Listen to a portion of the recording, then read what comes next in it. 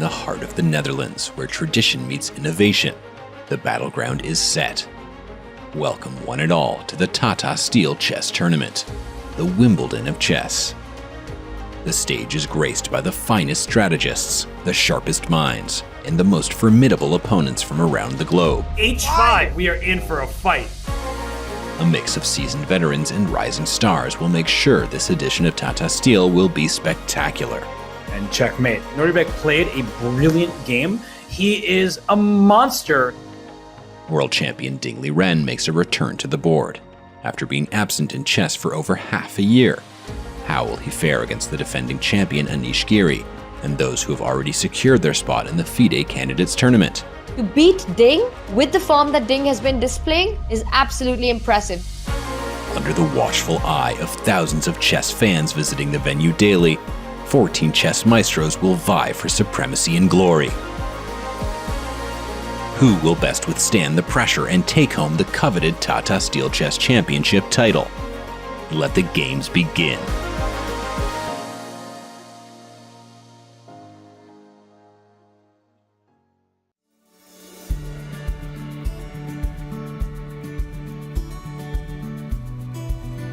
Hello everyone and welcome back to Vaikanze, where round 7 of the Tata Steel Chess Festival is soon to begin. It's been a fantastic week so far with some fantastic players involved, and we've been entertained every single day on the chessboard. It looks sunny out there, but it's warming up in the playing hall as well.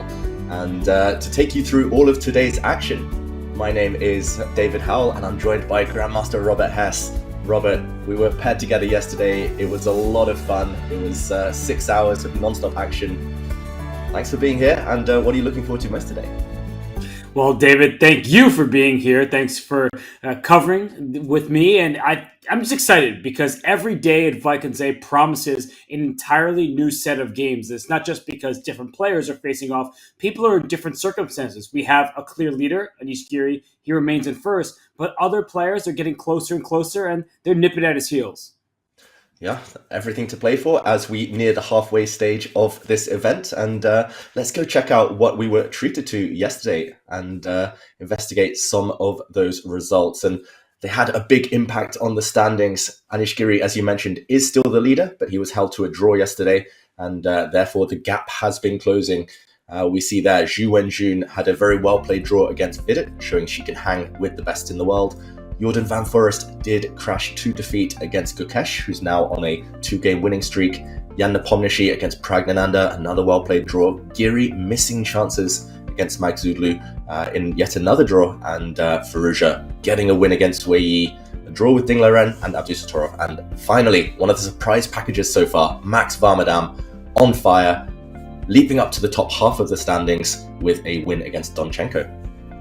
I was mistaken all of yesterday thinking that Max Varmadam had a minus score. He had an even tournament before yesterday where he leaps into the top 6. You see his name there, 3.5 points within striking distance of Anish Giri if Anish were to falter and Max could continue his successful run here in Vaikanze. So when I look at these standings, you notice one player in first, another just a half point behind, Alireza Firouzja. And then you look down on the bottom, there are only 2 players there with 1.5 points. So some players are struggling, but even they can upset the leaders because really, it's not that big of an upset in an individual chess game at this high level.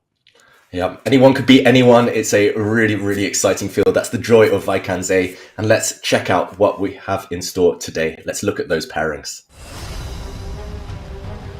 And we have candidate Vidit against fellow candidate Alireza Firouzja in second place. Donchenko faces off against women's world champion Zhu Wenjun. We have Gukesh on a roll against Max Varmadam, also a man in form. Pragnananda takes on Jordan van Forest. Parham Magzudlu, one of the tailenders, aims to fight back against Jan Nepomniachtchi. And one of the stellar games, one of the biggest matchups today, Abdusattorov against leader Anish Giri. The all-Chinese derby, Wei Yi against Ding Liren. And Robert, 7 really, really fascinating clashes. Yeah, it's hard to pick which one should be our match of the day. I think inevitably we'll have to go middle of the pack there. Number 4, Nodirbek Abdusattorov. He is 1 point behind the leader, Anish Giri. So that fourth board, it's really kind of the first board of action. But David, which of these matches catches your eye the most? Yeah, we are definitely going to be following Anish Giri with interest. He had a bit of a roller coaster yesterday. It looked like he would extend his lead in the tournament, but held to a draw now, black against Abdusattorov, who nearly won this event last year. That is going to be one to watch. I'm also looking forward to Pragnananda against Van Forest. It feels like Prag, he's been going through the gears, still only got 1 win, but undefeated so far. I have a feeling that in the second half, he's going to start motoring. Vidit against Firouzja, also an exciting one. Vidit so far is the solid player of the tournament, 6 straight draws, and Firouzja in second place will be hoping to continue his winning streak. And there is Vidit Gujarati. He's the winner of the Grand Swiss in the Isle of Man. Lost his first round to the leader of the Challengers tournament here in Vaikenze, and Erwin Lamy, and then went on an absolute tear. So we know that Vidit is capable of stringing together a number of wins in a row, but so far in this field, he's been the solid player, as you said, David. No losses, but also no wins to his name.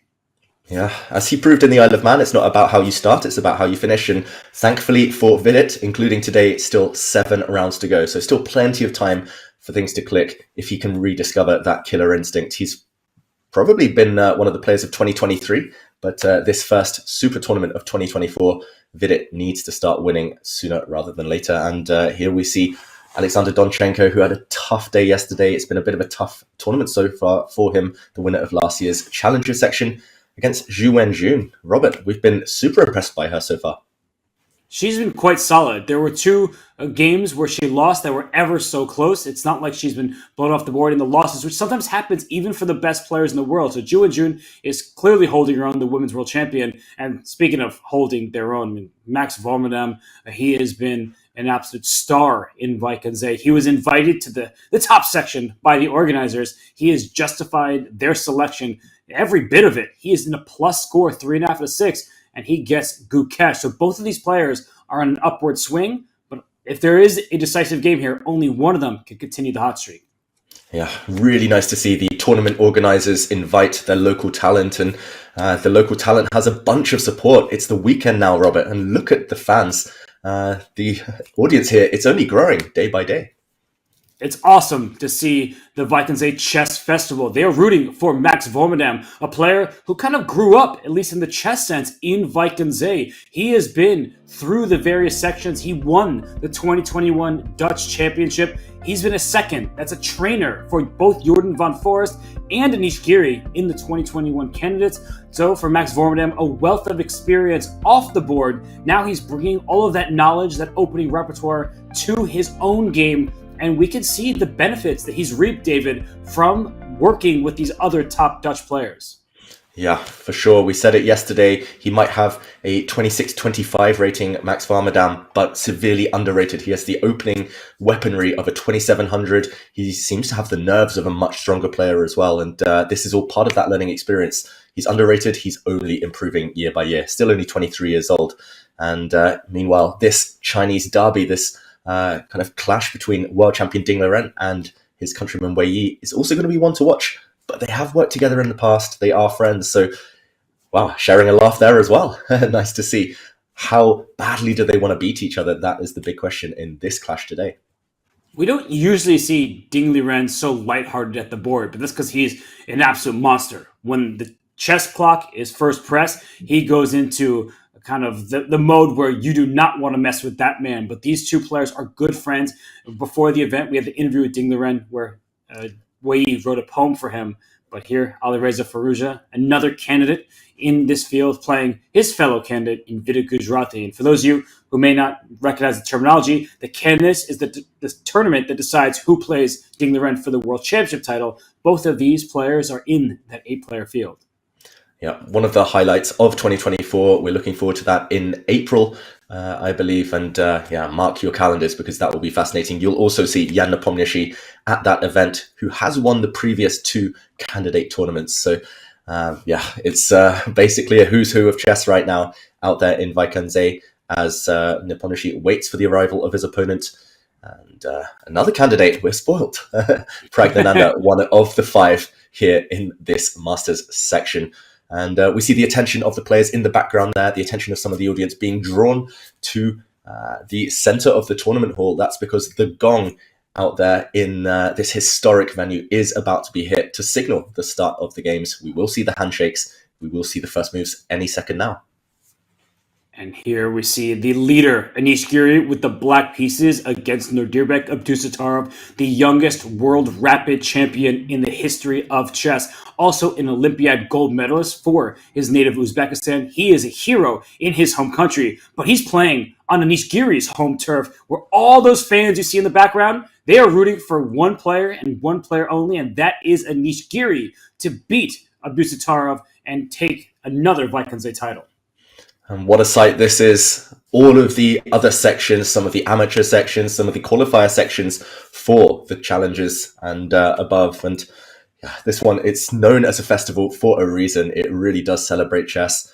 A really diverse range of players there, ages. And Abdusattorov smiling before his game. Any second now. In the background, we'll see the gong being hit. And there we go. The handshake. We are off, Robert. I love this sight. All of these players taking their chess seriously. It's a festival. There is Parham Maksudlu joining us at the last possible second, readying himself for a tough test in Yanapamshi. But this is probably our matchup of the day. And I was going to say potentially the matchup of the tournament, because these two were first place and second place a year ago. You know that Nodirbek Abdusattorov wants nothing more than to take down the person who stole his championship last year. Yeah, it was close. It was a race to the finish, but it was Abdusattorov who stumbled last year, as you mentioned, Robert, just on the brink of victory. He actually played Anish's countryman, Jordan Van Forest. He had the white pieces. A draw would have been enough to secure a playoff, but unfortunately, nerves got the better of him on the brink of tournament victory last year. So Abdusattorov does have a bone to pick. He does have a score to settle. It was Anish who leapfrogged him, who profited from that slip-up. And okay, we're only 2 moves into this one, but Anish is already away from the board, having dropped the Petrov defense in the opening. What are your thoughts on this start to the game? Looks like it surprised Abdusattorov. Exactly what I was going to say there, David, that he caught Abdusattorov by surprise. Of course, Nodirbek has many games against the Petrov, but the opponent on the other side is usually the likes of a Fabiano Caruana. Anish Giri, not a renowned Petrov player. Many of the Chinese players, they play the Petrov, but not Anish. So, David, I'm going to throw the question back to you. This is a standard opening move, giving up the e5 pawn just to later win back the e4 pawn. Abdusattorov, after a little bit of thing, takes his pawn on e5. But do you like what Anish is doing? Because he has rattled Nodirbek just a couple moves into the game. Yeah, it's interesting. A bit of mind games. I'm trying to recall now whether I have seen Anish play this on a regular basis. I'm sure he has done at some point, but it's definitely not his main opening. He's maybe more known for some Sicilians and some other kind of branches of e5. But the Petrov defense is the most solid opening out there. It's got this really, really kind of strong foundation to it. Often you see these symmetrical pawn structures.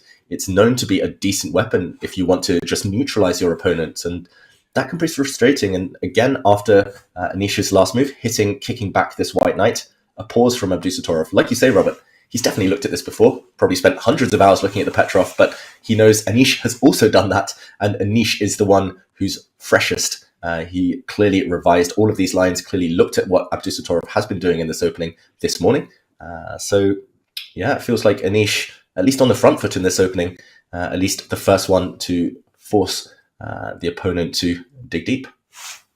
And I think it's a wise choice because Anish Giri, he has quite literally written the course on the Najdorf, right? He has put out chessable videos showing his opening knowledge, what he recommends, but he's shying away from that in this game. And I think that's quite a clever decision because at the highest level, you need to be a moving target. So as we dive into the chess, the point of this opening is that first you need to, well, you don't actually need to because Hikaru Nakamura has shown us that you don't always have to kick this knight first. Sometimes he takes this pawn e4 just to backtrack a move, which historically has been said to be horrible for black. And yet when he's played this this position from black, you have to be careful. Just to show a quick opening trick, if you move your knight, you need to watch out. Queen and king in the same line. Knight to c6 is check to the king, also check to the queen, and making sure the queen cannot block on e7 because the knight will capture it there as well. So these knights can be tricky, but instead of dropping back with your knight, you block with your queen, and we get a funny position where the knight on e5 is given back. White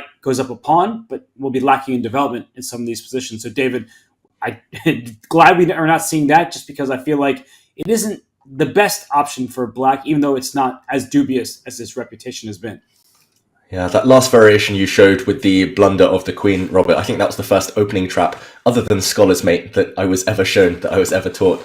And it was a real shock to see Hikaru kind of try to revive this whole variation from the black side just as recently as the Champions Chess Tour finals last month. But Anish plays more traditionally and kicks back this white knight, and once it retreats, the recapture of the pawn, establishing material equality again, and pawn to c4.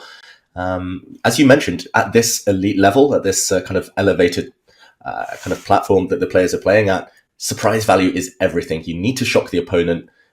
These guys have such deep, vast knowledge that if you just play into their comfort zone, play into territory that they have examined and they know everything about, then you won't get rewarded simply. And that's why I guess Anish played the Petrov to surprise his opponent, and Abdusattorov now doesn't play one of the main moves. Pawn to c4 is well known.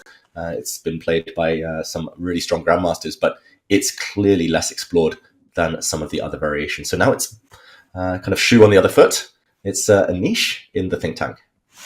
And for Anish, who, as I've learned, played the Petrov against none other than you, David Howell. So back in Vaikunze, when it was called Chorus, 2009, there's a draw between you and Anish Giri in a Petrov. So you have experience playing Anish in the Petrov.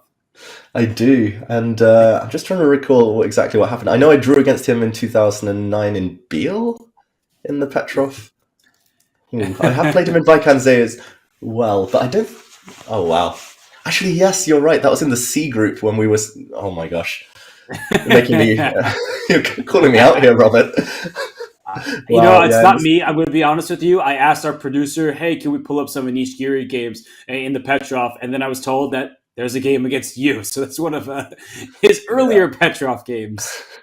I do remember 2009, you're right. And it was a draw, if I remember correctly. I also played him in a Petrov, I think maybe a year later in 2000, it might have been 2010 Biel. So a couple of games against Anish, not in this exact position, but this opening at least. And yeah, mixed memories, I'll say. So he does have form. And of course, Anish has seconded the likes of Vladimir Kramnik, who was really championing this opening for years and years.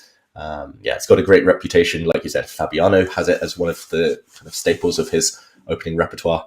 And it's for a reason. These top dogs, they keep going back to this. It's because it's rock solid for black, no weaknesses. And what do you think, Robert? Is this a sign that Anish would be happy with a draw?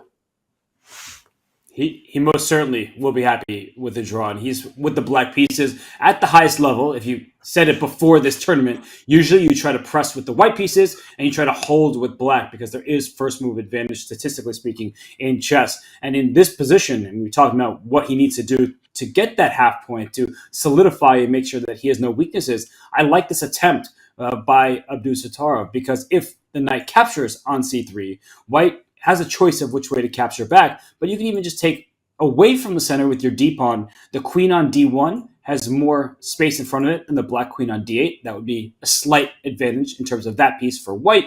The bishop on c1 gets to develop on its natural diagonal. White, of course, will castle the king. And I think the central control leaves white with a slight plus, even though white is the one with those double pawns. You typically want your pawns to be on their starting files, not doubled as they will be on c3 and c4.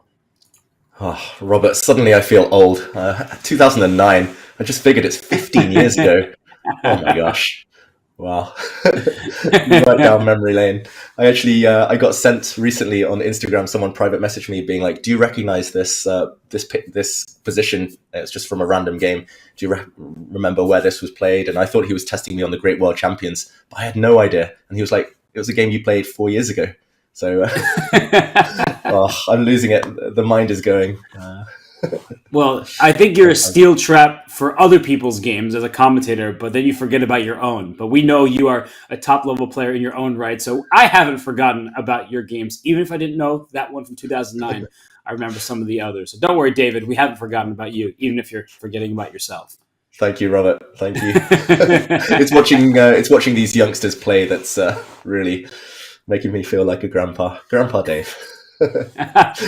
Anyway, so Anish Giri deep in thought as he decides whether to capture the knight on c3 or retreat. Shall we zoom out of this one and go to the bird's eye view? Yes, I mean, Anish Giri, he's the one who landed the opening surprise, but it may be him who is more surprised after all. So let's look across our boards. Wow, in the top right between Wei Yi and Ding Liren, that is deep into a queenless position where it looks like black has bad pawns. So that's the furthest along, David. I don't know if that's the most interesting game to you, but it is one that has played the most moves. Yeah, I think we should go there first of all. The other games are still in their infancy, and as you mentioned, queens are off there. Either we'll see a long, grindy endgame, or we could see a quick handshake. So that all Chinese clash between Wei Yi and Ding Liren. As you mentioned, it's a lot of theory. Actually, this last couple of moves do hint that the players are racing towards a peace treaty, a handshake, and a draw. Still early days in terms of moves, but not in terms of position. Queens off, all knights off, opposite colour bishops, and it's only rooks remaining. Robert, I don't think there's enough imbalance here for either player to get ambitious. No, you look at where the pawns are, they're double pawns for black on the f-file, but they're very hard to get to, and that bishop on d6 covers all the entry points. No rook e7 infiltration. The one thing that black does need to be careful about is that these two pawns on c6 and d5, they're on light squares, and white has a light squared bishop. So black can't really go after white's pawns, but white can attack black's pawns on the light squares. So g3 played by Wei Yi, offering an exchange of pawns, trying to open some lines for his rooks.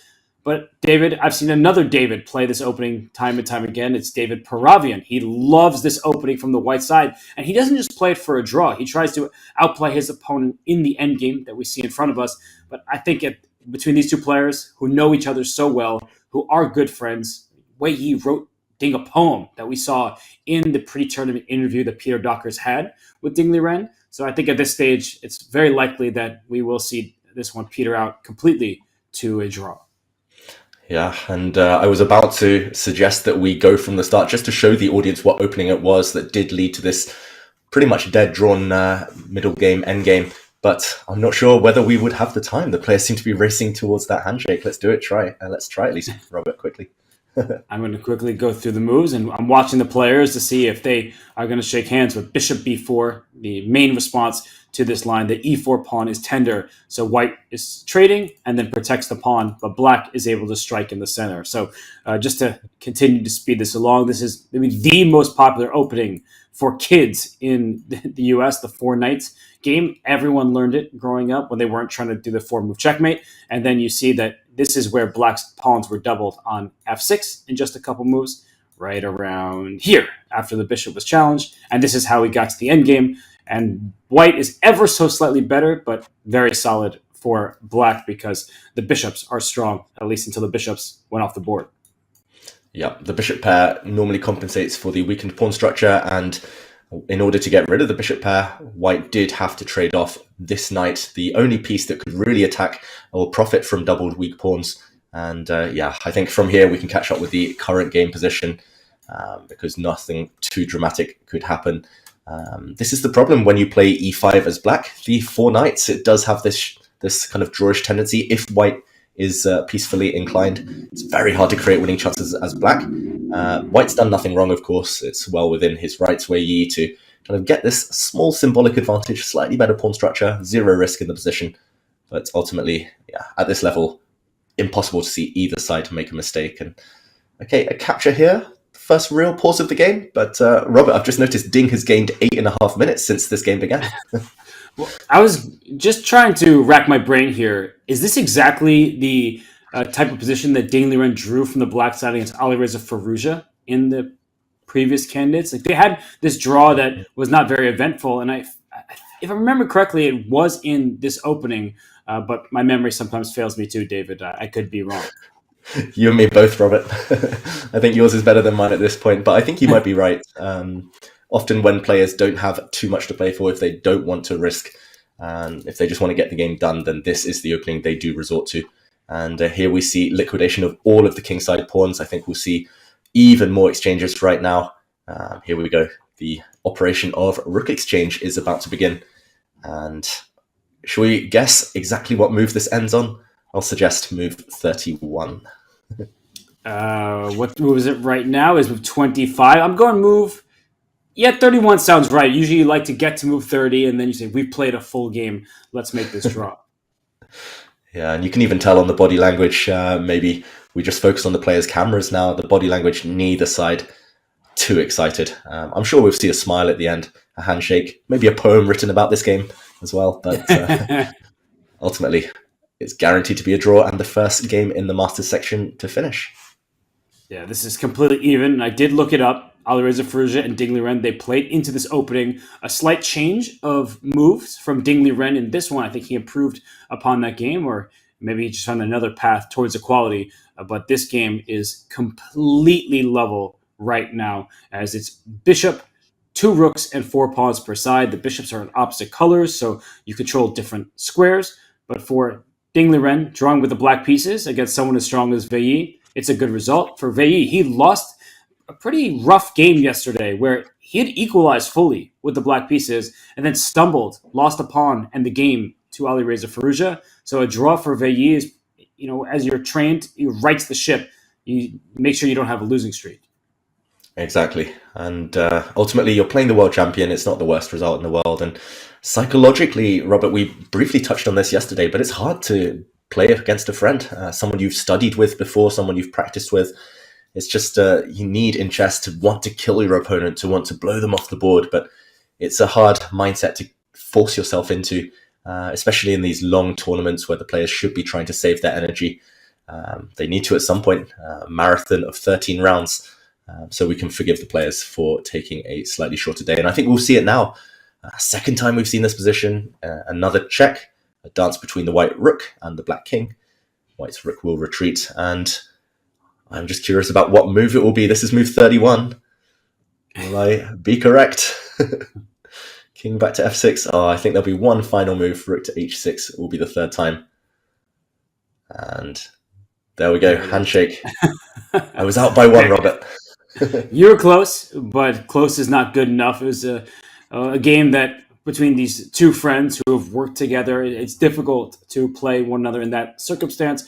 And, well, of course, we'd love to see a fight between Dingley Ren and anyone that he's facing, especially somebody with the history, even in his young years, that Veilly has. But for both these players, there's still 6 rounds left. They get an extra rest day, so to speak. They're going to leave the playing hall and ready themselves for the home stretch of this tournament.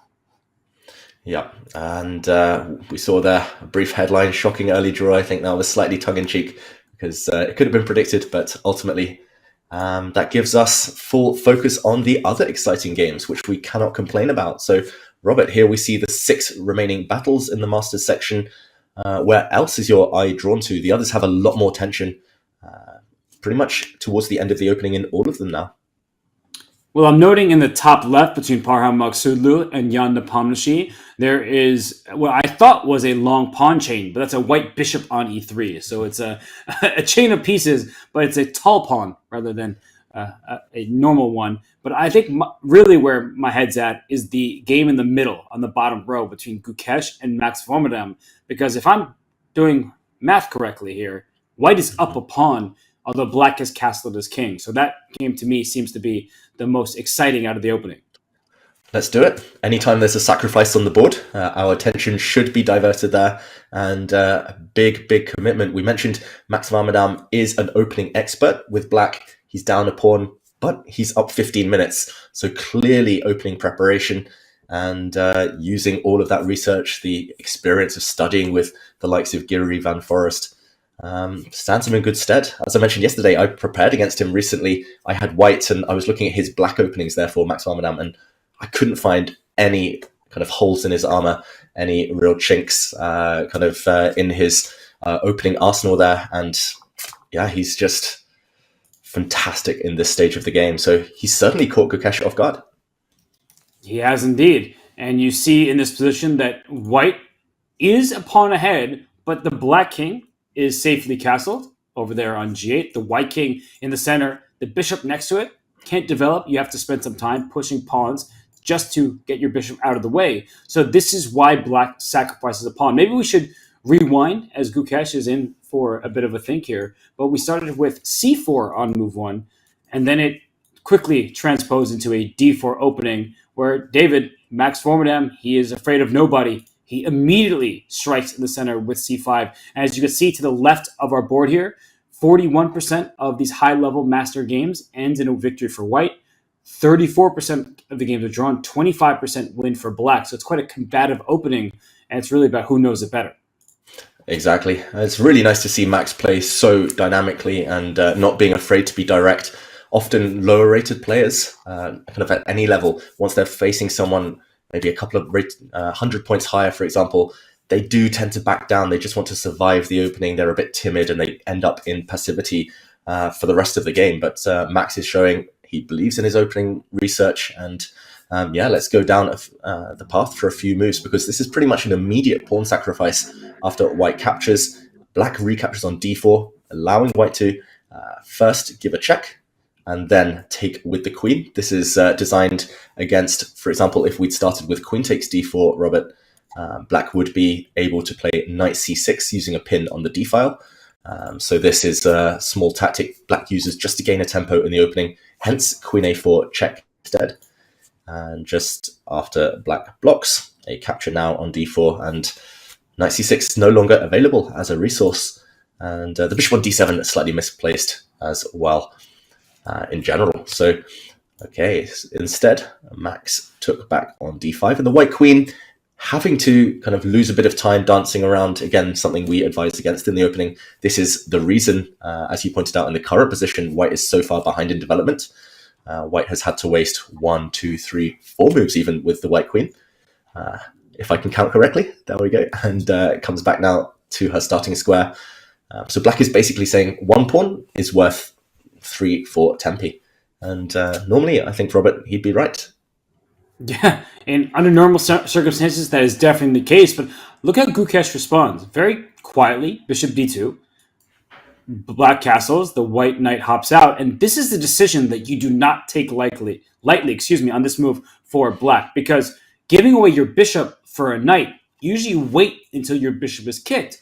But Max understands that he needs activity. That what's keeping this position relatively balanced is his dynamic play. So let's say he sat and did nothing. You're going to play knight to c6, and white plays move pawn to e3, and black continues to improve pieces. Say rook c8, white plays bishop e2, and let's say you're playing a rook to e8. All of this looks normal and smart, just putting your piece in better squares. Once white castles, well, now if you take on c3, if you're trying to go for the same plan, this is really not going to work out, because white has great squares for the pieces. You can even retreat your bishop to e1 if you want to keep the pair of bishops. You can safely slide your rook to defend it, and white is up a healthy pawn at this stage. So I do not think that this is the way you play once you give up a pawn. Just play as if you had equal material. You need to play ambitiously. You have to be proactive, and that's why Max, he took it upon himself to take the knight on c3.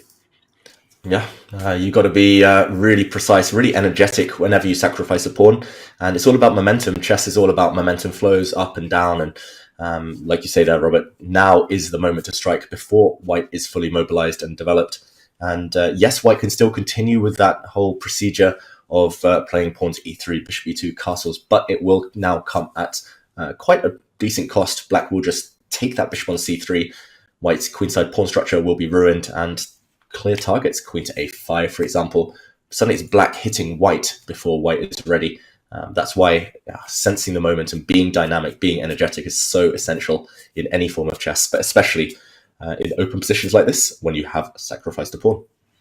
And the type of advantage that white has, it's a material advantage, an extra pawn, but you see the engine, it says only about half a pawn better for white. And in, I guess, grandmaster terms, it means that black has sufficient compensation and may even win that pawn back. White could still be slightly better, but the likely result at the end of the day is a draw. So that's why black plays in this manner. Doesn't mind being down just one pawn. I know that sometimes can be the difference in a game leading to a victory, as Alireza Firouzja beat Wei with just a single extra pawn yesterday. But in this type of position where black gets the first attacking punch, going after these loose pawns on the queen side, I think that's what allows black not just to stay in the game, but likely to equalize it. Yeah, Robert, how comfortable are you sacrificing these pawns, especially these long-term sacrifices where you don't kind of force the regain of a pawn in the immediate future? Because that's one thing I've struggled with, I must admit, my entire career, a bit too materialistic. I'm on the same page. I think that I prefer to actually grab the pawn and force my opponent to prove it. And there are certain players where you look at their games and you just wonder, how are you so comfortable being down that material and you're not looking to get it back? The Daniil Dubovs of the world, you're playing the Catalan, you're giving away a pawn, controlling the center, and just playing around it. I find it quite enviable when I see these players doing it, because I'm like, no, I don't like being down material. It does make me feel uncomfortable. Yeah, Jordan Van Forest, Maxime Vachier-Lagrave, anytime he's black, always a pawn down defending some horrible endgame. But yeah, these top players, they have ways of working through the mental block, and they know that a extra pawn advantage for either side only really counts in the endgame. So that's where Alireza was able to win, because it was deep in the endgame when he had his extra pawn. This early in the battle, who cares about the pawn count? It's all about activity of pieces. There's other factors at play. But like you say, it's such a hard kind of mental block to overcome, this type of active play at the cost of material. But we'll see if Max is rewarded. I have to say, David, at first glance, I wouldn't see the full compensation for the pawn, but I trust Max considering that he has more time than he started with. My first instinct is to protect my bishop with my queen while threatening a checkmate in this direction. That way I can recapture on c3 with the queen and keep my pawn structure intact. But I understand that I'm spending even more time. That queen's already moved 4 different times. To move it a 5th and then a 6th time, well, he goes for it. Well, the king is in the center. This is a bit of brave play in response from Gukesh, because he has not completed his development. But he is telling Max, if you are going to fully equalize, you need to prove it, as after knight takes c3, which is now forced, the queen will take back. And David, at least we have a healthier pawn structure for white, even if we are completely lacking in development. Wow. Don't try it at home, anyone. 6 queen moves out of the first 13 moves after queen takes c3. There we go. 6 queen moves, Robert. It goes against everything we're taught, everything we believe in. But white is a healthy pawn up. So it's pretty much the kind of 2 schools of thought here. The greed versus the dynamism.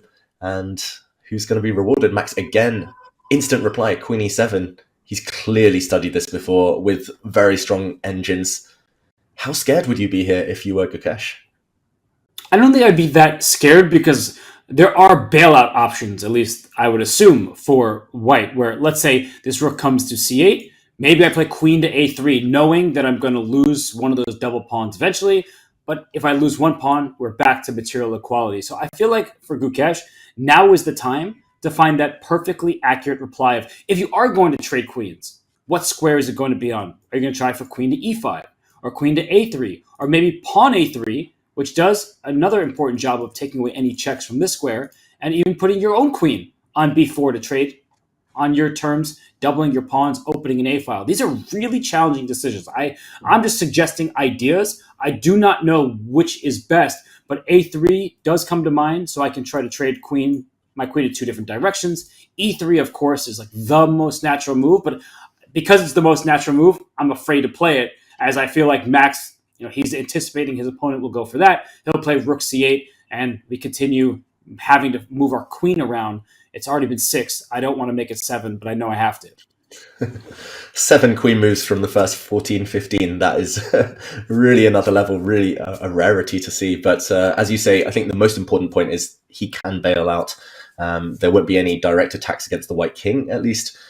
So it's nice in chess to have that kind of safety route, just that way to escape if things go wrong. But ultimately, it is scary when the opponent is playing so quickly, so confidently. And Gukesh, first he has to overcome his demons.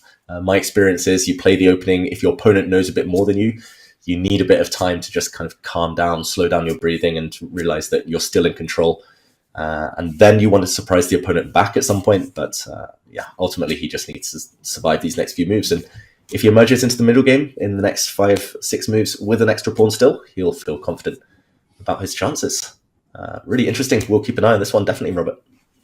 I just like what Max is doing. We can zoom out to the bird's eye view, but Max 100 points lower rated than his younger and stronger at the moment opponent. He is taking it to him. He's not just going to play solidly, passively, and allow Gukash to down the line outplay him in an endgame. He says, no, I'm going to try to force matters, take them into my own hands. So that was our game in the middle on the bottom row. David, I'm looking across. I see in the bottom left, Vidit against Firouzja is a Sicilian. So that could have some great excitement for us. Any other games besides that one looking particularly interesting to you? Yeah, we'll of course recap all of them. I see 2 Queen's Gambit declines towards the right of our screen there, but my eyes are drawn towards the left. I'll leave it to you. Magzudlu against Nepomniachtchi is a Petrov. Vidit against Firouzja is an open Sicilian. But both looking pretty spicy. A lot of tension in both of those. And while we've got them on the camera, as Vidit leaves the board, should we go to Vidit against Firouzja? Let's do just that, because Alireza Firouzja, he didn't want a Petrov. He didn't want any sort of symmetrical structure. He played c5 on move 1. So before we dive into the X's and O's at this point, David, do you think that Firouzja, half point behind Anish, probably still kicking himself about his loss to Ju Wenjun, do you think he's playing for a win from the start? Like, is he going to test his opponents, suggesting that I really want to gain tournament victory? Yeah, we can't blame him if that's the case. He's a confident man. Yes, there was one setback against Ju Wenjun, but I mean, the last month, Robert, he's won more games than most players win in a year. So Alireza, he's got to be feeling sharp. And we should mention as well that Vidit kind of traditionally wasn't an e4 player, or at least he was playing d4, c4, knight f3 quite a lot in his younger days, but most recently has switched towards these king's pawn openings. So Alireza is sticking to his own kind of favoured opening by playing the open Sicilian, by playing the Najdorf, but he's also maybe arguing that he has more experience than the opponent. And either way, I love to see both players going for it. Vidit as well, on the other hand, on the flip side, all draws, as we mentioned so far, he must be getting restless. Nobody wants to be known as the draw king, drawing all their games in an event. He wants to get that first victory, and nice to see both players seemingly playing for the win. He'll leave the artist title to his good friend Anish Giri. Vidit doesn't want any part of that. He doesn't want to draw 13 games like Anish did in 14 in the candidates. But for Vidit, this is really Vidit Gujarati 2.0. Many of the top players have talked about his 2023, where even before he won the Grand Swiss and the Isle of Man to earn his way into the candidates tournament in the World Cup. He made the quarterfinals for a second time in a row. He knocked Jan Nepomniachtchi out of that tournament before himself bowing out to Nijat Abbasov, and that was a huge disappointment for Vidit. He knew that getting into the semifinals would have stamped his ticket to the candidates. He lost to a lower-rated player who was having the tournament of his life.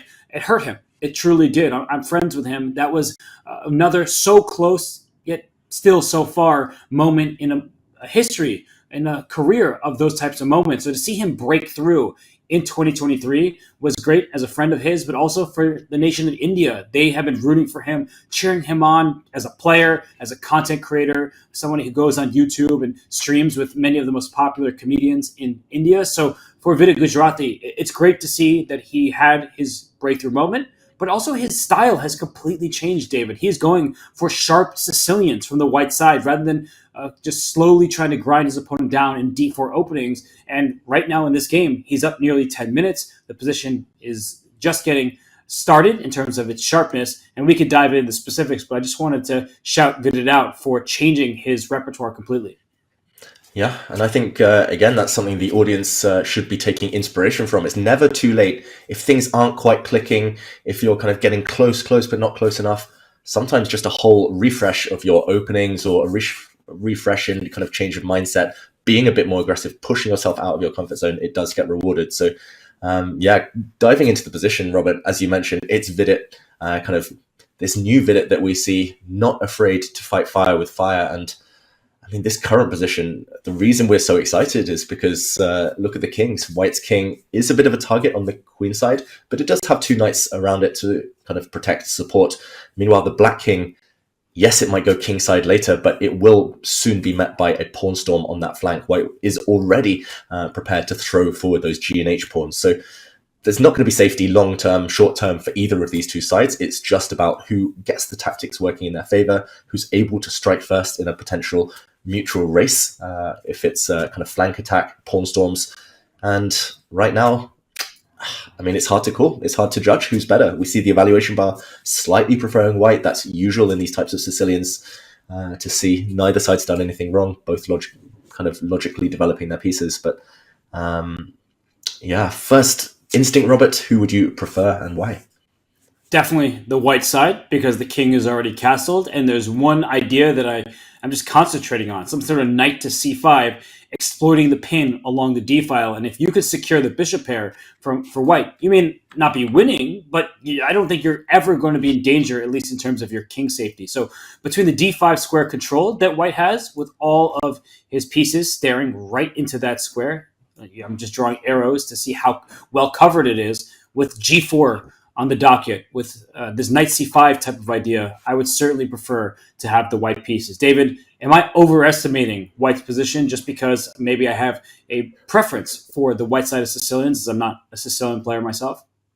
Yeah, it's not my area of expertise either, Robert. I think I'm more used to playing these on the white side. With black, I've always been terrified of kind of embarking on this kind of hair-raising type of journey with kind of pawns flying towards the black king. But yeah, I mean, I do favor white as well, but I do trust Firouzja. He's got so much experience in these types of positions, and even if things go wrong, he's so resourceful, and he loves it when pieces are flying all over the board, where it's all about calculation and intuition. And yeah, I think we're going to be treated to a great fight ahead. But while Firouzja does think, let's zoom out, and I think it's time for our first break of the day, as the players now have left the opening stage, and we will be back very shortly to cover these exciting early middle games. So don't go anywhere, anyone, and we'll be back very, very shortly.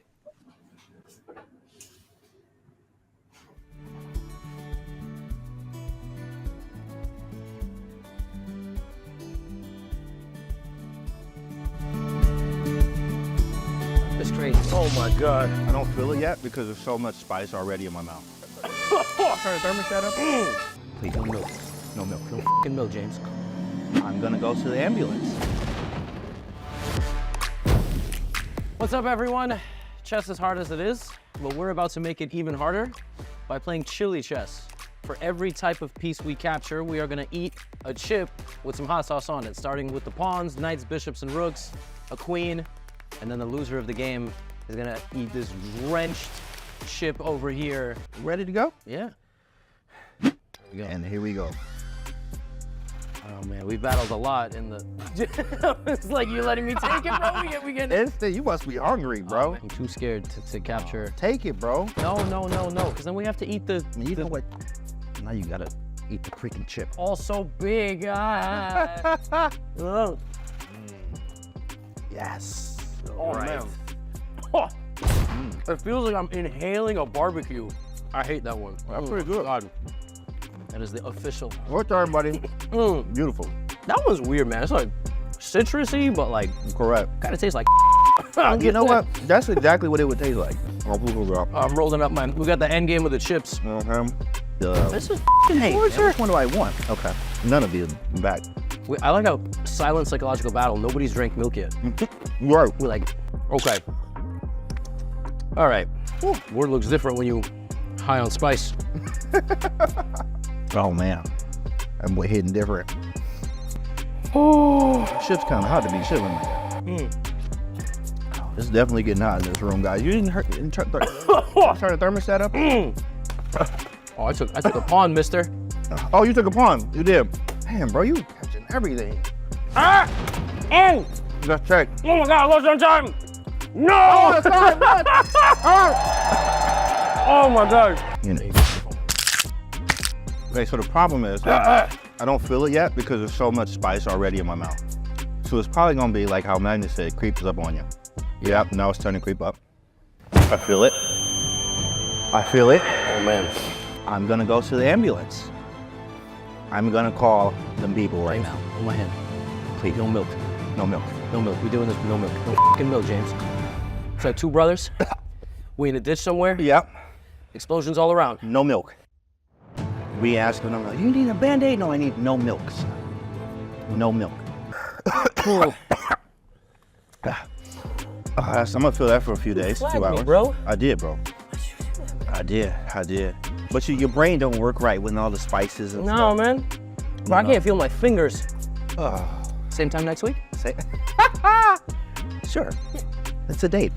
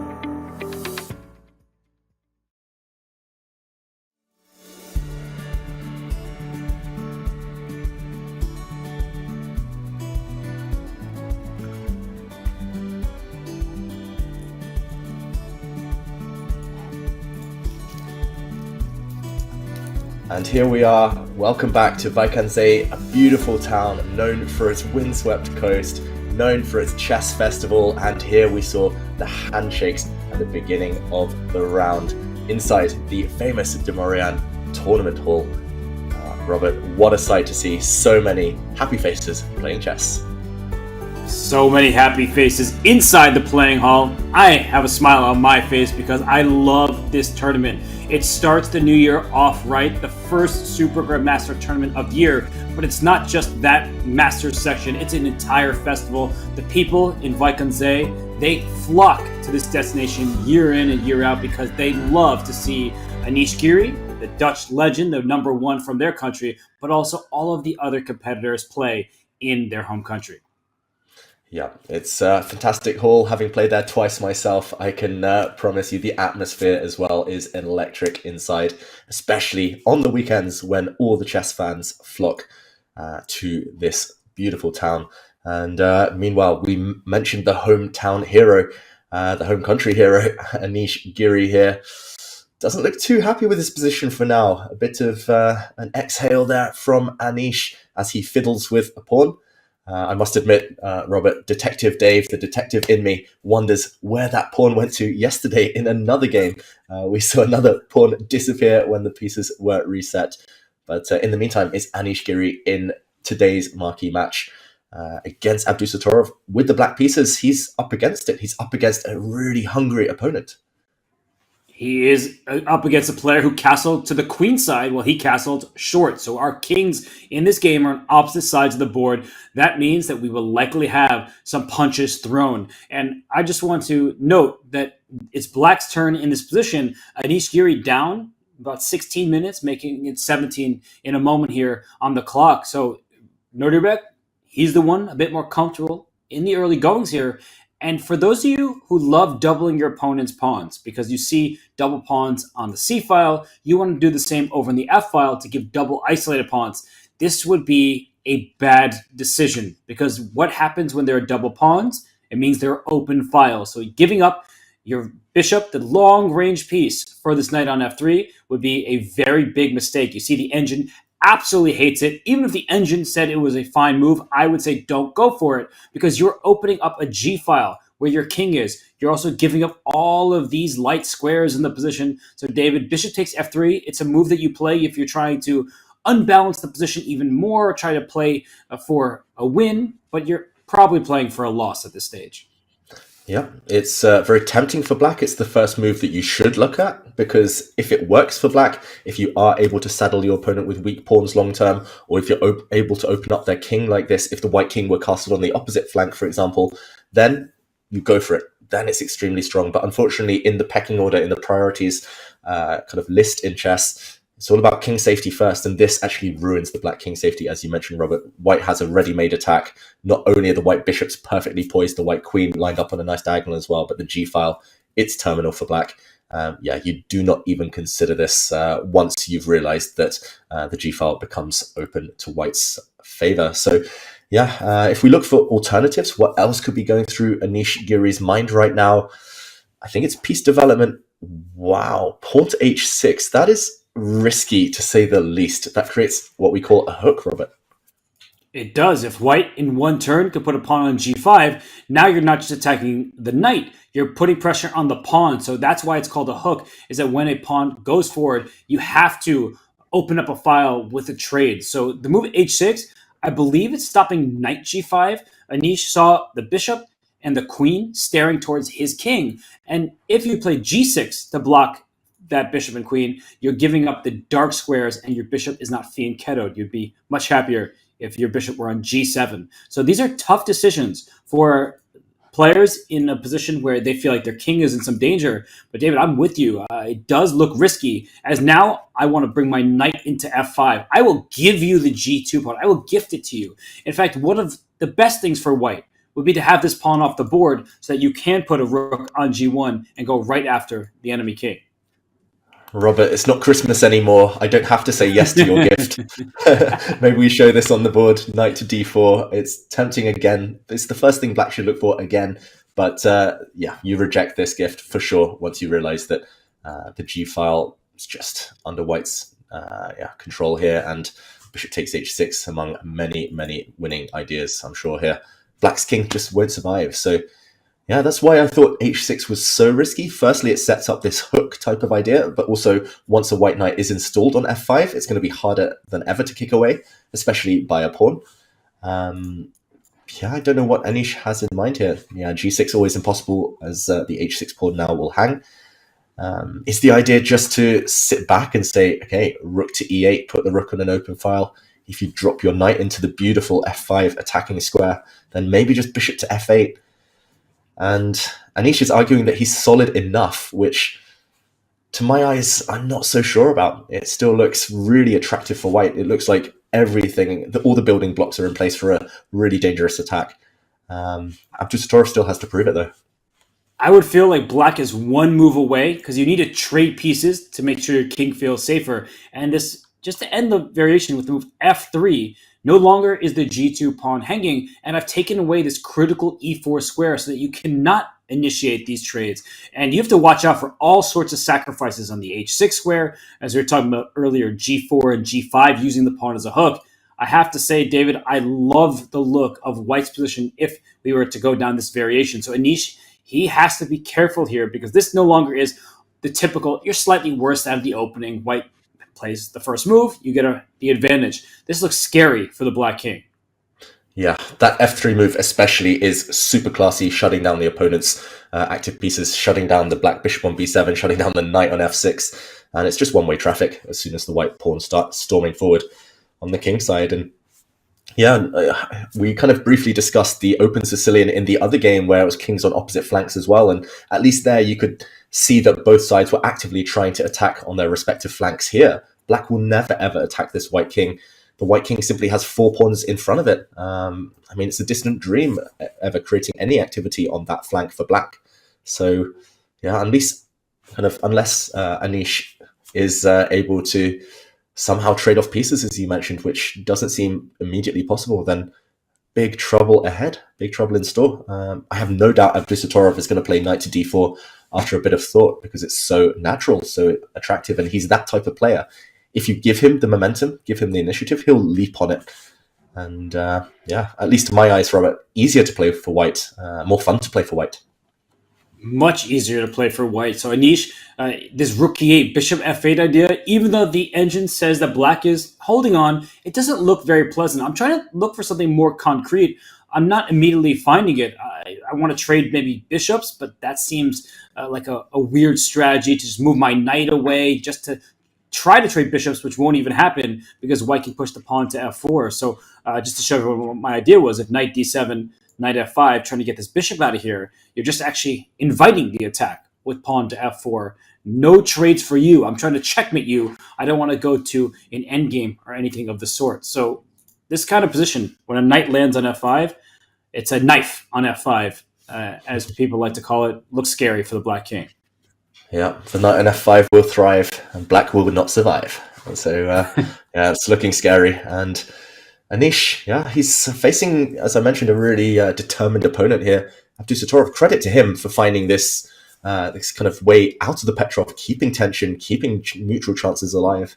It's not every day you get any fight in the Petrov defense. Often black's able to immediately neutralize white's kind of attacking dreams. So this one's shaping up nicely. Still in move 12. But I think definitely some chaos ahead. Okay, should we check back in a bit later? Let's leave Abdusattorov to make this decision. Knight to d4 looks super tempting.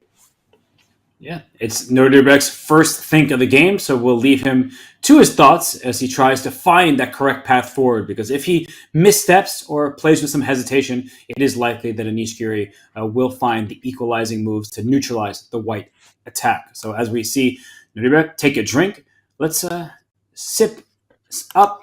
I don't even know if that's an expression, but let's take in some of the other boards. David, which other game that we haven't looked at do you want to go on over to? Yeah, I think we stick to the left half of our screen here on the bird's eye view. Let's go top left. Let's go Maghsoodloo against Jan Nepomniachtchi. It's a tension-filled position there, and we go from one Petrov defense to another Petrov defense. We go to maybe the current world-leading expert on the Petrov, Jan Nepomniachtchi, who has utilized this opening to great success, especially in his candidates' campaigns in the last few years. And I was going to say, interesting, Robert, firstly, that kind of Maghsoodloo is being so provocative, taking Jan on in his comfort zone in one of his strongest openings that he's prepared for World Championship matches.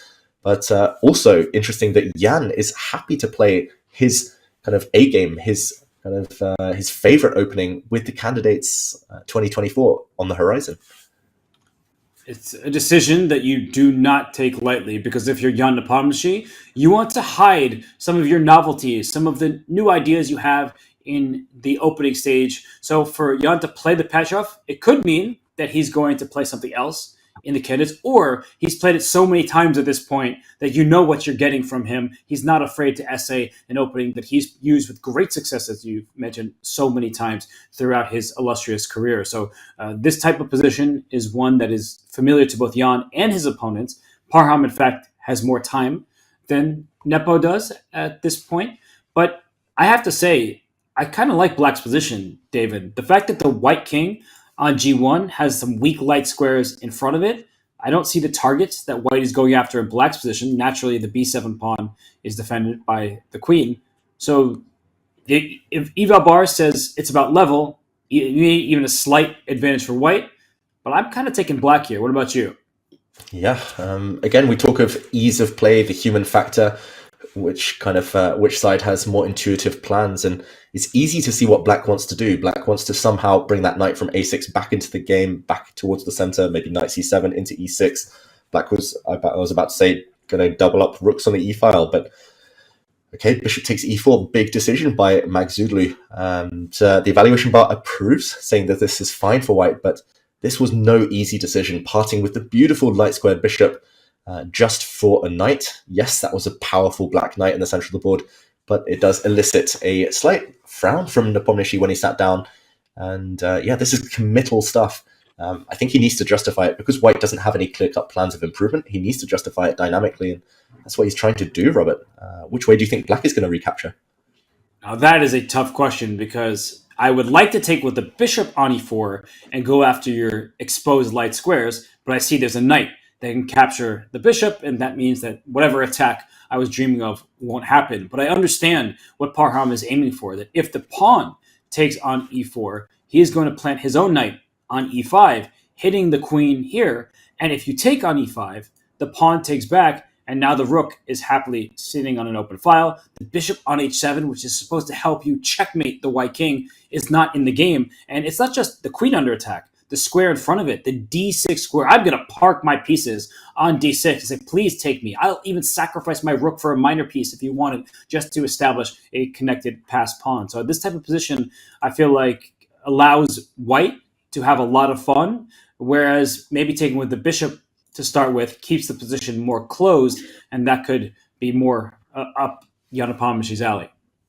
Yeah, it feels like this is by far the more solid of the two options, bishop takes bishop. If we just revisit that line, however, with d takes e4, I just wanted to mention it's all about tempo, tempi, how kind of black's knight on a6 is so misplaced, because after knight to e5, a capture of the knight, say bishop takes e5, d takes e5, if black were able to jump in, queen to h3, bring that bishop f5, g4, f3, there's all the contours of a checkmating attack, but unfortunately it's just too slow. It takes 3 whole moves and white can pounce, queen takes b7, and unfortunately no time with this attack, because after, for example, queen takes a6, the queen drops back in time to f1 to defend her king.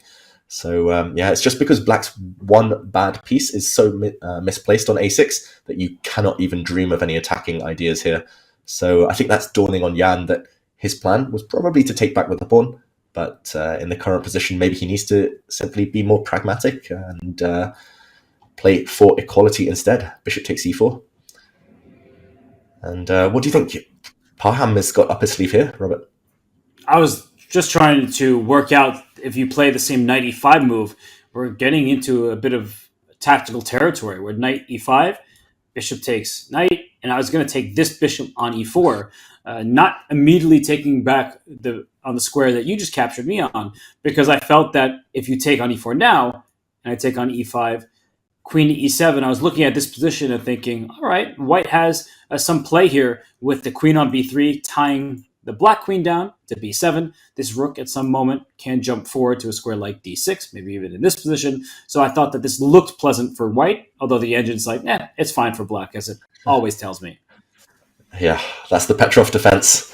Just the engine is the killer of joy in these types of openings because it says everything is equal. But I do like what Parham is doing, especially this variation. It feels like the type of magic he could suddenly unleash and that he's capable of unleashing, because after bishop takes e4, that knight e5 move is not obvious at all. And this position we're left with is still that bad knight on a6. So, yeah, I mean, if we were to investigate a move or two deeper, rook to d6, for example, and still pressure on black to kind of neutralize this, to equalize fully. I wonder whether you could take the e5 pawn with impunity. Queen takes b7, rook d7. There's still a lot to work out here. It's by no means safe for black yet. This knight on a6, that is the problem piece for Jan Nepomniachtchi, and it's clear that he can hold on with accurate play, but when you have these knights on the rim like this, it makes it harder to find the accurate choices. So this type of position, I think we understand that with c5 also dropping, we might see too many trades where b7 and c6 will fall, but c5 will fall in return, and then we get into a position with even material and a level game. So I do think that in this particular line, you can gobble this e5 pawn. I'm curious what Parham, what is he aiming for? Is he really going for ambitious chances, or is he saying, you know what, my tournament hasn't been so good. Jan is such a solid player in the Petrov. Let me just get a slight plus, and if a draw happens, that's really normal at this high level. Yeah, that's modern chess. Unfortunately, with white, as we've seen this tournament, if you go too hard, if you push too much for a, as I was doing there, as I dropped my bottle, if you push too much, then things can backfire. Counterattack as black from a healthy position has led to several black wins throughout this event already. So with white, often players adopt an alternative strategy. It's just to probe, to tickle, as I call it, where you do try, as you mentioned, you try a few things. If your opponent has all the answers, fine, it's a draw, well played to them. But taking risk with white, can backfire. And yeah, I was super attracted to black's position as well until this move, Robert. I agreed with you. Just aesthetically, black's position looked really, really nice, but dynamically, white is holding things together, maybe even v1 asking the questions. So I think a state of dynamic equality, as we would call it. But bishop takes e4, that's a great move from Parham, because I really thought that black was on the offensive to give up your light square bishop in a position where your king lacks true shelter because of your light squares. It's fantastic recognition from a super strong player who's having a bad tournament, but when he's on his A game, he finds ideas just like this that many other players, if we're being honest, would not go for. Bishop takes e4, parting with the light square piece. That was a brave call, and we'll see how this game develops from here, because maybe there's a possibility for Jan now that in these variations to just move his queen away and try to say, hey, that light square bishop that I have, it's going to be a long-term thorn in your side. But white does have such a great activity in the center of the board that I'm not sure if you have the time for black to just start moving your queen around, shuffling your pieces. You actually have to be quite active yourself. Yeah, a great move by Parham Maghsoodloo, and dilemma now for Jan Nepomniachtchi. But talking of parting unexpectedly with pieces, a move like bishop takes e4, there's an even crazier move elsewhere, Robert, that I think we have to jump to immediately. And it's the man who was in the background for a second there watching this game. It was Alireza Firouzja, who's sacrificed a knight out of the blue against Vidit. That crazy open Sicilian we were talking about earlier. We were talking about the kind of general outlines, the contours of the position, but it's not general anymore. He's given up a piece, and look at this. His last move, simply a quiet improving move, given an exclamation mark. Robert, white is a piece up, but it's anything to play for, everything to play for in this current position. And I see Nodirbek Abdusattorov in the background, another a very adventurous player. But I'm just going to show how this knight sacrifice landed on the board, because it came out of the blue. Pawn to a3 after queen to c7 is trying to force the knight backwards. But instead of retreating with the move knight c6, which is going to be hated, I assume, by the engine. Yeah, look at it. Go all the way up. Almost 2 pawns advantage for white, despite the fact that the material is equal. I think you can even play knight d5 or continue with g4 and just gain more space. There is no attack for black.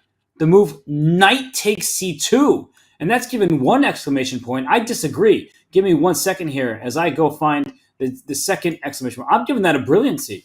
That is a brilliant move. Giving up the knight in this position, David, that is a bold decision, because it's not clear how you get your material back or even how you go after the white king.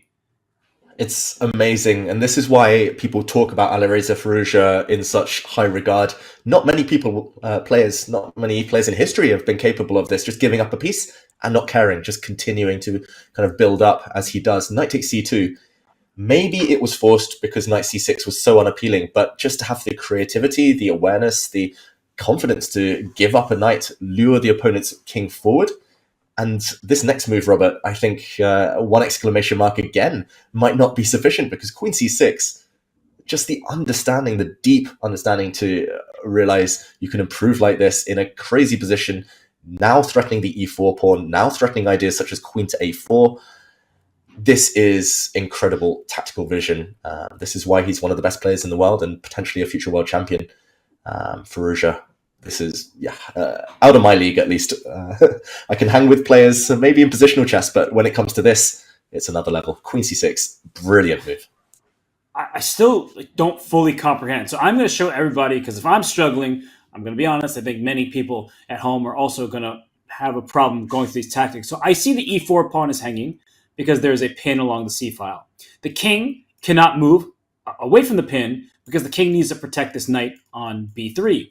If I protect my pawn with bishop to d3, I understand the queen a4. This is not a usual pattern, but the knight on c3, I want to take the queen. Not allowed. There's a pin on the c file. There's a pin on this knight on b3. You actually cannot protect the knight on b3, so I'm surprised that it still says equal.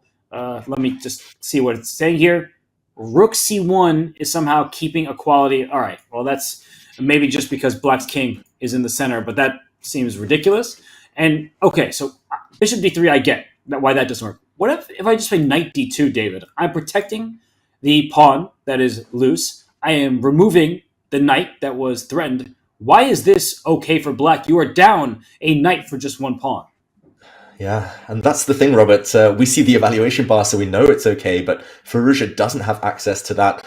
And I'm assuming it's for one of two reasons. Either black gives a check anyway on a4, or black blows open the center with d5 while the white king is slightly vulnerable. Both of them are opportunistic. Maybe d5 is the stronger of the two. I'll let the players calculate more than I would be able to here, but d5 evaluation bar doesn't react, and maybe the lines are opening up. Suddenly, black's bishop on f8 that was undeveloped is joining the attack. Bishop takes a3 as a threat, deflecting the b-pawn from the protection of white's knight on c3. After e takes d5, which I'm assuming is forced here because d4 was also a threat, knight takes d5 and another piece joins the attack. This is terrifying for white. Unless you can force the issue and trade off the queen somehow, miraculously, then this is a long-term attack, not just in the next couple of moves. The white king is never going to be safe. So it's, this sacrifice, knight takes c2 on that square now that the white king sits on. It's 4, 5, 6 moves deep potentially from Firouzja, but it also takes judgment even once we get to a position like this. Incredible. I think I would rather take black, even if the evaluation bar says white is doing okay. I'm still trying to figure out, is black getting the piece back? And I was going to actually make a mistake. I was going to play bishop c4. I'm shutting down the c file. You can't afford to take me on c3 and trade queens. And then I realized, you actually can afford to trade queens in this particular position, because after knight takes c3, queen c6 check, rook c6, this bishop is hanging on c4. So that's the tactical justification for black, that if I take this piece, I am protecting the bishop on c4, but after b5, unfortunately, you are dropping this bishop as it is pinned. The king is behind it. Yeah, and even positions like these, maybe white is fine, maybe white can return a piece, maybe in a slightly better version than this, and kind of neutralize any attack. But either way, Vidit's got to be panicking. It's certainly momentum black after this d5 break, which we think is pretty much forced. I don't see anything other than knight d2, I've got to admit, this retreat, and d5. White has to take, d4 is too strong, piece fork, and knight takes d5. And I think you mentioned this, bishop c4 we've explored slightly, but this feels like the key position that both players will certainly have in their mind's eye. So bishop c4, other moves that come to mind, knight, or I don't really want to say knight d to b1, retreat to guard everything. I have a feeling you about. Whoa. Okay. Whoa. Okay, but think about this, right? If that move is okay, where is black's checkmating attack going to come from? I think that Alireza's brilliance here is that he is not getting a mating attack. He is not gaining the material back right away, so that he has the depth to understand that that's okay. It's still fine for me. That's unbelievable understanding of these Sicilian dynamics, because when I look at this position, honestly, I'm saying, I see the eval bar, and I still think white is doing well, because I don't see how you're coming after the king with the knights protecting one another. And already I have a threat of rook takes d5. Let's say you just develop your bishop. I can take on d5. Oh, I can't, because there's a pin. Sorry, I'm blundering down here. I'll show you why I blundered. That I forgot that it's not just the queen pinning the knight. It's also the rook behind it. So I acknowledge it. That's okay. I can take the move back. So I guess instead of rook takes d5, well, what do I do if you just develop your pieces? I guess white develops, but what next? Like bishop to e2, black's castling, and black's at some point going to start throwing pawns either b5, b4, f5, e4. I mean, it's like you say, Robert, it's long term. White's actually stuck. I mean, I kind of mentioned knight back to b1 as a joke, but it does hold the fort for the next half dozen moves. The problem is, yes, you hold for the next half dozen moves, but you're still really stuck with this king. White would love to teleport the king over to g1 or even e1 or somewhere. Maybe king to d2 would be the best move here. Just get out of I'm dodge. learning from you. No, I'm learning from you. You're saying you vacated the d2 square. The king would like to be elsewhere. Let's bring the king elsewhere. I mean, in all seriousness, it looks scary, but black has used all of the pieces on pretty optimal squares. If you bring your rook to d8, saying, I'm going to go after your king some more, the king does slide back to its starting square. You see the evaluation rising for white. And I think that all these types of variations, this is why I keep saying that Alireza Firouzja is a brilliant tactician, but he has wonderful understanding. I think sometimes we pit them against each other, like, oh, these people, they're just good at tactics. They don't actually understand the foundation of the position. Alireza has both. He may be quite young, but he has this knowledge that is I could only dream of having, just to give away a piece in this position, not to play in the manner that allows the white king to escape, but just to go back to this point here. As you said, I mean, black has all these options to keep the initiative alive, maybe f5 to start with, things of this nature. But what a decision from the French-Iranian player who came in here swinging. Yeah, you're 100% correct, Robert. Whenever I lose to all these, wonder kids these days, I'm like, grumpy old man, oh, they don't understand anything. They got lucky with this trick, this tactic. But actually, this young generation, they understand so deeply when to go for these tricks, when to kind of take their foot off the pedal, and when to change the pace of the game. They really, really sense the moment. And I think just this knight sacrifice, refusing to step back, refusing to kind of allow the opponent to dictate, just sacrificing instead, playing for the practical value, but also objectively fully kind of justified. This is why these young players have really risen to the top at such a young age. They're just fantastic, both in the calculation attacking phase, but also the long-term judgment. And Vidit, I have a feeling we're going to see him thinking for a long time. All of these variations were showing, yes, white is clinging on, yes, there's no immediate checkmate, but imagine he has 4 or 5 moves every option and every turn, and it's so tough to choose. I think we might even see a time scramble later on. It's only move 13, and this is only getting more complicated by the move.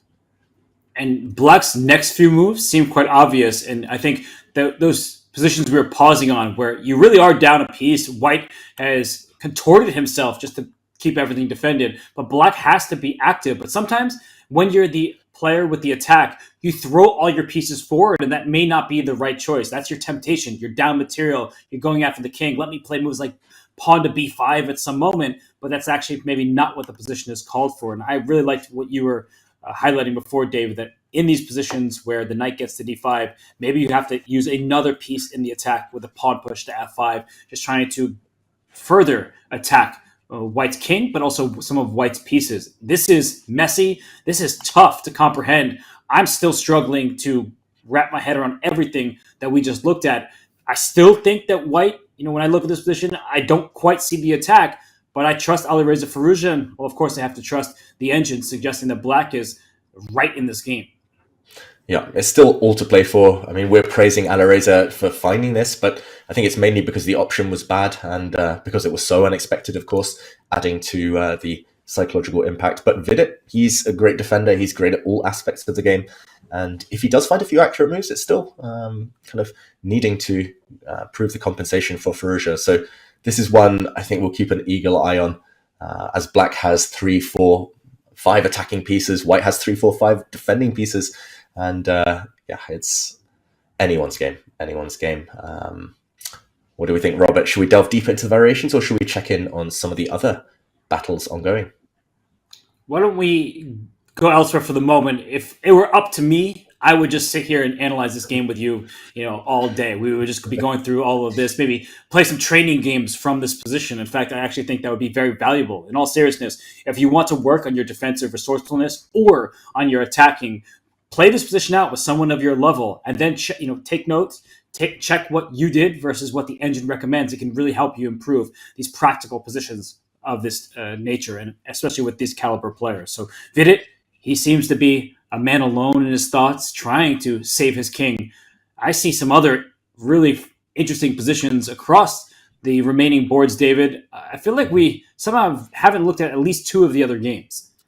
Yeah, there are two slower games, two slower maneuvering middle games, both stemming from the Queen's Gambit declined that we should go to. But I just want to take a very brief pit stop at Gukesh against Varmadam, because I've been doing a bit of counting, Robert, and Gukesh with white, he's broken all the rules. He's made 10 queen moves out of 19 turns. So he's made more than half of his moves with the white queen. And also, he's down more than an hour on the clock. So we will go to those Queen's Gambit declines. I'm fascinated to jump in there. But I just wanted to mention this anomaly that you'll very rarely see. And both on the clock and on the board, Gukesh, he's got questions to answer. Wow, Max Vormerdam, more time than he started. It's move 19 was his last move, queen to e8. So still plenty of moves left to reach the time control. If I'm Gukesh, I'm trying to figure out a way to keep my extra pawn. But if I'm seeing this correctly, moves like bishop e6 or bishop g4 are looking problematic with the white queen in the rook's line of sight. And do I really want to move my queen another time? That's the big question. Just to maybe dial it back before, David, I asked you for your recommendation. The white queen, after it was attacked, it went back to d2. The rook came to d8, trying to go after the white queen, and the white queen went back to c3, so repeating the position once, which I think is very smart as you get closer to the next time control. But now the rook goes to d1, showing that Gukesh wants to play for more. And after knight c6, given an exclamation point is the only move that keeps the evaluation where it was, queen e6, queen e8. David, how does white continue from here? Because that queen's moved enough times, hasn't it? Yeah, it's tough. If you're Gukesh, you're reluctant to make an 11th queen move out of 20. Queen back to a3 maybe makes some sense. I'm not sure which direction. Queen to f4. There's a couple of safe squares, but yeah, I think you need to get developed at some point. The first move I wanted to look at actually was bishop to e2, just to get the king castled. The white king still stuck uncomfortably in the center. And then I realized that black's bishop can jump out the way with gain of tempo in a couple of directions. Bishop to e6 hits a pawn on a2. Bishop h3 hits a pawn on g2. And suddenly you realize there's a lot of discovered attacks you have to calculate. So just like Gukesh, I would be burning a lot of time here, but he doesn't have too much time left to burn. 38 minutes, and we're not even halfway to the time control. If we were to continue this variation, one or two more moves, I think white does get to safety. For example, say bishop h3, I'm not sure which one you choose, Robert. White goes back, queen g3 to defend the loose g2 pawn, to save the queen as well. We see a trade of rooks on d1, I'm assuming, and the black bishop drops back to e6. Yes, white can castle in the near future, but it might come at the cost of your extra pawn. And then you have to ask yourself, all of these kind of contortions, all of this gymnastics you've been doing with the queen, is it worth it if the material's level at the end? I think eventually Gukesh has to just choose one of these safe options and give back the pawn and try to just continue the game, but he won't be happy. He wants to maintain that extra pawn advantage deep into the endgame. I'm glad to see, Robert, though, that he did turn down the repetition, that he did turn down that draw. But I just want to credit Max Vormerdam. You kept saying, and you are clearly correct, that Max's preparation is at a 2700 plus level. Right? He has super grandmaster preparation. He has helped prepare the likes of Jordan van Forst and Anish Giri when Anish was playing in the candidates tournament. So for Max, it's clearly been helpful for his own chess. He has more time than he started with. He is playing every move instantly to get to this position 19 moves into the game, and he's still not done. You have to imagine that he knows what square the bishop should go to, whether it's e6 or h3 as we were looking at, to go after the a2 pawn, for example. This is nerve-wracking territory for Gukesh. The good news is, as we keep mentioning, that even if he loses a pawn, it's back to material equality, so he's not really risking getting into a dead lost position or his whole position collapsing, nothing of that nature, but it just doesn't feel good. When you've walked into your opponent's long preparation, you feel like you're playing the Silicon Beast, and in fact you are. Exactly. I've been there countless times in my career that my opponents surprised me in the opening. I end up an hour down on the clock, and you end up questioning your life choices, philosophizing. You end up hating the fact that you didn't study deep enough that morning. You didn't delve deep enough into the kind of intricacies, into the nuances of this opening, and somehow that spirals. Gukesh here, at some point, he's been thinking too long. I mean, he spent nearly 9 minutes now on this one move. He spent 10 minutes on another move, 12 minutes here, another. I mean, at some point, he's just got to trust his instincts, just got to realize critical moments are still ahead. He needs to escape Max's preparation sooner rather than later, even if it's at the cost of a substandard, subpar move. And he's not going to win this game in the next few moves as white. Maybe he'll cling on to an extra pawn if he's lucky, but the time situation, not on his side. And yeah, credit to Max. I feel much better now, having played Max a few months ago and having survived that opening intact. So this one, I think one of the most impressive preparations of the round. And Gukesh, no matter what he chooses here, Queen A3, Queen F4, I'm expecting one of those two. Still some pitfalls ahead, for sure. So well done by Max Vormenem, who's having an excellent tournament in his first Masters section appearance at Vaikanze. He's played in the Challenger section before. He is justifying his invitation with each and every move that passes. Gukesh has moved bishop to e2. I'm wondering when Max comes back to the board if he'll play instantly. And here's Max. I'm so curious. Does he have this all worked out to the point where he knows how to draw the game exactly? Yeah, this is a fascinating moment. Should we do a countdown of the seconds it will take Max? Has he written down the move? If not, he might just blitz out instantly. But it's going to be a bishop move for black. And there we go. Instantly. Move 20. He's still got nearly 6 minutes more than he started this game with. Impressive preparation. Hitting the white queen, hitting a pawn on a2, and it will go on. No doubt he's prepared even further than this. So uncomfortable situation for Gukesh. And Robert, let's leave Gukesh to mull over his options here as he seeks safety from the opening, retreating his queen back. In the meantime, it's the perfect moment for another short break. We'll leave you with this, and it's the Bullet Brawl. If you're looking to put your bullet chess skills to the test, then compete in today's Community Bullet Brawl Arena and win Diamond membership. Anyone is eligible to throw their hat in the ring and prove their speed chess prowess. All you have to do is to join the community club on chess.com and register for the arena. Use !CBB in chat for all the details. We'll see you at 1 p.m. Eastern Time. And we'll leave you with that and be right back with more coverage from Vaikanze. See you after this break.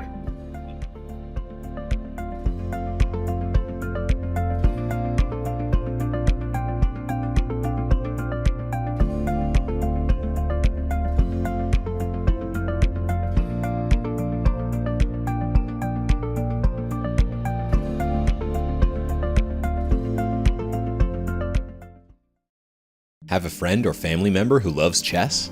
Gift them a chess.com membership today and see them take their game to the next level. You can choose a gold, platinum, or diamond membership for 1 month or 1 year. Want your gift to arrive on your friend's birthday or on a holiday? Gifts can be scheduled to arrive up to 90 days in the future. All premium plans include an ad-free experience, unlimited puzzles and lessons, and unlock all bots. Go platinum to add unlimited game review or diamond to unlock insights and coach explanations. Give the gift of chess today.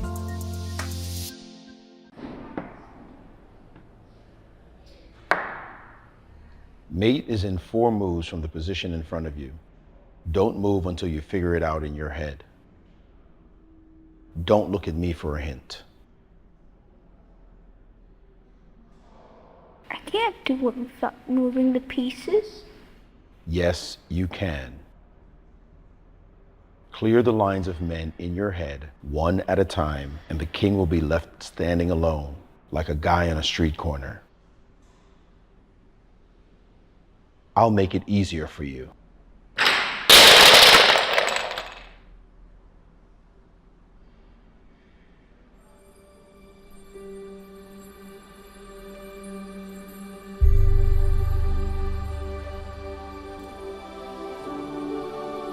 What was that about? I thought it would help. How does that help? You know, visualization and stuff. I'm not picking up the pieces. Sometimes you don't need to do anything crazy to get better. You just need to reassess your chess. I'm Grandmaster Maurice Ashley, and I'm presenting Jeremy Silman's How to Reassess Your Chess now on Chessable. So go to chessable.com/yourchess and start reassessing your chess today.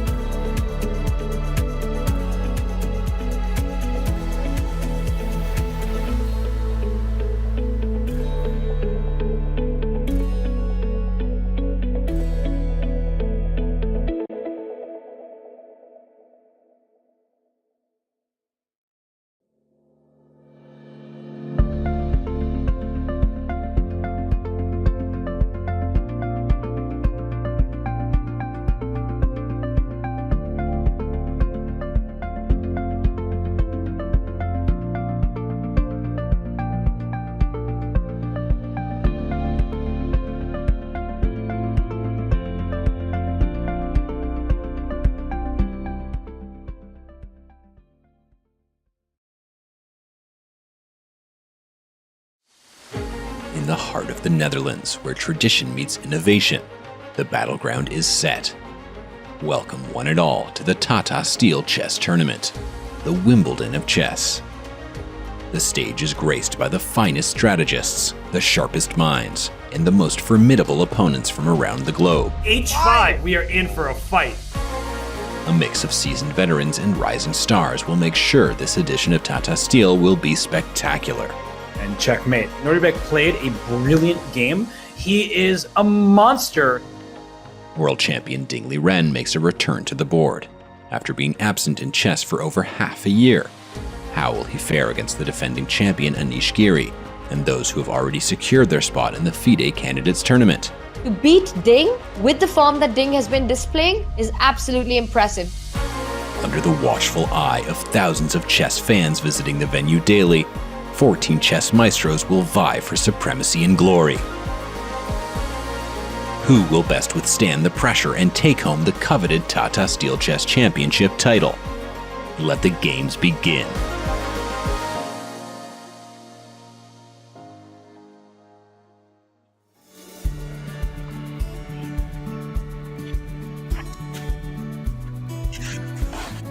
Welcome back to round 7 of the Tata Steel Chess Tournament 2024.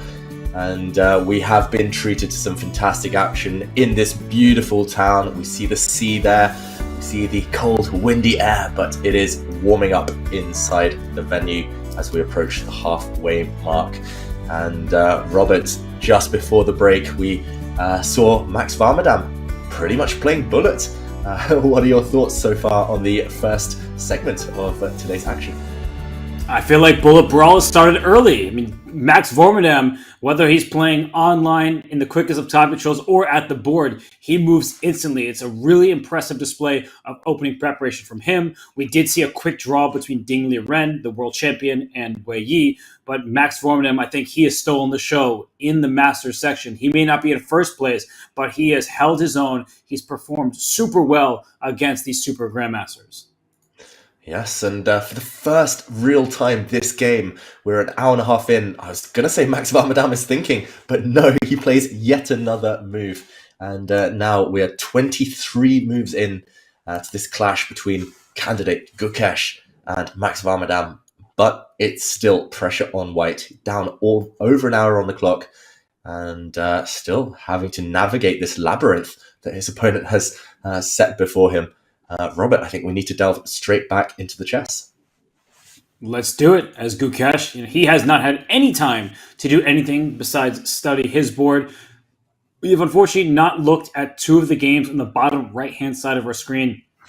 Praggnanandhaa versus Van Forest and Donchenko versus Ju Wenjun. There are some similarities in those two contests, but it's Gukesh so far who's had the biggest struggle against his opponent. But we can go elsewhere to Praggnanandhaa's game if we so choose. Yeah, and maybe just a brief check-in over there, because, yeah, that's certainly one we want to pay some attention to.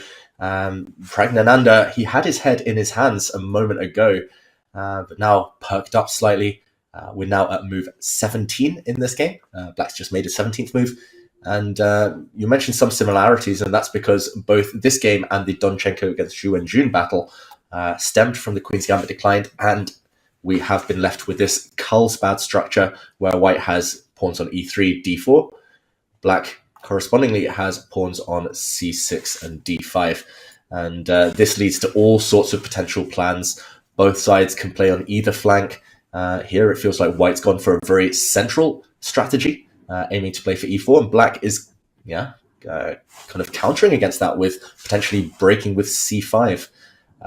Robert, knowing these two players, Prag, Jordan, we've commentated on their games many a time. Who do you think this type of position favors? I also was just peeking at the clocks. They're pretty close, 10-minute lead for Jordan, but he is the one who has to move now. I would say that this type of position favors Praggnanandhaa. He's so strong at maneuvering chess. Not to say that Jordan isn't, but I feel like Jordan, he prefers his games with a tactical flair. He lost yesterday to Gukesh, but the start of the game was enterprising. He sacrificed a pawn. He went for the attack. So I feel like this type of position, closed for now, is more up Praggnanandhaa's alley. Yeah, I'm inclined to agree, especially in view of Jordan's tough tournament so far. Patience isn't his strongest virtue. I mean, of course, he's a universal player, but Jordan, he doesn't want to maneuver for too long. So I think this last move, b6, kind of that being said, is a good idea because it's kind of forcing now Prag to decide. No more just kind of shuffling pieces. c5 is coming. White's pieces are actually awkwardly placed if c5 does ever happen. They will be hit by a nasty fork if the pawn gets to c4. So it might be the moment within the next few turns to decide upon a plan of action. That being said, e4, Robert, if you do lash out, if you are kind of impatient and get those itchy fingers, I think it might backfire on White in this exact position. Let's show that, because e4 is the tempting idea with your pawn on f3, but as you are saying, and as the engine is suggesting, that Black can successfully take on e4, and if you take back with the pawn on e4, I think there's just a lot of looseness in White's camp. A move like knight g4 comes to mind, opening the queen to h4. This bishop can take on b3 at some moment, which removes the guard of the d4 pawn. So this type of position, David, it feels like White, you're a little bit loose. So I don't know if I would strike in the center just yet. Yeah, this is really instructive. Knight g4, a destabilizing motif. Hence, Praggnanandhaa's move, instead of breaking out in the center, he plays the prophylactic h3, guarding that square, and now hinting that e4 becomes stronger. And the big question is, after c5, after black's idea set up by his last move. What does white have in store? You need to either take this pawn or move the white bishop away from this incoming fork with pawn to c4. Maybe bishop b5, a tempo gainer. First move that comes to my mind. It's a great move, because if that rook gets out of the bishop's line of sight, e4 becomes even more tempting in the future with the queen in line with the white rook. But I think these types of positions, they're more about just waiting for the right moment to strike, biding your time before you make a pawn capture, just to bring my bishop to safety, because I am worried about c4 and this bishop getting a bit trapped. Let's say I bring my bishop back and black takes on d4. You're going to see the advantage head right into white's favor, because black is saddled with an isolated pawn, a not great bishop that is stuck defending it, and weak light squares over here on the queen side that this bishop can jump back out to. The knight can hop into c6. So David, we know from experience that taking on d4 is usually not a good choice from the black side. But if you don't take on d4, what are you going to do? Because at some point you also have to be worried that white will take on c5 to leave you with hanging pawns. Yeah, really, really difficult decision. A bunch of options. You could also advance that pawn with c4, and usually this would be quite appealing for black. You might get a pawn storm on that side of the board, start advancing, but once the white knight moves, it's pretty much unstoppable. e4 will hit you next, and are you ready for that? That's the big question. After pawn to a6, for example, e4, and yeah, it's really tough to call. I mean, this one is really nuanced. You have to play it really sophisticatedly. Maybe you just ignore with b5, but this does look scary to allow white to build a strong pawn center. Robert, I've got to agree with you. Pragg really feels like it's in his comfort zone, and Jordan, he wants to be playing more dynamically than this, rather than deciding on these small strategic kind of comparisons, which pawns to push. I like your g4 highlight there, just expanding on the side that white is stronger. And it feels like white centralized pieces, the knights, the rooks in the middle, the queen, they're all poised perfectly for white to break. So objectively, probably close to a level position, but certainly far from dull. I'm expecting e4 to happen sooner rather than later, and that might well just favor Pragg. Love the way you move pawn to h3, though, because black's main idea when we're anticipating e4 is to get that knight to g4 to, as you said, destabilize white. So h3, the prophylactic move, and you may not play e4 yourself. You could play g4, and Jordan, he strikes with c5. But right now, there's an immediate threat, of course, with pawn to c4. But as we were just looking at these variations, once this bishop moves out the way, whether it's b5, maybe it's back on this diagonal, staring towards the black king side, reinforcing the e4 square some more, keeping your bishop on the queen side instead.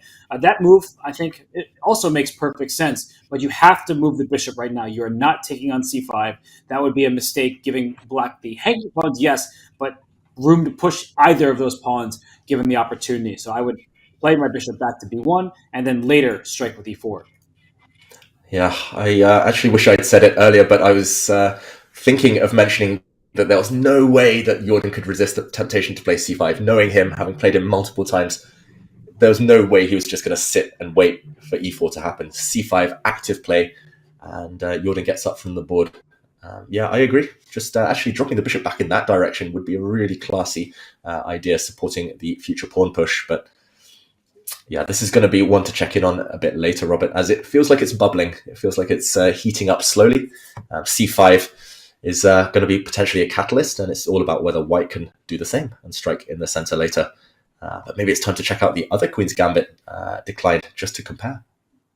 Let's do that. So Pragnanda has a big decision which diagonal to move his bishop to. And we see that in the bottom right-hand side of our screen, we have Donchenko against Zhu Wenjun. So let's pull up that game. Last but certainly not least, it just happens to be this most solid game of the round, with some similarities with the Pragnanda Jordan van Forest game, because e4 is seemingly what white is aiming for, but probably not with a rook on the d file and a white queen in the same line. I think that would be a rushed decision and would tactically fail. Yeah, it's actually pretty much the same pawn structure until Jordan just broke out with pawn to c5. The one maybe different ingredient here is the fact that it's dark square bishops rather than light square bishops, as we saw in that clash between Pragnanda and Van Forest. So slightly different spice there. And as you say, Robert, still some maneuvering needed. White is not ready. Maybe White needs to drop the queen back at some point if e4 is desired. Another one where it's all about who strikes first, who kind of gets impatient, and whose pieces are just more ready when the center does inevitably explode. I think Donchenko, knowing him as well, he's going to be itching e4. It's going to be on his radar. He wants to get it next, but maybe we just show tactically why e4 doesn't work right now. For sure.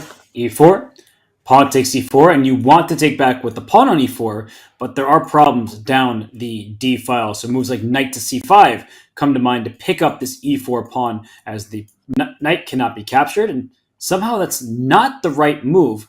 I guess the problem is that when you get down this variation and you take the pawn here, there's a pin on the return side with knight to g3. It's funny how, I thought I was tricking the player with the white pieces, but in fact I tricked myself and ended up in a losing position. Yeah, actually, I mentioned it first. I kind of pushed you in that direction, Robert. I literally said refutation. It looks like Black was about to win a pawn, and this was the tactic I had in mind too. Suddenly it's rebounded. So potentially Donchenko, he might be thinking about e4 immediately. Crazy as it seems when the white queen sits on d3, but e4, if it can't be punished, it might well be a bit of a shock for Zhu Wenjun. Often that's the most kind of disturbing thing, when you think your opponent's move is impossible and then they play it anyway and you realize, whoops, I've miscalculated. So yeah, e4, whether it happens now or on the next couple of moves, it's the key to this position. The good news for her is that she can play kind of around the pawn, because this is a sort of hanging pawn structure. It's not on the C and D files, but it's on the E and D files. And I'm wondering, I can strike at any moment with pawn to c5. I can play knight h5, opening up my bishop towards that pawn. It does feel flimsy. I have to say that while the engine suggests that white is perfectly fine, it's right in the middle, I would prefer to have the black side. I just don't like to see my pawns like this, where they could fall at any moment. Knight coming to f4, the d4 pawn is threatened. This queen can venture on out to g5, just trying to collapse your center. Yeah, I've said it before, I'll say it again. With great pawns come great responsibility, and unfortunately those white pawns do look weaker than they are strong in that exact variation. So wise choice, Donchenko biding his time, drops his queen back first, and it's as if they're teasing each other. It's like Donchenko saying, next move, maybe e4, and Zhu Wenjun's like, please, e4, come at me. And neither side really wants to do anything or kind of break this tension.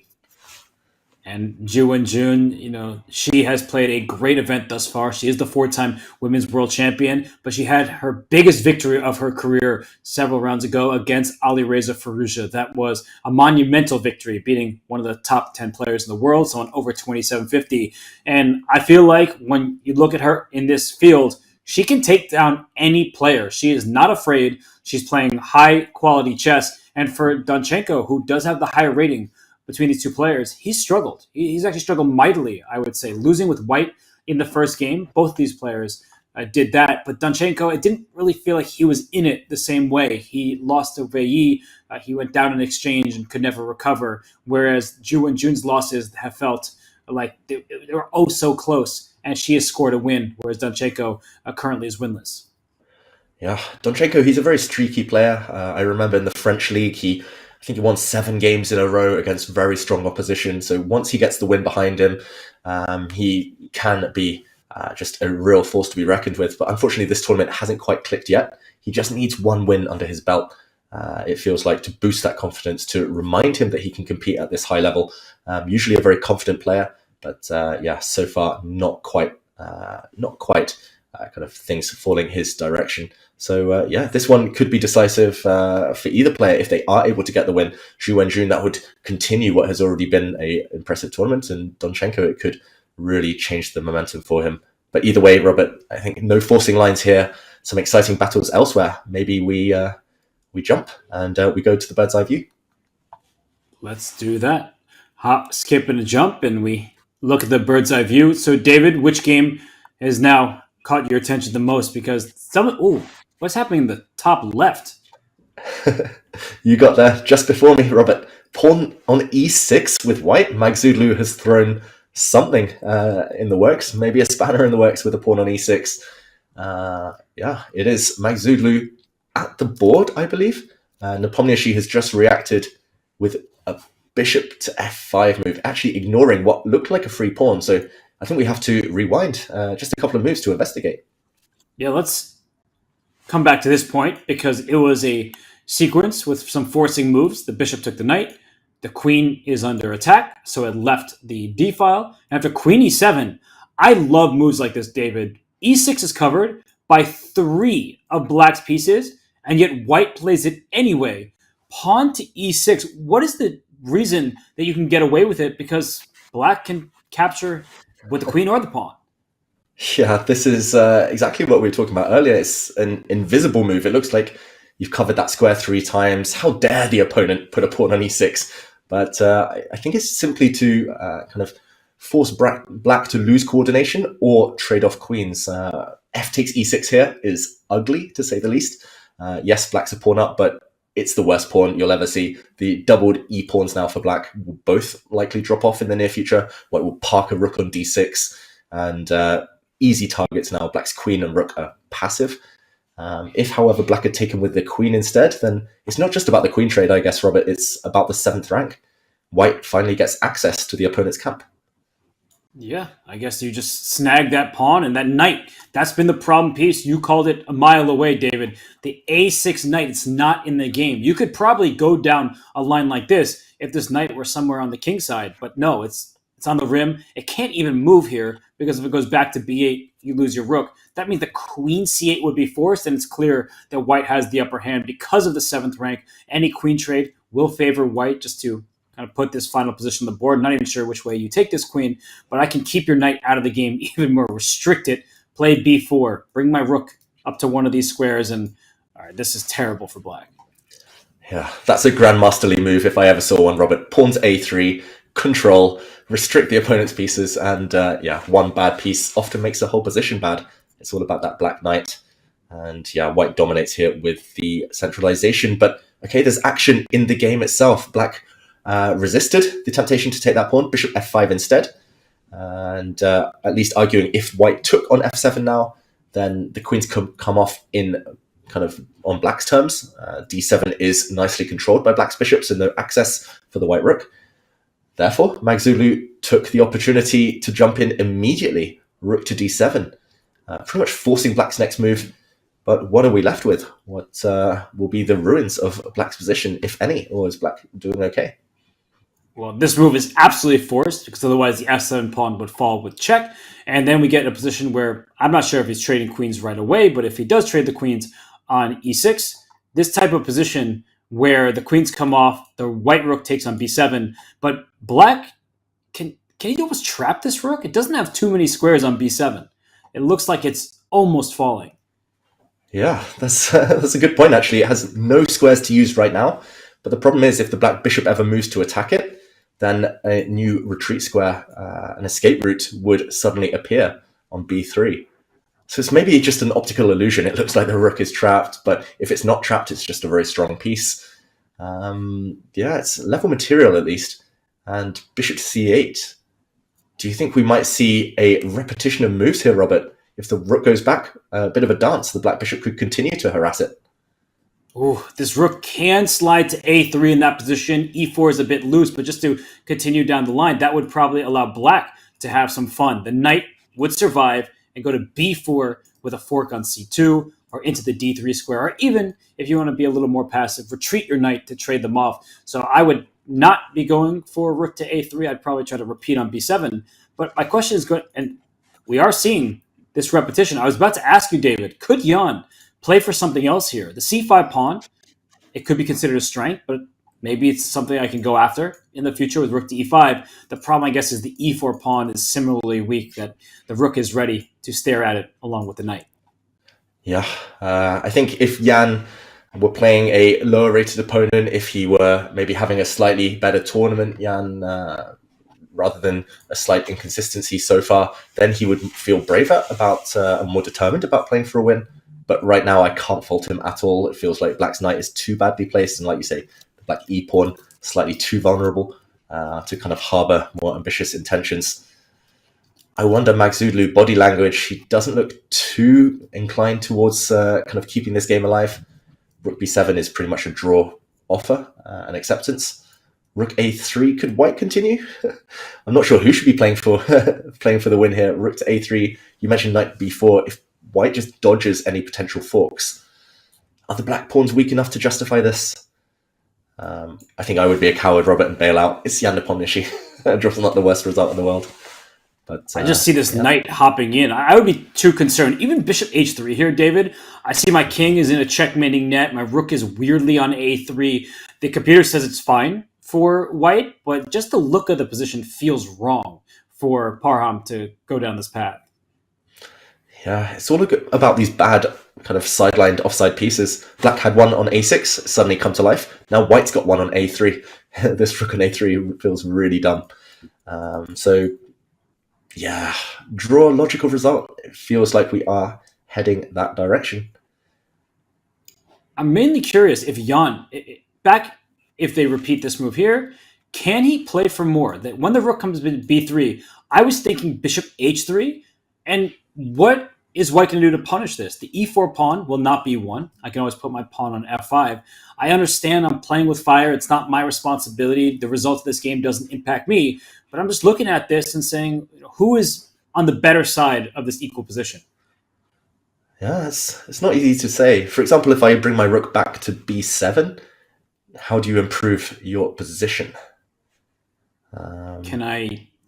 my e4 pawn is loose. I was going to try to play rook to b8, but I can't move my a8 rook because you take on a7. And if I move my I guess there are interesting trades here. Maybe it all just trades off the board. We vacuum some pieces here, and e4 is loose in pretty much all lines.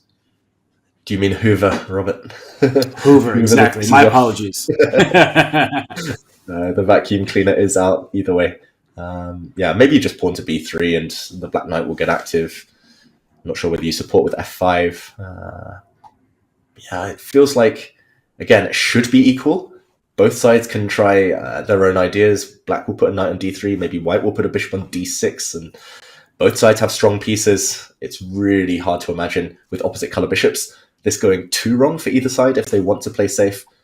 But it is up to Parham now. It's very much onus on him sitting at the board to debate the kind of risk-reward scenario. The ratio, if he continues to play on. He's about to reach out. He goes back. Not a draw offer yet, because this is only going to be the second time we've seen this position. But Robert, if you had to predict now, I know you're slightly favouring black. Well, I get that impression. But do you think a draw is the most likely? I think it is, just because for Jan Nepomniachtchi, a draw with the black pieces, that's a good result. And for Parham, the tournament he's had, he likely wants to get it over with. But I have mentioned this a couple times in previous rounds that Parham, he won the final 3 games of the 2023 Tata Steel Masters. So he knows that even if the tournament seems out of hand, for other players, it's a long haul. And he can maybe outlast them and try to win a couple games down the stretch and gain some rating points and feel better about his overall event.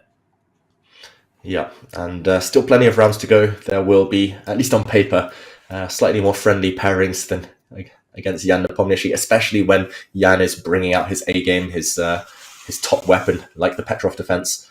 But yeah, it's been interesting. A few moments here and there, some skirmishes, some tactics under the surface in this game, but ultimately just really high quality, a really high level. Neither side's done anything wrong, so why should the kind of equality be disturbed? What do you think? Should we wait for Jan to come back to the board? I think we might well see him play bishop c8 instantly. There he returns. Judging by the kind of length of this, I think we'll figure out a lot into his mindset. And we see Jan, grabbing a drink first, but if he plays bishop c8, we know that is an implicit draw for. But for Jan Nepomniachtchi, he could think about playing on. I'm with you, David, that knight on a6 for black. It's been a problem piece. It's still on the rim. So unless he can bring that into the game, knight b4 to d3, it does feel like chasing the rook back and forth is just a natural decision, a smart decision, and objectively the correct one. And there we go. He drops his bishop back. Jan Nepomniachtchi, the second time we've seen this position. And judging by Magzulu's body language, he's going to drop back. Second time we've seen this position too. And one last rook back to b7 in a moment. That would be the third and final time. This is the last opportunity for Jan Nepomniachtchi to keep the game going. And if it is, I would think he has an hour, and 10 minutes are almost on his clock, whereas Parm is 45 minutes. So if Jan is just going to make this draw, he might want to consider his alternatives. Bishop moving instead of e6 out to f5 or g4 or h3. It's not a very clear-cut position where, of course it's going to be a draw. We have bishops of opposite color. In pure endgames, there are drawish tendencies, but with rooks on the board and a potentially exposed white king, that could lead Jan to just want to play on and try to take control of key squares. Yeah, with rooks on the board, as you mentioned, with all these extra ingredients, with this kind of, with these knights as well, white's knight superior to the black's for now, but black's potentially having a nice outpost on d3. There's enough to justify playing on, and I think we want to see the game continue. We want more chess if possible, but yeah, it would be a logical conclusion to this game if he does decide to repeat Jan Nepomniachtchi. It would be pragmatic, save some energy, take the white pieces tomorrow. How long will he think? If he continues thinking beyond a minute or so here, then I think the chances will rise of him taking a risk of playing this game on, and still under control for black. Not too much. I really can't envisage, Robert, any big blunders in the remainder of this game. So probably there will be chances to bail out a bit later if so desired. That's exactly what I was thinking. That if you played bishop g4, I've put this arrow on the board, there's no risk that I see for Jan. It's still a level position, and the engine suggests that it's near equality. But what's the problem for black? The e4 pawn can be defended. Maybe even plant your bishop on f3, and the white king is the one that's in danger. The bishop on g4 makes sure the white rook can get to the open file. So it's the black rook that can slide over and take that file. The more I look at this position, the more I really do think that black has some chances here, but it's up to Jan Nepomniachtchi, because maybe it will be a long game for no reason, that it's just equal in his eyes. But bishop g4, it looks like if he wants to play on, he certainly can, and he's not the one risking anything. Yeah, it reminds me of that old saying, at least I was taught when I was young. I was told, Russian school of chess, you repeat the position twice, then you switch things up, you assert your dominance psychologically, kind of trick your opponent into relaxing, thinking that you're going to take the draw by repetition, and then you shatter their dreams and keep the game going, and they find it hard to adjust psychologically. So if he does play a move like bishop g4, then great psychology, great mental fortitude from Jan Nepomniachtchi, just to kind of keep chances alive. But body language, it doesn't look like he's too enthused by his position. Still kind of a bit of piece twiddling.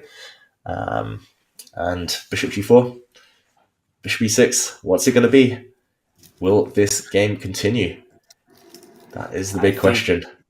I think now it will continue. So I'm happy to leave Jan, as he twiddles with a piece, to decide whether or not he will play on, because there is a board that has not changed, David. I'm catching on the corner of my eye. Look at the game between Alireza Firouzja and Vidit Gujarati on the left-hand side of our screen. Wow. Knight to d2 was played a long time ago by Vidit, and Alireza, I was talking about how brilliant he was. Maybe he did something a little silly, because he doesn't appear to know the line, and it still was objectively a good move. But now that knight d2 was the response, and it was the move that left white with the advantage, we looked at alternatives that got white in trouble.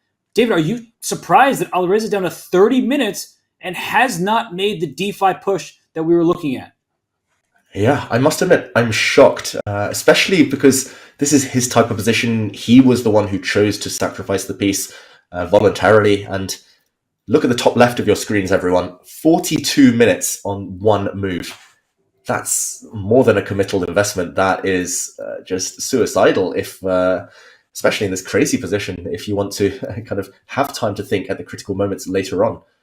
I just don't see it, Robert. D5 looks so natural. No matter how you evaluate those following positions, what else do you have? I mentioned maybe a queen a4 check, but is that what he's contemplating right now? I just don't see it. What else is there to think about? D5, open the center while your opponent's king is sat out there on a vulnerable spot. Well, queen a4 check does make sense. We should dive in, bring up the analysis board, and start going through variations. Because queen a4 check, I see a sacrifice of a rook for a knight to follow, and you think that the white king is in harm's way. So if queen a4 check were to be played, the knight cannot capture. The engine doesn't love it, but from a human perspective, if the white king were to step back somewhere, either to c1 or b1, I think that you get in trouble. Rook takes c3, pawn takes c3, and now queen can simply take the pawn and go for a checkmate, or we could play, as we've been talking about, with d5 to get the bishop involved. And there are many black forces around the white king and not so many defenders. Yeah, and he's played it. Queen a4 check on the board just as we've jumped in. And in the background for a moment, we saw Vidit wandering up and down the tournament hall. Now takes a seat, and Robert, queen a4, double question mark. The computer does not give that the stamp of approval, but from a human point of view, looks natural. It looks like it sets a trap maybe if the white king does retreat. But there are alternatives. Does white block this with a pawn? That would be the first thing I'm calculating. Wow, why is this given a question mark, double question mark in this position?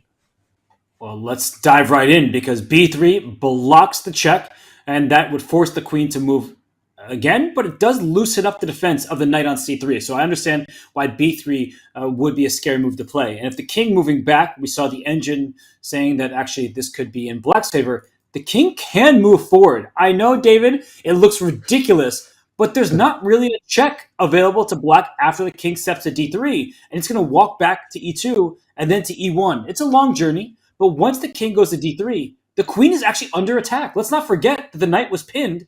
It's no longer pinned, and that means I get a next move, king to e2. Wow, it reminds me of that game Musical Chairs, where it's like you're forced to move up and around, even if you just want to sit and chill. And king d3 shows no chill at all. Just, as you say, it's so hard kind of visually to force yourself to make that move, but once you make it, you are gaining a tempo, especially in these complicated positions. Kind of gain of time is the currency, and king e2, king e1 just looks like a big threat. Extra piece after all for white. And what's black forced to do? I don't want to touch the queen again. I don't want to go back where I came from, because then king e2 simply looks like you're going to kill all my counterplay. Could I try rook takes c3? No retreat, no backward moves. And now I'm not sure. But d5 again? It looks just normal. consistent with earlier. I'm running out of here, because I know if I take on d5, you may have ideas like pawn to e4 check, or even simple bishop takes d5.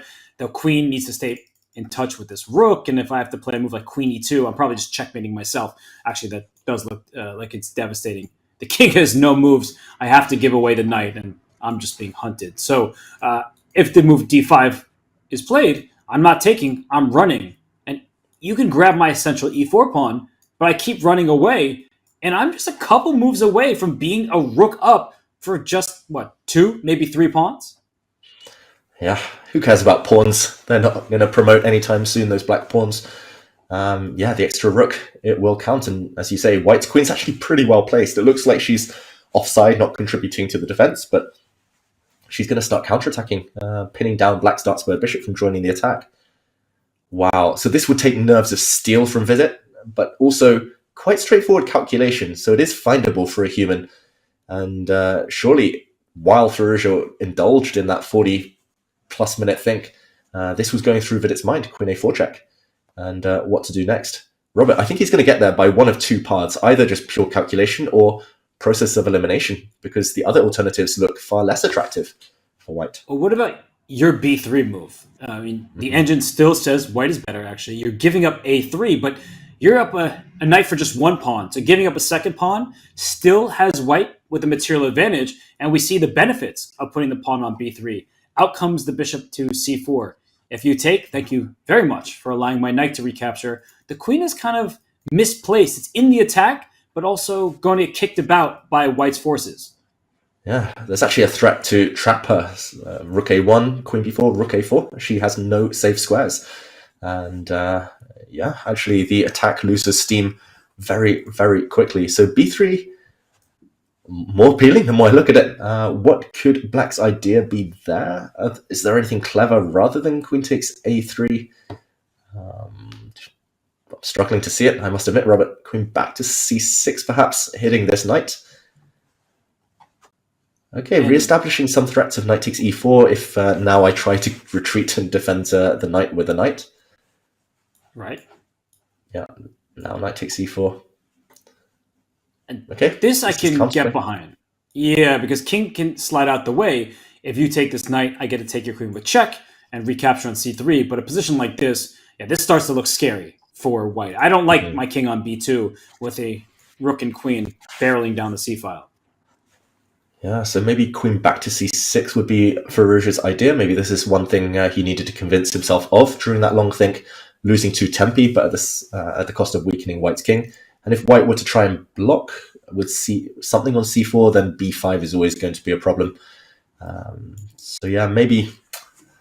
Oh, I keep changing my mind here. It's that type of position. It's so wild. Maybe b3, my first instinct, does feel a bit too loose. And not so easy to defend for white. Although there's one other way to protect this knight. If I move my bishop out the way, bishop g5, I have defended my knight across. I'm trying to get rid of your attacking piece. And now it feels like if my king gets to b2, I am feeling quite safe. So it's not over in terms of black's attacking chances, but you are removing many pieces here, and it's a minor piece ahead for just one pawn thus far. Yeah, I must admit I didn't spot that one. Not on my radar. Bishop g5, Robert, defending across the board. White's queen, a great defender. And yeah, Vidit on the camera. I mean, if you just kind of forget the position, just look at him. We think he's suffering, but actually he's just going through the motions. He's probably just trying to calm his nerves because he might be getting excited. He's a whole piece up after all. And if you can just survive the next half dozen moves, it's pretty much game over. Firouzja has gone all in, burnt all his bridges. Queen a4 check. What do you think? King d3, how findable and how easy to evaluate is that one? Looks by far white's best move right now. At the Tata Steel Rapid and Blitz in Kolkata, Vidit Gujarati was up a rook against Maxim Vasilyev and lost that game as his king was running around the board. That actually stemmed from a Sicilian. So Vidit has some recent experience in these types of positions. He does not want to spoil this advantage. Now the players, they may not know that queen a4 check, I mean, especially Alireza, he wouldn't have played it if he knew that it was a blunder. For Vidit, how well prepared is he? We went to the database. There were 10 high-level games in this variation, but it hasn't been seen in like 7 years, David. So that's a long time for a position to not have been played. And you see, thank you to our production team for bringing that stat on screen for you all to read, that if it hasn't been played in that long, it's likely that it hasn't been studied in a while either. Yeah, I think just by the use of the clock so far in this game, we can assume that the players knew up to a certain point. But maybe even Firouzja had known that knight takes c2 was possible. But yeah, knowing and remembering, especially if the last reference game was 7+ years ago, that's a whole different story. So yeah, getting into the nitty-gritty details, maybe they analyzed it back 7 years ago, but with far weaker engines. There's a few things that could be at play here, a few possible storylines, but either way, Vidit, he needs to just kind of, sometimes it's better to not know exactly what's going on. He just needs to calculate kind of cleanly and efficiently here. And King d3, Robert, tell me if I'm wrong, but we didn't find anything even close to resembling compensation for black. Yes, it looks scary for the white king to be out in the open, but one more move and it's safe again. It's going to be some desperation from Alireza Firouzja. He is going to give up his rook for this knight, not because he wants to, but because the knight will then hit this queen, which is on a square that currently can't be captured. There's a pin along the c-file, but once the king gets out of the way, that queen, which was a blunder, this move, will either move backwards, too much time taken, or you have to continue to sacrifice. But David, I'm not seeing it. And for Vidit Gujarati, he may be looking at the board in his mind's eye rather than with his two eyes. But I think he's calculating, like, well, can I actually run my king forward? Can I just run forward to run back and go back to the starting square, reset the pieces, but in a position where white is ahead by a rook for just a bunch of pawns? Yeah, I think he's going to find it. The way he's behaving at the board right now, there was a bit of a frown when he kind of took his hands away for a second. He's wondering, why can't I just play king d3? I think once you see that king d3 is an option, you push yourself, you explore further, and yeah, there's nothing resembling an attack there. King d3. It's, yeah, if he finds it, fair play to him. But it's also a case of Firouzja doing the hard work for him, kind of forcing him to find the best moves because the others are far less appealing. He looks a King bit d3. nervous. He does, but he has an hour on his clock, and he's known for his meditation, Robert. He'll calm himself down sooner or later. He has a bit of time. I'd be nervous as well.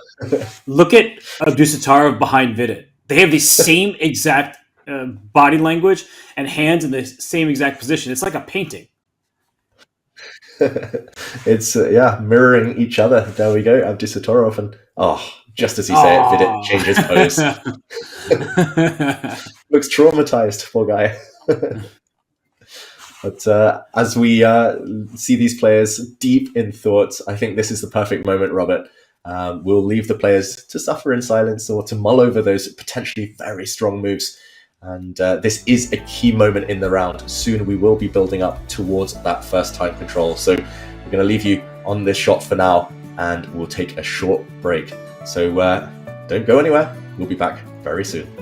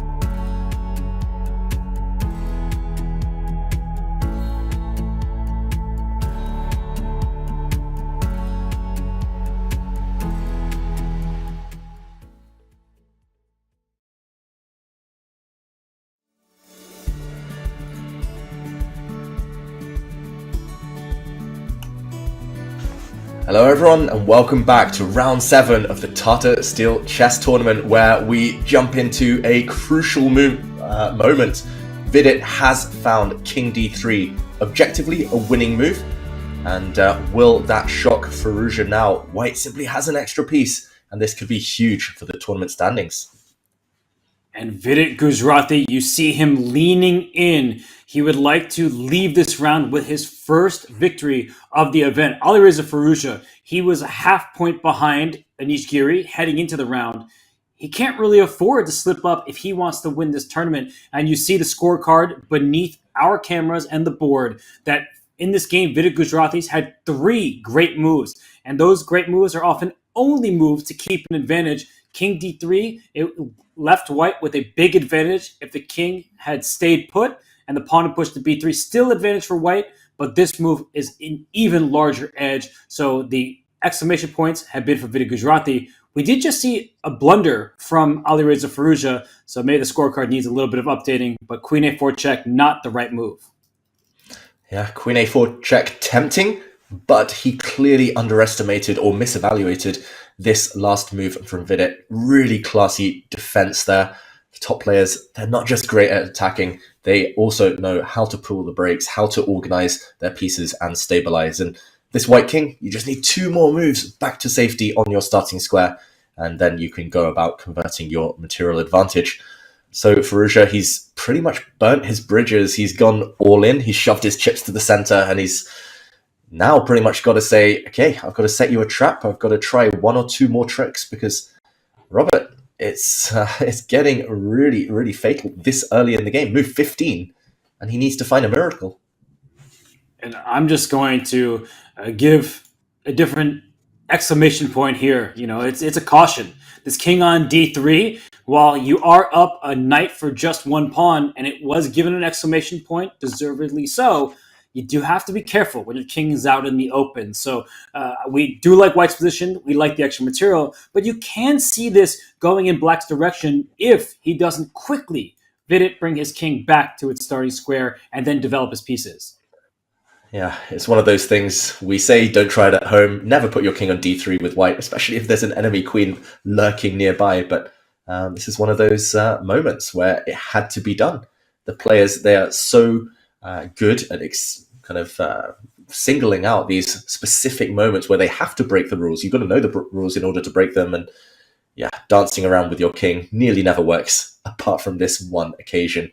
And perhaps that's what Firouzja has missed. Wow, 25 minutes as well, Robert. We're only at move 15. This is, the more I think about it, more terminal for Firouzja than ever before. That 145-minute think. It's making that old adage true. Long think, wrong think. And to play a knight sacrifice, but to not have the follow-up ready, we already discussed how it was a complicated position. I do want to bring up just quickly that knight takes c2, the piece sacrifice, it was the correct decision. The knight retreating back to c6 would have handed white free control of this one, g4 with the arrow, knight to d5 at any moment, just to force you to take with this bishop. And after e takes d5, with the black king still in the center, it's a really rough position as white is well ahead in terms of development. So we saw a3, knight takes e2, great move. The king had to take. Queen c6, another great move, trying to go queen a4 or win this pawn on e4. Knight d2, though, a great response from Vidit Gujrati, and queen a4 check. Oh, now it's only given 1 question mark. It probably deserves 2 because the advantage now is so heavily in white's favor. Queen a4 check. The king went to d3. This is where we sit, David, but the piece sacrifice, it was objectively correct, but maybe practically wrong to play this opening for Alireza if you don't know the ins and outs. Yeah, that's the thing. In modern chess, you need to know all of the details. You need to kind of predict your opponent's moves, know when you can get away with certain attack sacrifices. And I was praising him so much for just using his intuition. I kind of assumed this was over-the-board inspiration, which it turns out it probably was. But unfortunately, one slip, it's that type of position, and you might just be busted. So king to d3, and maybe we just show one final variation, the line we were predicting, Robert. Rook takes c3, check, because the black queen is attacked. No time to retreat. But after b takes c3, if black tries to blow open the center with d5, the white king slips home to safety. and the attack runs dry. D takes e4, the white queen shuffles out the way, and yeah, the king is super safe behind its knight, behind its rook on e1. Not much more to say. All of them coming to the defense, and I'm just wondering how many pawns black gets. I am worried that queen takes e5 is actually a pretty big threat, so maybe I have to take a moment to deal with it. I don't know if knight d7 or something, but the point I'm trying to make is, let's say we get to this position and black does get 4 pawns for the rook. That is quite a number of pawns here, but I'm just realizing that e4 is loose, so it's hard to even see how black gets that 4th pawn. Maybe f5 on the previous turn instead of queen takes a3, now that we're here. Does this look scary at all for white? Actually, that is really annoying. But let's say I plan to just give my piece back because I'm up a rook. So if I give up a bishop for a couple pawns just to complete my development, and we get to this stage, e4 is about to drop. The black knight needs to stay put because queen to b8 check is going to hurt. Bishop g4, trading off more pieces. I don't believe in this one bit, David. Yeah, I mean, if white still had the ability to castle, then it's game over. White would just win on the spot. But I guess the white king's stuck in the center for a while. But yeah, I don't believe in black's compensation exchange down, and if anyone's having the fun, it will be white. So yeah, this looks over as well. I mean, this might be what he has to try. What else? We're struggling to see alternatives for a Firouzja, but ultimately should not work, should be in white's favor, and Vidit might be off the mark, his first win. The most solid player of the tournament might get his first victory today. And that could be bad news for the other competitors because Vidit Gujrati entered the round with 3 points out of 6 games. He'll jump out to 4 points. And if he can get on a winning streak, we saw him go on a tear in the Isle of Man to win the Grand Swiss after losing his first game.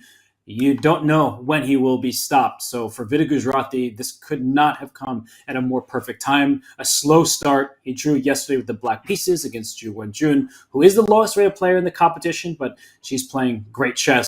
So now to beat Alireza Firouzja, who's been a roller coaster, right? He won his first 2 rounds. Then he lost to Ju Wenjun. Then he immediately beats Wei Yi. And now it looks like he's in trouble against Vidit Gujrati. So he's kind of the wild card here, giving us some very entertaining, aggressive tactical positions. But for his own result, I think he would prefer it to be a little more solid with the black pieces and maybe hold a half point.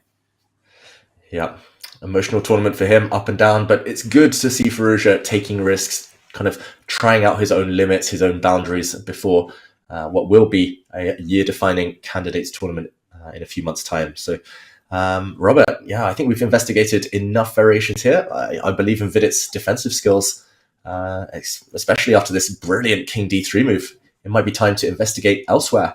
Other games look like they are developing a pace as well. Let's go. I'll join you, Detective David, as we try to find out which moves and games are of the most interest. I'm looking at the middle and our bottom row there, and that's the game between Gukesh and Max Vormerdam. It seems like we've had nearly complete liquidation. So we're in a rook and knight endgame, even material. It seems like for Max, his opening has been a great success. And then I'm looking at the Jan Nepomniachtchi game, and the first thing that I'm thinking is it's still a game. Jan Nepomniachtchi declined the repetition. He is playing for more. Yeah, great to see.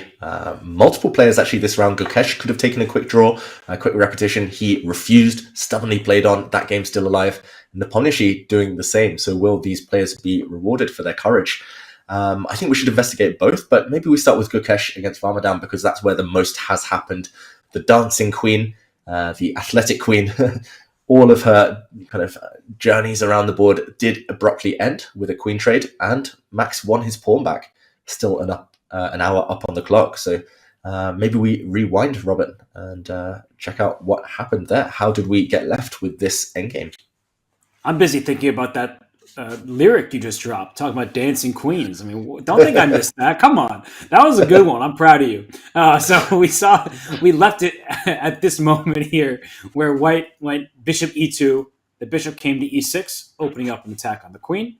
And then after the queen dropped back, protecting the pawn, we did see some swaps on d1 and then bishop to c4. So 2 great moves given in a row, and this one preventing the white king from castling. So Max had this all worked out. b3, bishop back to a6. Still no castling for you. And in order to give himself some breathing room on the first rank, we saw, instead of a trade of bishops, another great move from Max Vormenem. I mean, David, the level of preparation through the roof. Yeah, incredible. Nearly 30 moves prepped, I believe, from Max. Barely a moment's pause before this. Queen b1 check, a massive threat. This did oblige white to retreat. The queen went back, dropped back to defend b1. And, okay, a check. And a few more moves down the line, we saw white was forced to trade queens on black's terms, on Max's terms. Bishop takes e2, a nice move as well. If queen takes queen, then the black knight will be able to snack on the a2 pawn. So we continued down the line with another queen check. And ultimately, this endgame that we're left with, queen d3, finally black trades. Just impressive, Robert. I can tell how impressed you are. Yeah, because every move pretty much given an exclamation point because it's all the best, all engine approved, and it's fantastic deep preparation. Queen d3 is the only move for white because if you want to play on, keep your extra pawn, move your king to e1, your rook is not participating. So it's not about the quantity of pieces, it's about the quality. And black is just in the driver's seat. The white king is in danger. You're playing essentially a rook down. You can hold on apparently, but it doesn't look fun. So there's no way Gukesh was going for this. Instead, we saw the trade of queens. Here comes the knight check, the only move, but it's a fork, picking up the a2 pawn with check, and the knight goes back. So, David, we've ended the preparation. It seems like, to my eyes, this is a completely level game. Is there any life left here? Could there be any threats for either side? I see a c2 check, but I also see some 7th rank access and the fact the black king, it doesn't have an escape score just yet, so maybe black is tied down for a move or two.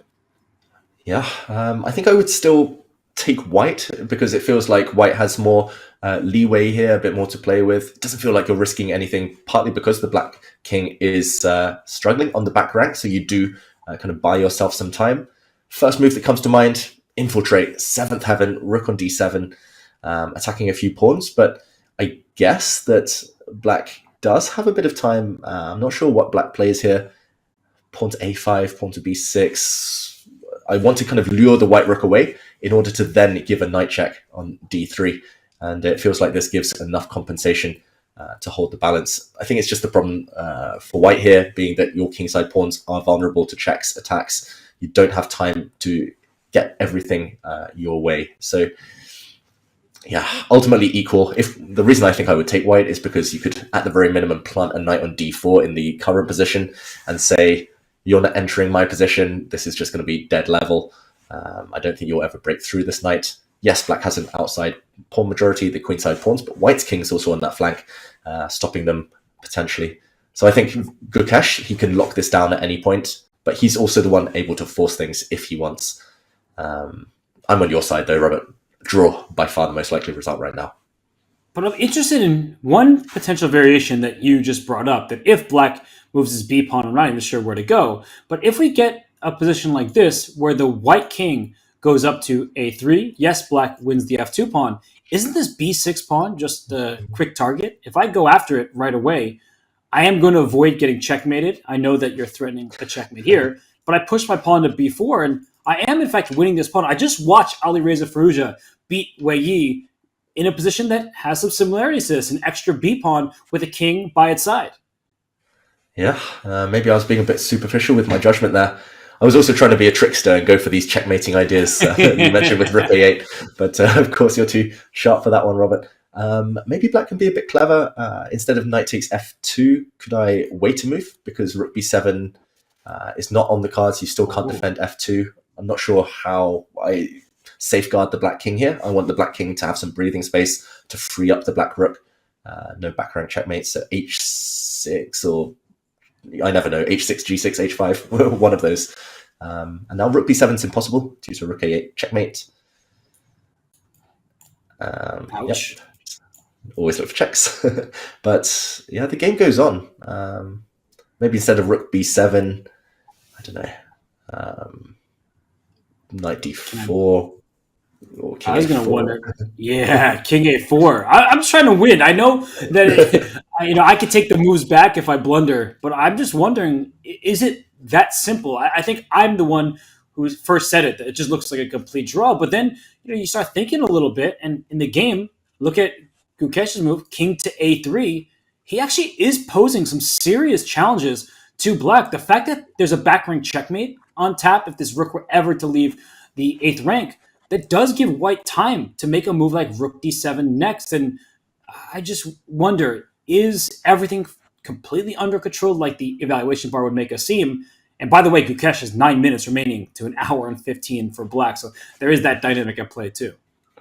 Yeah, luckily for Gukesh, he's made a lot of hard moves already, and his next moves will be quite natural. He's already at move 33, so only 7 moves to make with his 9 remaining minutes. King a3 is a really clever one, as you say, Robert. Poses a dilemma to this black knight, which wanted to jump in via d3 in the other lines we were saying. Now it's caught in a bit of a dilemma. If it goes back to c6, for example, then rook d7 comes and could be really, really awkward. Knight a6. Wow, Max, that is smart. Do you think he's still in preparation? Speed of that move. I was about to ask you that, and I think the point is rook d7 can now successfully be met by knight to c5, protecting the loose b7 pawn while attacking the rook on d7, forcing it to move out the way. And if it tries to stay on the 7th rank, the black king kicks it out. So knight a6 is a great response. I still feel like there's some life left here. I know you want to play knight c5, but if you had a free turn and you played knight c5, you're actually tricking yourself in some of these positions because the white rook can slide to c1 and suddenly you're walking into some pins. So this is quite an interesting ending. I take everything I said earlier back about, it's just leveled, it's just going to be a draw, because now I'm looking at this with some temptations of bringing my rook to the 7th rank if I can successfully find the move order. Yeah, as you say, it should still be a draw with best play, but there's still a lot of life. I like the fact as well, we should point out a5 last move looked quite tempting, but then the white king would have just continued, I guess, its journey up the board, king a4. And king is an attacking piece in the endgame. White is playing with 3 pieces, king, rook, and knight. Black is only playing with 2. So that's why black had to be so accurate, knight a6 on that last turn. And I just want to show David that your point is just to keep bringing the king up as a weapon, and you win the game this way. Exactly. You're essentially playing with an extra piece, and yes, the king can only move 1 square at a time, but it's never getting checkmated with such reduced material, and it's a great piece simply here on b5. So, okay, Gukesh replied immediately, knight g5. That's clever. It's still keeping an eye on a few black pawns, and if black plays a move such as h6, which I guess is the most natural, then the white knight simply reroutes knight to e4. Knight c5, as you mentioned, Robert, just not available due to this nasty pin. Beautiful. That's actually really important, because if you can't trade knights and you want to create luft for your king by playing h6, this knight can hop into d6. This rook can go to d7. So let's say you try to stop it with rook c7. White does have the upper hand. You give a check, the king is now very far away from the rest of the board, and I'm not sure exactly how to continue, I'm going to be honest, but I look at a position like this and I say, what's black's next move? Let's say I play the waiting game, h3. Are you really playing knight to c5? Because now I can trade and play rook d7, hitting your f7 pawn that's loose, hitting b7 and a7 behind it. This is clearly better for white. Is it a winning advantage? Apparently not, but it's the type of practical advantage where you can play for a win without any risk whatsoever. And I think actually the winning chances are decently high. Yeah, definitely if you can get this far. How about, okay, we have a suggestion from our great producer, shout out to Vic, in the game position. How about a tactic when it doesn't work one way, flip the move order? And could we try and invert it? Start with knight c5, taking away the e4 square from the white knight, and if this knight gets hit, for example b4, the most natural move for white, only now counterattack against the white knight. I'm not sure whether h6 or f6 or whether there's a difference, but at least now the white knight doesn't have access to e4. But can I sacrifice my knight for your pawn on f7? Because now you probably are advised to take it, and then when I take on c5, currently white's up a pawn, and if you take c5, down goes b7. This is one of those positions where, again, white gets to play for a win without any risk whatsoever, and the draw should be the outcome if black plays his cards right, but the position actually is one where white has some very good winning chances. Yeah, and the calculation, the line doesn't even stop here. It's really important that after rook to d7 check, after black takes the pawn, king f6, say, rook takes b7, it looks like black's about to mop up, hoover up, vacuum up the white kingside pawns, but white can save the day, rook back to b2, and the game goes on. King of pawn endgames here, winning for white, because white has a 4 versus 2 advantage on the king side. So this is the type of thing that might be going through Max's mind. He has over an hour, over 70 minutes to mull this one over. But knight c5, wow, who cares? He's playing bullet, knight c5 on the board. This is super impressive, the confidence with which he's playing. What quality chess from him. And I think that just to go through that line, maybe with f6, that way b4, f6 can be played. But if you take this pawn on h7 now, you actually lose the game because I'm no longer taking your knight. The point is that the knight is trapped on h7. So the black knight, I don't know where it goes, but let's say even an active square like e4, you can't escape from h7, and thus black wins a piece, and with it the game. Yeah, no kamikaze knight in this variation. So knight c5, really classy. One question, what happens if white pins this knight? We mentioned that rook c1 was often a nice resource. I guess black's able to unpin himself really smartly here. I'm not sure whether it's rook c6 or rook c7, but one of the two. It feels like the rook on a defended square. Things hold together for black. Black could Actually, win this. winning threat. Yeah. The king would have to go to b4, b2, and then the knight forks the king and the rook. So, yeah, if you're trying too hard for the win, you could find yourself in some trouble. We have seen the move b4 played, and if Max plays f6 rather than h6, will we get into a pure rook endgame? Will Gukesh decide to keep the knights on the board? Because I could see an argument if the knight goes back to, say, f3, with the rook landing on d7, there's still some ideas here. The white knight trying to join the party and go after the black king side, while the rook goes after the queen side. Yeah, it could still become a race. For example, if black were to play knight to e4 in this position, rook d7, white will just give up the king side, go for black's queen side, and try and race the b pawn home to victory. Yeah, this could still get exciting. This could still get dramatic. I don't know if black has ways to keep control better than this, to not allow white's rook in. I'm looking at maybe knight back to e6 in the earlier position. Wow, he's played h6, Robert. After all of that praise we were giving, f6 looked by far the easiest, safest move.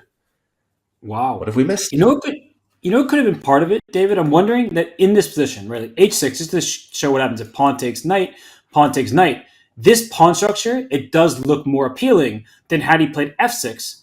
And even though it's a rook endgame, and all rook endgames they say are drawn, this does look like a worse rook endgame because white now has this unopposed e-pawn. So instead of a pawn on f7, your pawn's on the flank file, which does give white a passer in this endgame. So it should still be a draw, but maybe he was a little worried about this.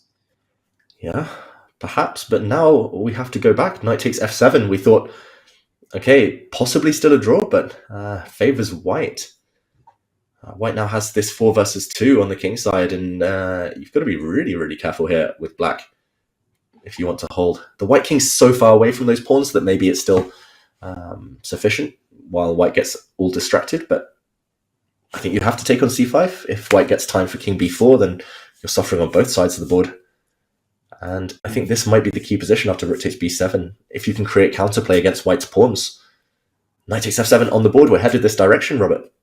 This is bad news for Max Vormerdam and his fans. He's playing in front of his compatriots, many people rooting for the Dutch Grandmaster, but this is not an easy endgame, and that's why the evaluation bar can be misleading. David, if I were playing this from the black side against you, I'd be really worried about losing this game, because once this rook comes back to b2 and we can create a pawn chain, the white king will then have time to start coming back either towards the king side or up the board towards this loose a-pawn. This is not easy whatsoever. Yeah, certainly not easy, and he continues to blitz Max Varmadam. This endgame is going on for a long time. Thank you for the compliment there about my endgames. I'm not sure I'd win this with white. It's still a lot of work to be done, and Gukesh doesn't have much time, but Yeah, Robert, this is going to go on for a while. Let's go to other games where things are heating up right now.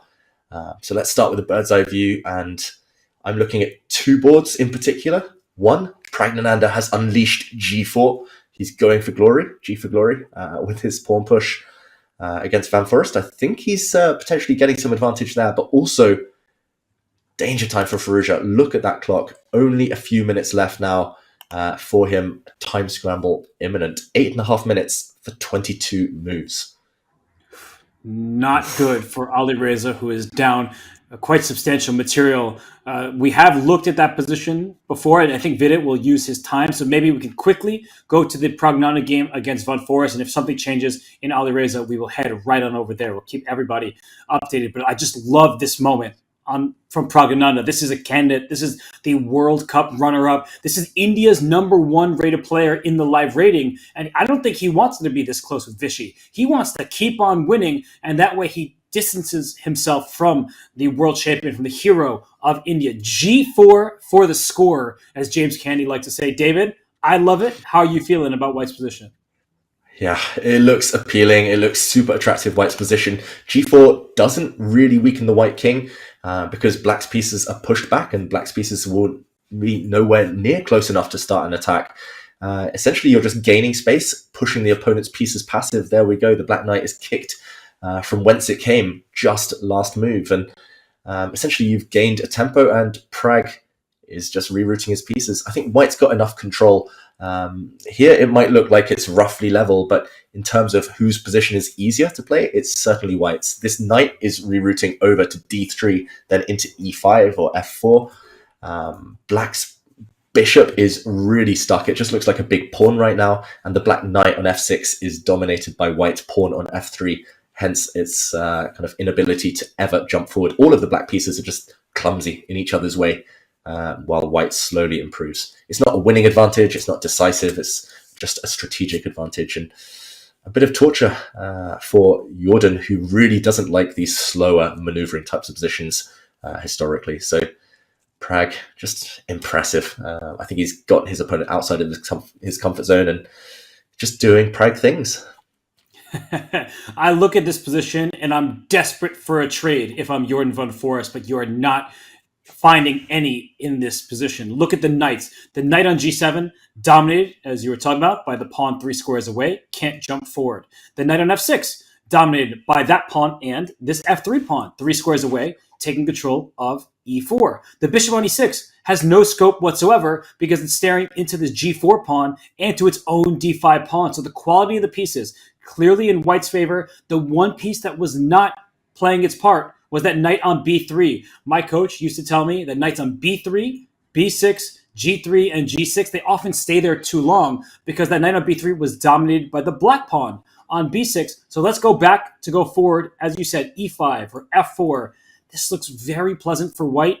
Black does not have trades that he can free up his pieces with, and that means that White is the one staring into Black's position, whereas Black's pieces, they're really close to his own starting position. I love this for Prag. I love his clock. I love the ease with which he can execute some plans. I would say that, practically speaking, White has fantastic chances to win this game, even though material is even and there are no immediate threats. Yeah, even if queens were to somehow disappear, White's position much easier to play. Remember, if Black ever closes the center with pawn to c4, White opens things. You throw your e4 pawn forward in the near future. Maybe you still improve White's knight first. But it's White having all the fun. White has the pawn breaks. If Black ever... Yeah, this looks phenomenal for White. e4 later, maybe even stronger later in the game.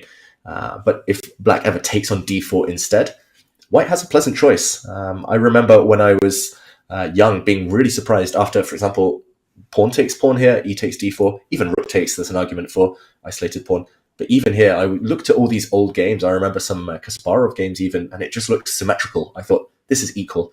And in the annotations to the books I was reading, it was like, White has a big advantage. I was like, something must be wrong. But it's simply because Black's pieces are so bad and they're all dominated. And here we see the evaluation bar showing a significant advantage. It's because White's pieces superior, especially once a White knight reaches e5 within 2 moves. So, yeah, Jordan, he's got a bunch of tough decisions ahead. This looks horrible. And this bishop on c2 can go over to a4 just to pester this rook, just kick it off the open file. The b5 square is white's for the taking. A knight could hop out there and go after the a7 pawn. So even a queen trade, this is what you were saying, David. I'm just going to try to force one just to show what that looks like. Let's say we just make some sort of random moves and get this queen trade.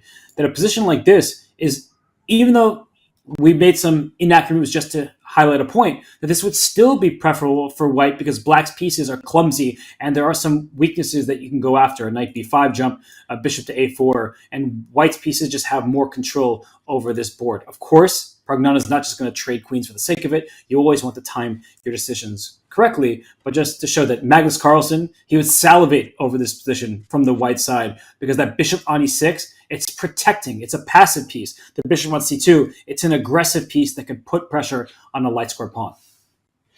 Yeah, if I had this against Magnus, I would just resign. It's one of those. It's just, awkward, miserable defense. And Prag, I mean, it's been great to see his progress just this last 12 months alone. I always thought his classical rating was lagging behind slightly his actual strength. And it's made me feel better about losing to him when he was 12. So, future candidate, of course, and potentially future world champion, the way he's been playing. Knight c1 and Jordan, you can tell body language, not enjoying this one bit. No, this is a miserable position for players at this caliber. You see white's ideas, the knight rerouting either to e5 or f4, as we were talking about. Black can try to strike with, nope, that's not the right pawn. Pawn to h5, challenging the white kingside pawn structure, but you have two pawns defending. So it's actually not creating a threat. White could, in fact, push to g5 if you want to further kick black's pieces back, but that would free up the f5 square. So I think the pawn will remain on g4. It's perfectly situated there. The knight will just come out to d3 just to quickly show that it threatens absolutely nothing. You take on g4, good for you. I take back your knight on g7. It can hardly be called a knight. The knight on f6, not with any forward progress. The bishop on e6 is a big pawn, so white is having all the fun. And an open h-file could result in a checkmate against the black king. Robert, I can't believe I forgot the opportunity to mention the bathtub. It's because of white's bathtub here on e3, f3, g4, d4. That's why he's soaking up the advantage right now and enjoying the position so much. Well, there might be waterworks from Jordan van Forest. He does not look very happy, and this is a position that would make me cry. So I think that we should leave Jordan to it. He's down to 23 minutes and just under 45 seconds. Let's maybe look back at some of the other games. We know Alireza was in significant time trouble. Has Vidit decided to put more pressure on the clock, or has he stayed put? And look at Jordan playing h5, but probably getting nowhere. I guess my question is Vidit can use the clock as another weapon in addition to the rook that he's up?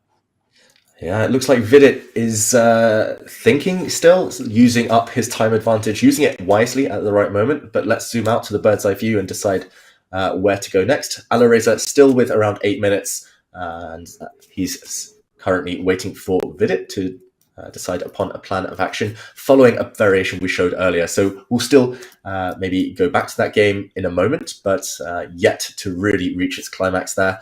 I want to revisit Abdusattorov against Giri because there have been a lot of moves there, a lot of progress. It's currently queen and knight against queen and bishop, and that tends to be a really interesting dynamic as we see Giri retreat black's bishop and step away from the board.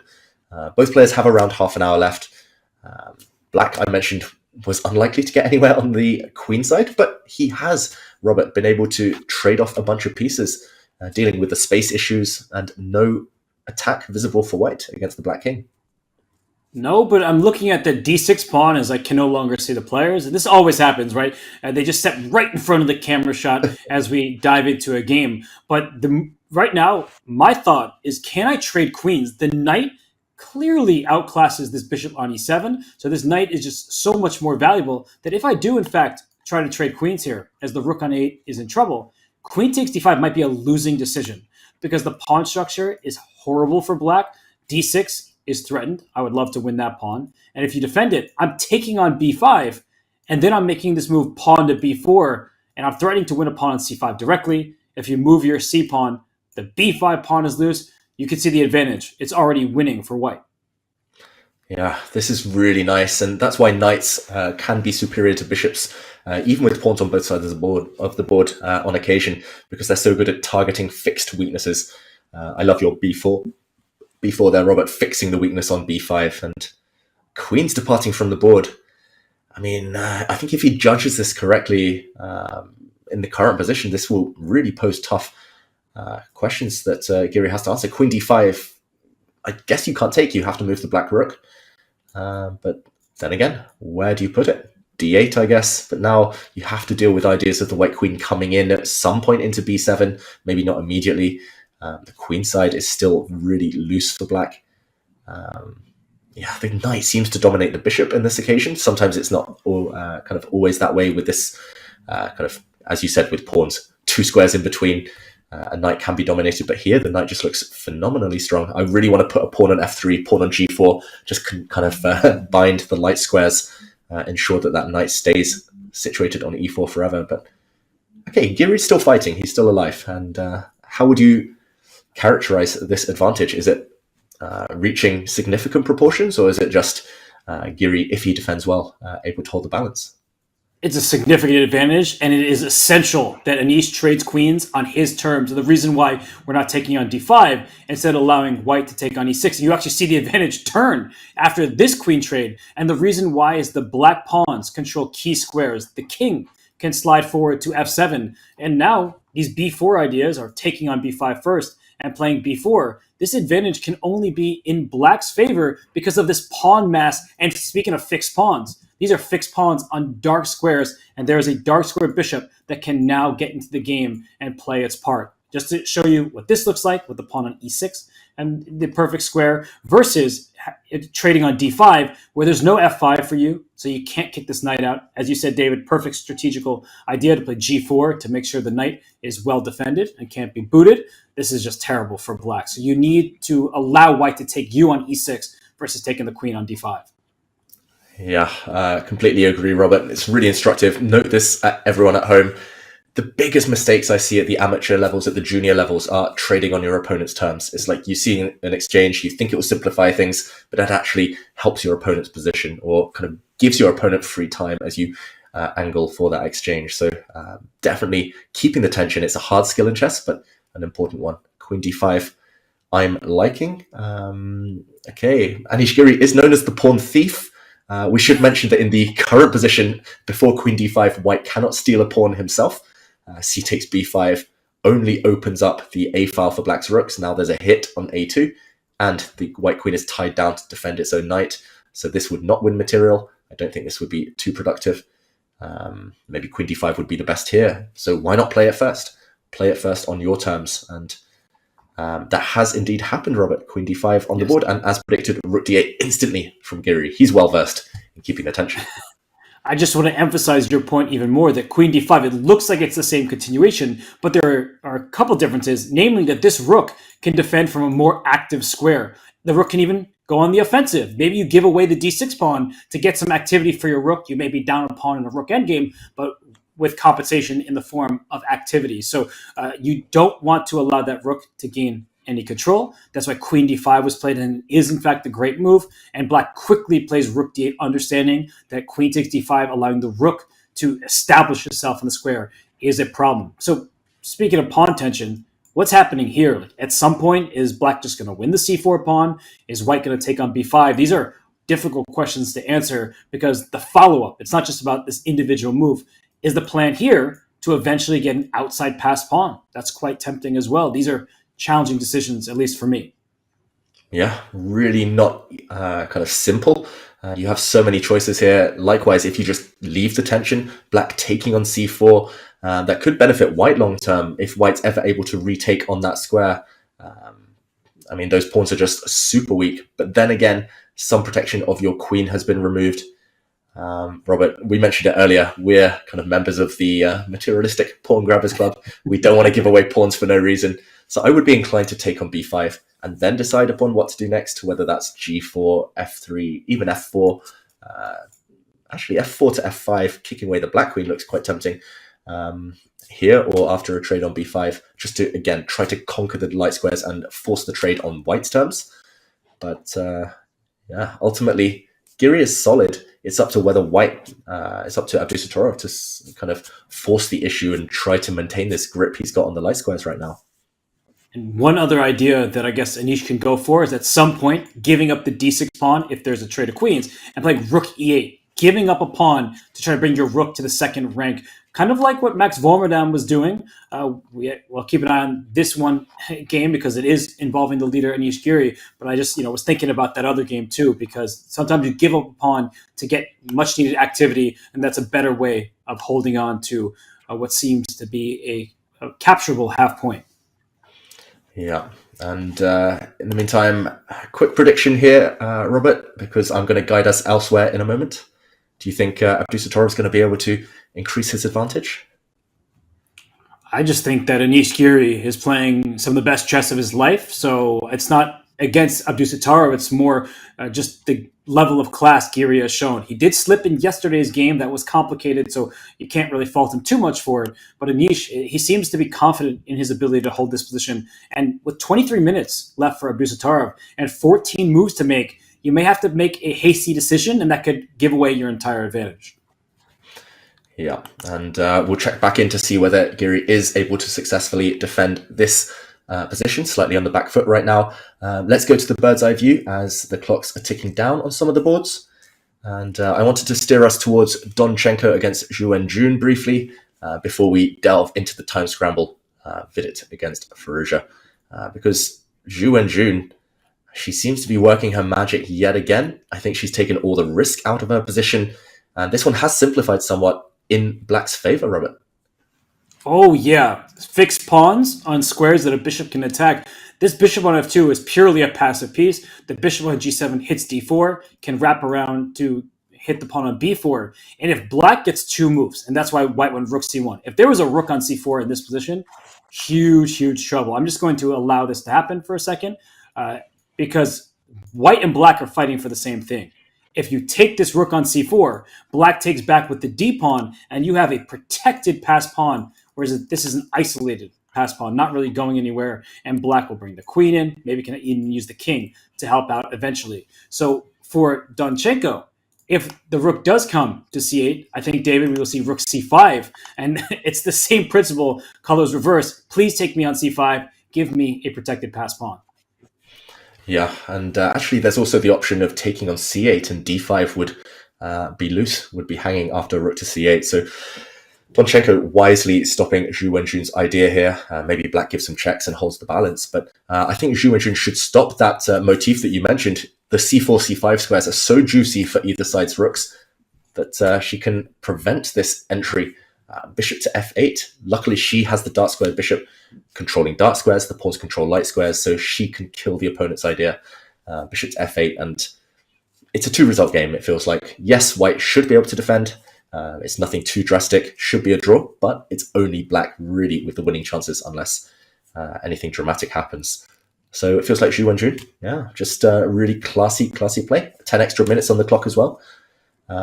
Move 31 now. I can't see anything wrong going for her here, Robert.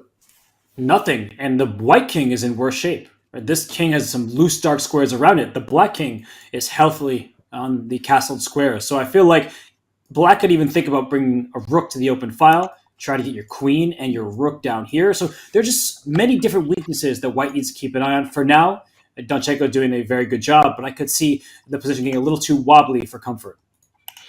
Yeah, and we'll shortly go on a break, but maybe we go back to that exciting game between Vidit and Firouzja just before we go for our final break of this time control, because that's where the drama is happening on both board and clock. Crazy position we see in front of us. White is a whole rook up, evaluation bar through the roof, and 21 moves for Firouzja to make here, 7.5 minutes on the clock.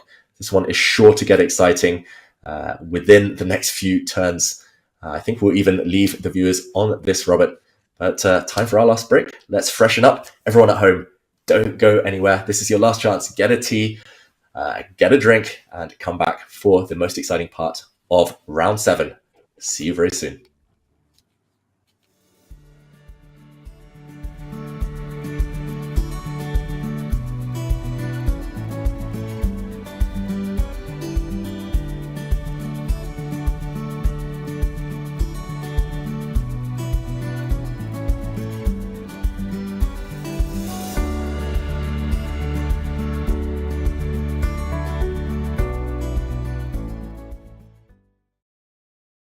Chess Kid is fun. Chess is great for the brain, but it's also fun to play. And Chess Kid makes it easy to have fun. Whether your child is a total beginner or a prodigy, they can hop on and find a well-matched opponent from around the world at any time. Chess Kid is the safe, parent-approved way for your child to play chess online. Chess Kid is educational. To kids, it feels just like playing, but chess is a great way to learn patience, strategy, and critical thinking. Chess Kid features a comprehensive training program that guides kids to level up on their way to mastery. There are more than 50,000 chess puzzles and a whole library of entertaining videos that teach strategies, tactics, openings, and endgames specifically for kids. Chess Kid is easy. Whether you're a parent helping your child, a coach managing dozens of kids, or a school of hundreds. Signing up is free and easy, so what are you waiting for? Interested in becoming a chess streamer like your favorite creators, such as Hikaru, Gotham Chess, and the Botez sisters? Come on! Look at this! Woo! The Chess.com community streamer program is growing every day. Whether you're just getting started with streaming or already established and looking to expand your audience, you can now connect your account to Chess.com and have your stream promoted on the game's largest platform. Simply link your account at chess.com/settings/connected accounts, set your category to chess on Twitch, and start streaming. You'll get an ad-free experience on chess.com. You will pop up on our list of live streamers. Your chess.com profile will feature your Twitch stream, and your stream will be linked to your games on our Play server. Type Command Community Streamer in chat and start growing your stream today.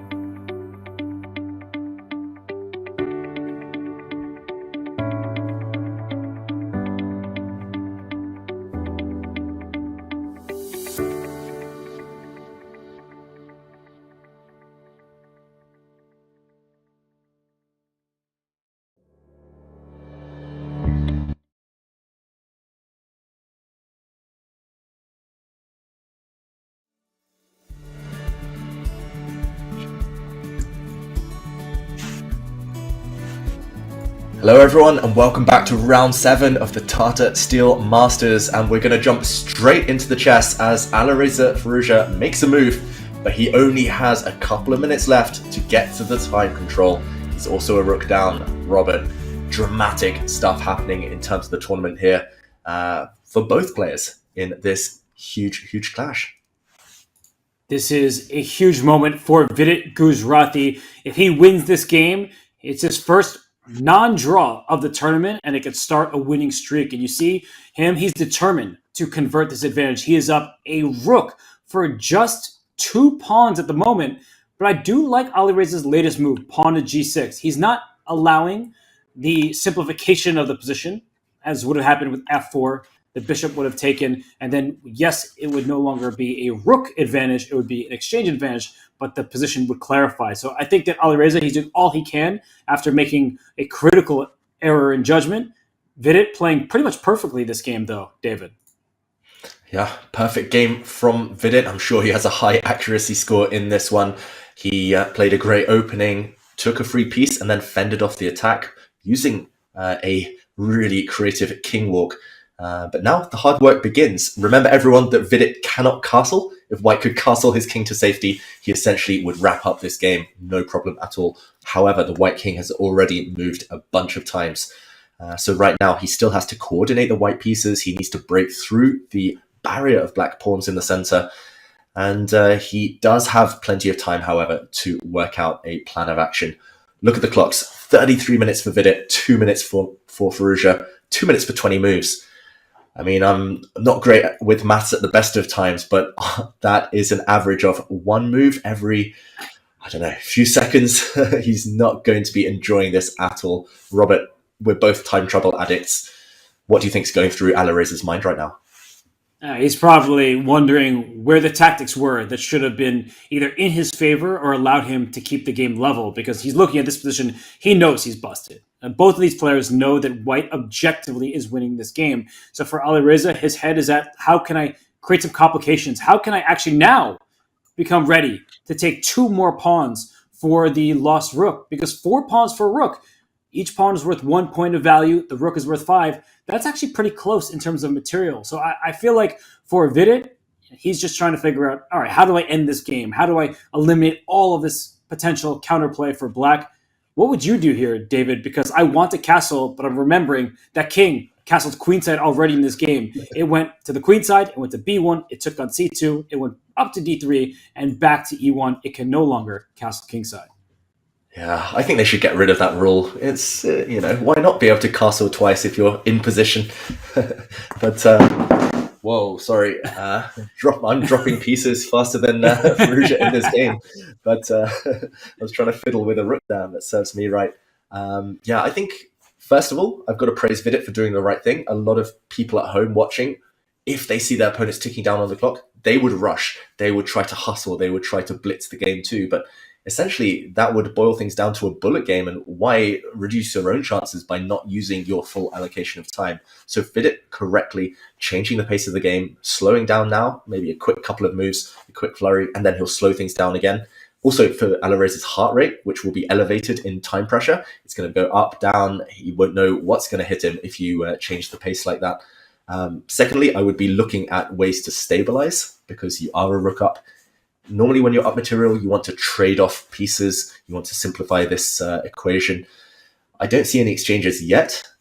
Maybe a move like f4, because I see black's only real source of counterplay being f4 himself. So if White can get away with a move like f4, either trading off the pawn on e5 or trading off one of the black pawns, if en passant, for example, at least you free up your pieces, stop the black attack. That's the first move that comes into mind. And yeah, queen takes, I guess, here, just to evade any pins. Queen takes b7 is now a threat. At least it feels like you're clearing the air. And you don't want a tension-filled position, especially if you know you've done the hard work already. Black can play e4 again, but suddenly it's very different, the picture, once you move the queen back where it came from. Clear diagonal, no more threat of f4 coming in. It looks simple on the face of things, but of course, Vidit is there in the tournament hall with the nerves jangling, high stakes. Still some work to do, Robert. Yeah, this is a position where he wants some clear space for his pieces, does Vidit Gujrati. And after f4, I was just thinking, well, that's a very natural move. Maybe black would be advised to start taking some of these pawns. If you could take the a3 pawn After pawn takes e5, take the c3 pawn. Look at how many pawns black has. This is a sweet pawn chain. Connect 4, you win that other game. You have 2 pawns on the queen side that can start marching forward, especially if the black king finds some degree of safety. This doesn't actually look that easy to me with e5 being loose next. Yeah, it's definitely not easy. Alireza will ensure that it's not straightforward for white. I do like Vidit's move. F4, tempting, but H4. I think it was yesterday, Robert, we always said, as soon as a pawn lands on G6, it was that Jan Nepomniachtchi game. He saw a pawn land on G6 as early as move 5-6. He just threw a pawn down the board, a battering ram on the H-file. Now, Vidit's essentially making use of the fact that he hasn't castled kingside. The rook on H1 will activate up the board rather than across. And this is a really nice idea as well. Essentially, it's playing actively. He's material up as well. Firouzja on the back foot. 1 minute, 26 seconds to make 20 moves. This is really, this is brinksmanship. We really cannot recommend it. He has made it work on occasion, but not this time.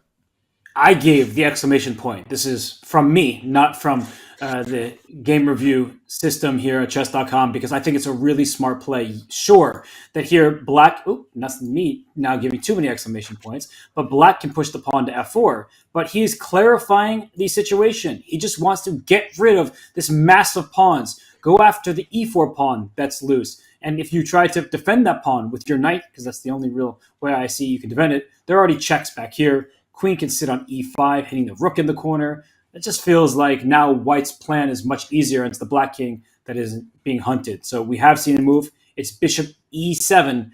I guess, David, to meet h5 with g5? Yeah, quite possibly. That's really clever. I was going to say that exclamation mark that you gave that move. It wasn't from the chess gods. It was from the Hess god. H4. Lovely move. Bishop e7. The reply, maybe we show that on the board, h5, g5, trying to trick white into taking. And if bishop takes g5, rook g8 would be a nasty cold shower. Pin and at least turn the tables, maybe even win for black. Okay, cutting across the opponent's idea is always nice in chess.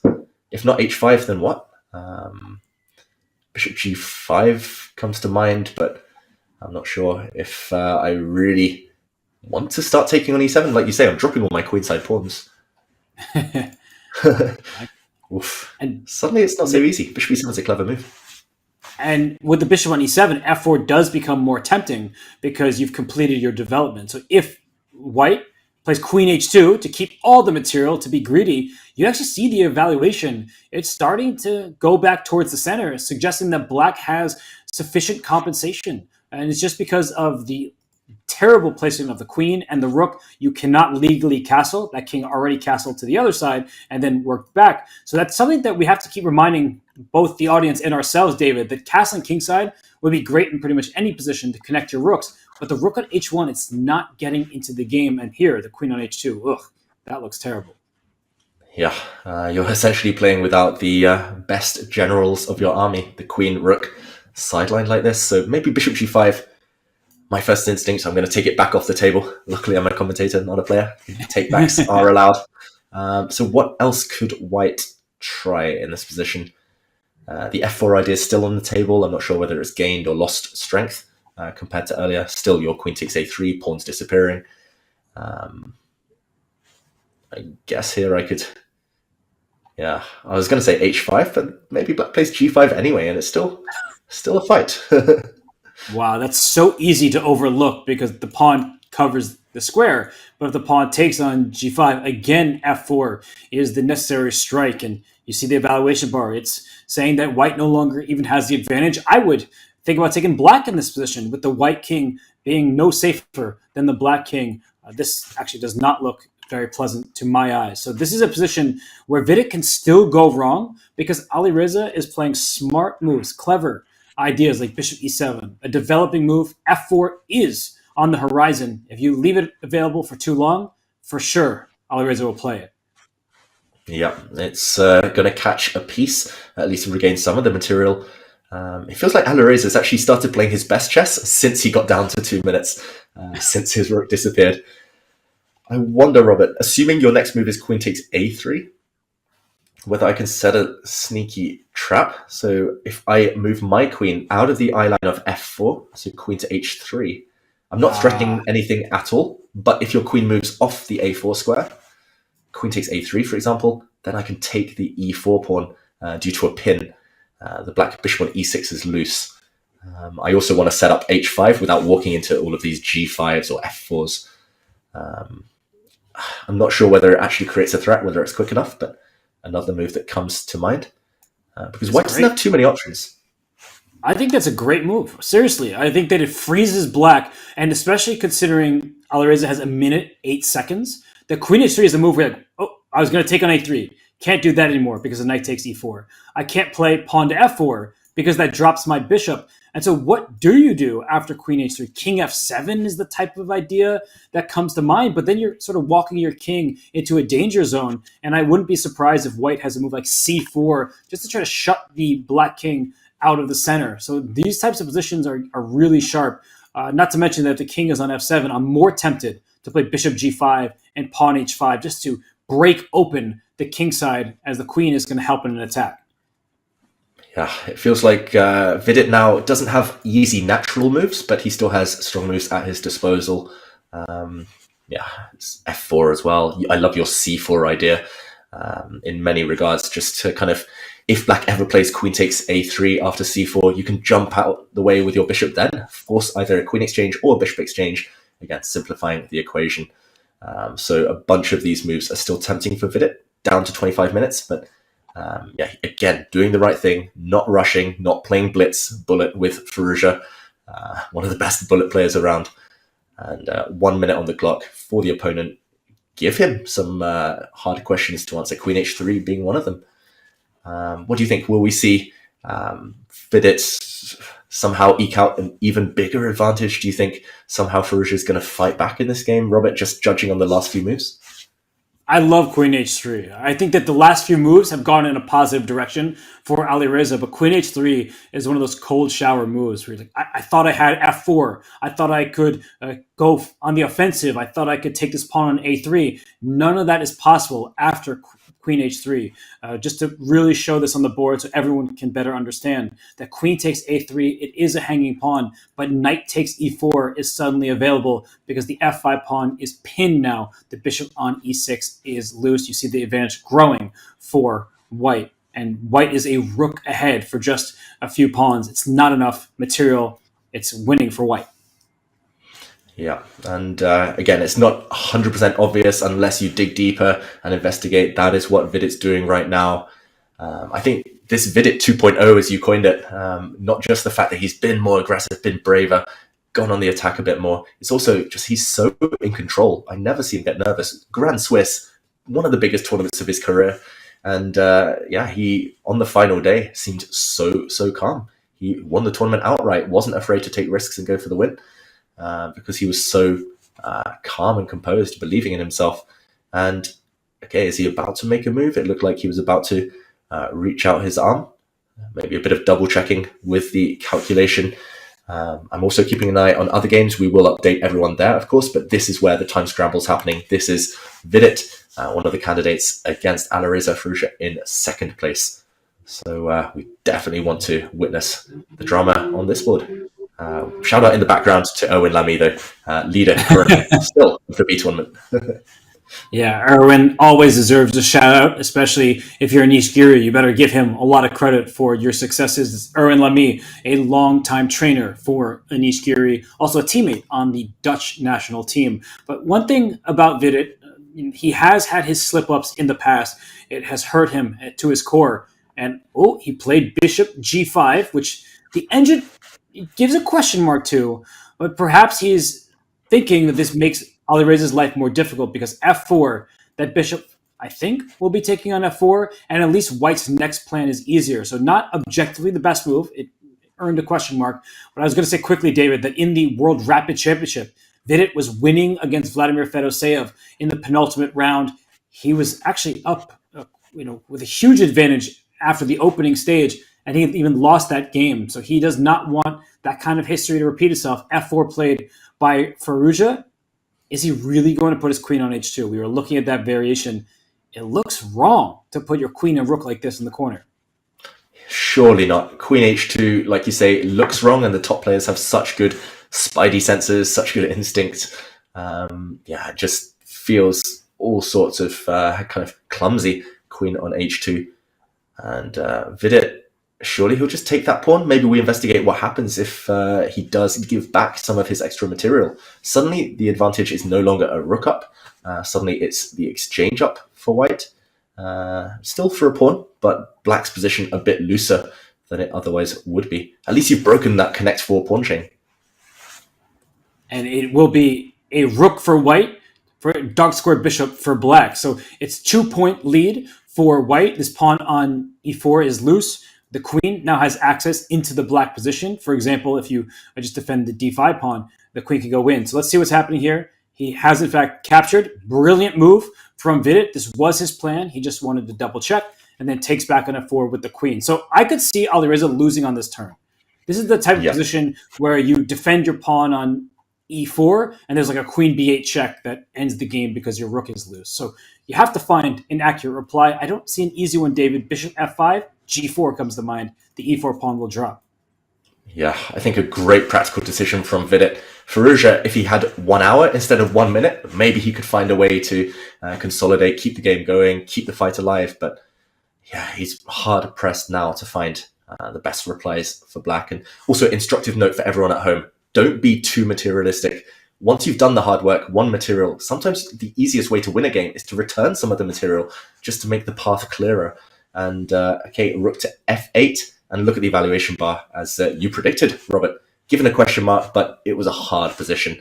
Understandable move. The rook was hanging in the corner. He gains time against the white queen, but forcing a strong move by the opponent.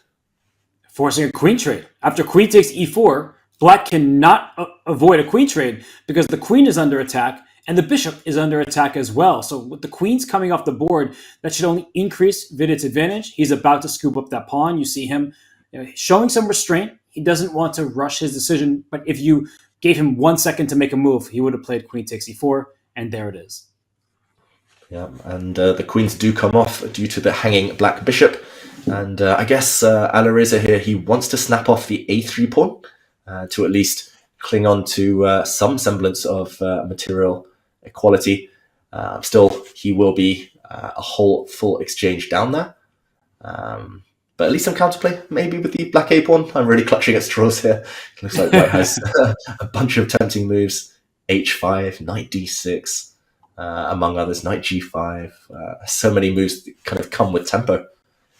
h5 is my favorite move that you suggested. It's trying to develop the rook on its starting square. It's something that we keep discussing. When someone has a pawn on g6, that fianchetto pawn structure, you can develop your rook on its initial file. And you cannot castle. That is illegal. Watch me try.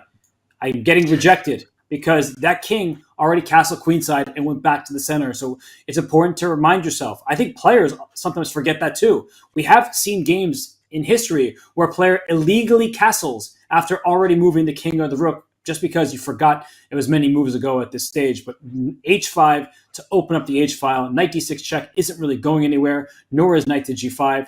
I love h5, and I think that Alireza, his moves are numbered here. He is in a completely lost position, and this is the simplest spin for Vidit. Yeah, there's this, one of my favorite memes, I must admit, is this kind of game where Vidit made an illegal move against Nakamura. He put his king next to Nakamura's king. Do you think, what do you think the odds are of him trying to castle in this one, Robert? Very slim, and actually that would be a shame because if you try to castle, you then have to move your king. I just want to see how the evaluation bar reacts. King f1, not even that bad of a move. So even if he does slip and forgets that he's already moved his king, it doesn't actually change the evaluation all that much, though why give your opponent any chances? h5, then you can trade, bring your rook down to the 7th rank. This is the way to play for Vidit Gujrati. So, David, would you have given the move bishop g5 a question mark? I know we're kind of lenient to players. Nice move h5 there from Vidit. But would you have given it a question mark? Objectively, it wasn't the best. But practically speaking, it did simplify his life. Yeah, I would not have given that a question mark unless there was a clear follow-up, black winning material and easily consolidating. I think the fact that black's moves in the kind of in the aftermath of bishop g5 was so difficult and clearly forced rook f8 and the queen's off the board. I think Vidit's been justified in going for this whole variation. Like you say, sometimes we're too lenient to the players. Sometimes we say, okay, it's a difficult position anyway. But that one, I think he weighed up the clock situation. He didn't see any good way for black to defend, and he trusted himself, Vidit, trusting himself as well to play this move h5. He's rooks on open files very shortly. He's going to win this game, thanks to all of these decisions, bishop g5 included. This one looks like a huge problem for Alireza Firouzja that he cannot solve. The H file is opening up. The black king has nowhere to run either. And so I'm with you. I think that for Vidit, he was playing to give himself a clear plan. He successfully accomplished that. And whatever potential save black had, I'm guessing there was like one move there. We can go back and maybe show it after the game finishes. But the position was too loose for Alireza, especially taking his clock into account. So a nice game from Vidit Gujrati, taking a knight that was offered, running with his king, and now sprinting to that full point, and he'll feel rejuvenated in this tournament. Yeah, and this is the phase of the game. We say that it's just about the technique, it's about the conversion. It doesn't look too difficult. The extra, it's so open, this position, the extra exchange. Doesn't always count in blocks positions, but this is so open. And he's moving in. Still under 1 minute for Firouzja, still hanging in there on the clock, but the position's getting worse and worse. Knight d6 check. I wanted to play it on the previous move, but now it forces further exchanges, further simplifications. Black's bishop pair is one of the only compensating factors, and that's going to be, disappearing any moment now. Robert, I don't even see this game reaching move 40 at this point. I was going to say it's only a matter of how long, when, not if. Knight d6 check, the bishop takes, the rook takes. Sure, the black king could step up, but this position, it's closed for the moment. I just think that you can continue to trade pieces. You're up in exchange. If you don't want to trade pieces, you can play a move like g4 and then bring your rook into the game on the third rank. And no, this is just one-sided traffic. There's nothing really black can do to even complicate matters. Yeah. Oh, g4, rook h3. That is, that's just beautiful. Beautiful endgame play. Ways to activate pieces. This is in its final stages for sure. But again, instructive for everyone at home. Vidit pausing, not rushing. That's how so many points disappear if players just don't calculate. They forget, they get overexcited, but not Vidit 2.0. He's like the Terminator at this point, just finishing things off ruthlessly. No chance for the opponent. And he knows he has knight d6 check.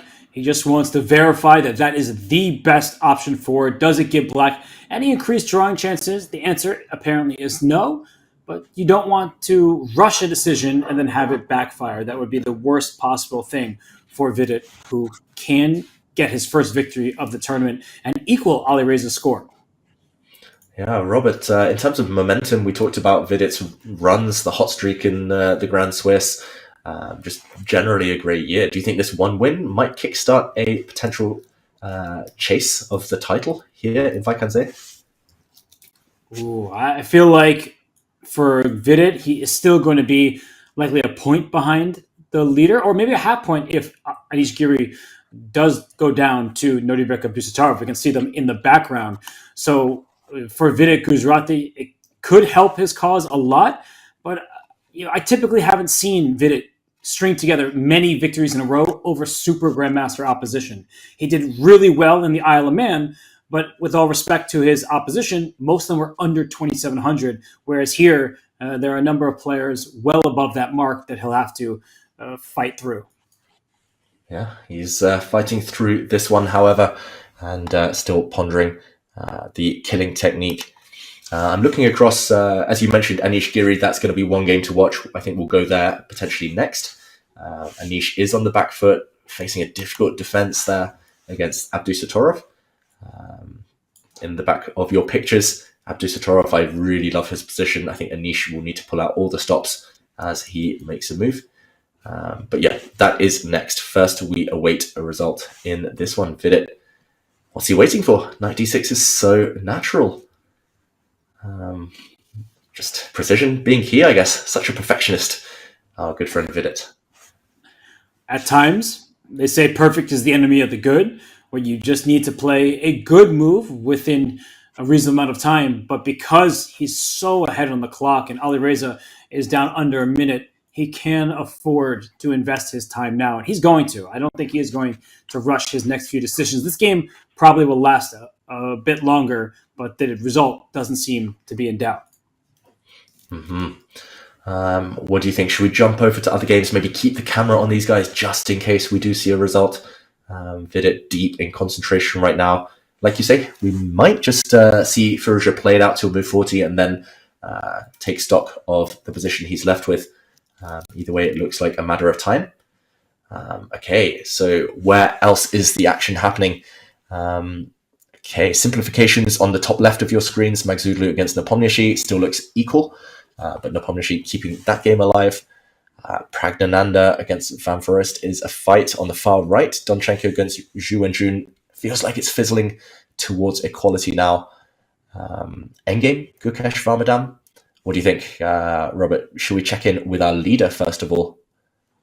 Let's do that. I think some of these games will go on for a long, long time, including the Gukesh versus Vormadam game. But for Anish Giri, he is going to be on the defensive for the rest of this game. If he can survive this, it will take heroic effort. The rook is on d5 thanks to this pawn push, kicking the black queen out. So I look at this position, David, and I see an A pawn for white. I don't see a similar pawn for black. I would love to get a passer here. So I'm already thinking, do I need to start playing for a c4 pawn break to get an outside pass pawn? Maybe it's a little slow, but that's one of my ideas.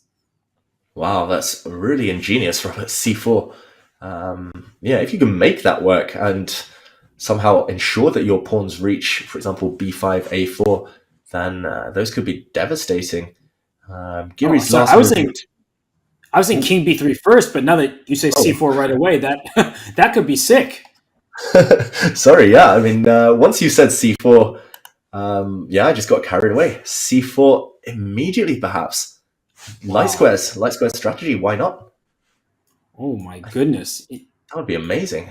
Maybe we show it on the board because it's rare to see pawns stand off like this. But either way, white guarantees a passed pawn, and yeah, this would be a sick move. This would just be wonderful. A bomb. Dynamite on c4. Robert. Wow. Yeah, explosive move. Wow. I was trying to get it ready, but you are absolutely correct. The engine justifies it, saying that white is winning after this move c4 because the pawn takes b5, and you've established a passed pawn that can be defended by another pawn. The rook is tied down because this d6 pawn will be a target, and it's getting very sad. If you play rook b7, a4, you cannot play king d7 to help out because knight takes c5. Check exploits the pin here and wins in exchange, and thus the game. So I hate Anish's position. It's always looked uncomfortable since we checked in with this queen d5 move. But if c4 is found, Anish may really be running out of hope. Yeah, and I think Anish might have realized that this is available to white because suddenly Anish, his body language has really changed. He was walking around. He looked pretty relaxed. For a moment there, just for 30 seconds, I think it hit him. And now he's trying to keep a poker face. Maybe he'll get up again, or maybe he'll try to readopt that relaxed pose. But c4 would be a hammer blow to black's defenses. If black gets time, just two more moves, king d8, king c7, bring the king round. If the black king ever reaches c6, then it's pure safety. You reconquer the light squares, and white's perfect formation here would be broken. So c4, it feels like a now or never, or at least now or on the next couple of moves. And you're showing it. Thank you, Robert. King c6, and black might be in charge here. The white knight destabilized, white's rook forced to retreat. And similar to a variation you actually showed a bit earlier, black will put a pawn on c4, push a pawn to d5, control the light squares with his pawns, and then the dark squares with his bishop. And this turns. So Abdusattorov might be forced to find this strong move. He starts with g4. Ooh, key moment ahead if black plays king to d8, which Anish is surely going to do. That would be the logical follow-up to black's last move, rook to d7, clearing a path for the black king. Looks pretty necessary at this stage. I don't know if there is a another try. But what I'm wondering is, can white take on c5? And could be a forcing sequence. I'm wondering if I could take here, trade rooks, and play c4 anyway, because if you take on c4, now I have an outside pass pawn, and I just play king c3, I take here first, and I'm going to win, using the a pawn as a decoy more than anything. It's like you're playing checkers just on the light squares, just full light square domination, and black's bishop hits thin air for the rest of the game. C4 would be a really classy move in that position as well. I think you might have read Abdusattorov's mind here, Robert. You're so in sync. Okay, what's he going for? Oh, he plays c4 anyway. Wow. Similar idea, but with rooks on the board and passed pawn incoming.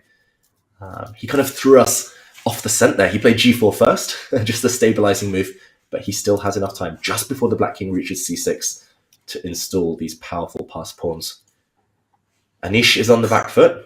The leader might be going down in flames.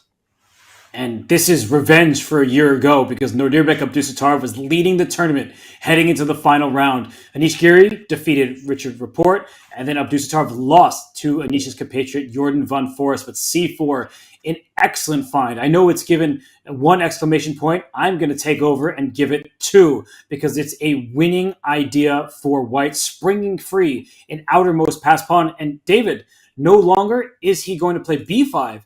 After pawn takes c4, I believe he's actually going to take on c5, because trades win the game for white. We looked at this variation. This is the proper move order, because now we get to the position we were talking about, the white king gobbling up c4. I want to note that my move order was inaccurate, and move order is essential in chess.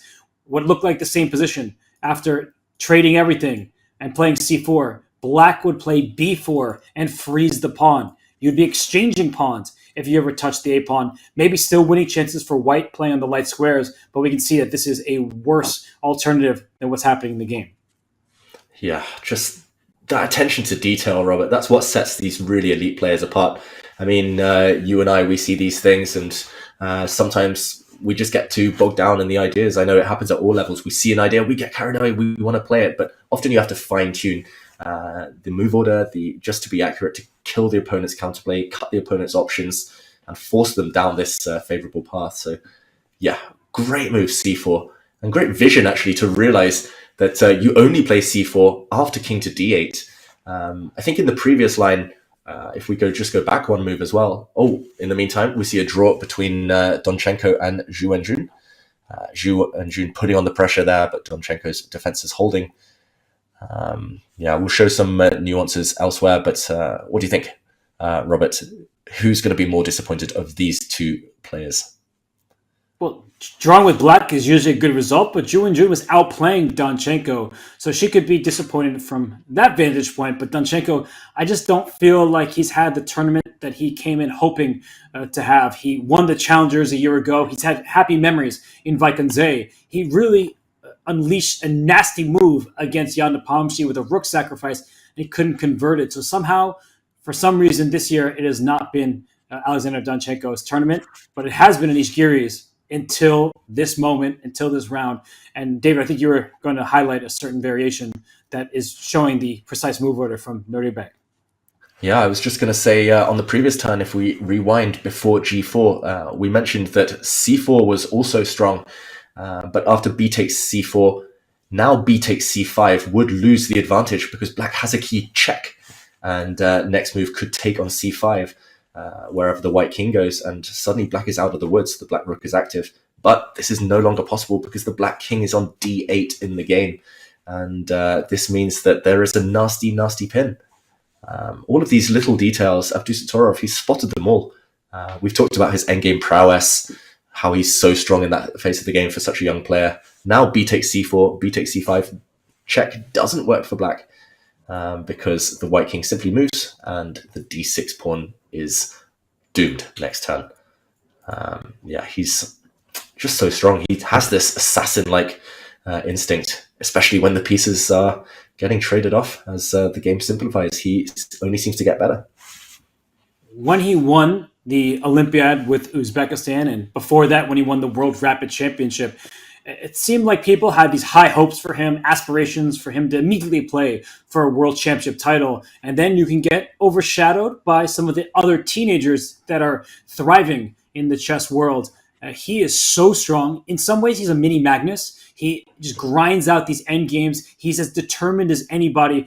I've told the story so many times now that people are probably tired of it. But in the Tata Steel Blitz tournament in Calcutta, he was offered a draw, down a pawn against Alexander Grishuk in an endgame, and he said no. It just goes to show that he is always ready to fight. It doesn't matter what's happening over the board. He gives it his all. But right now what's happening here is he's taken everything. We're getting into an endgame where the engine, it's through the roof. It says winning, but actually, David, it's going back and forth. I think the engine may be doing that as it gains more depth, but for Abdusattorov, he sees this as a winning position as he's going to gobble up the c4 pawn and use the a pawn as a distraction.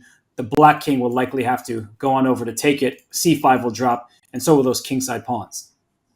Yeah, and we didn't do too much calculation here. I don't think Abdusattorov has calculated far beyond this point either, because once the white king reaches c4, as you say, Robert, it's very much forced.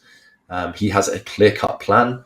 He can even finesse it. There's no need to rush with a4, but at some point or other, the black king will be deflected away. The black bishop is stuck passively, also might get deflected away.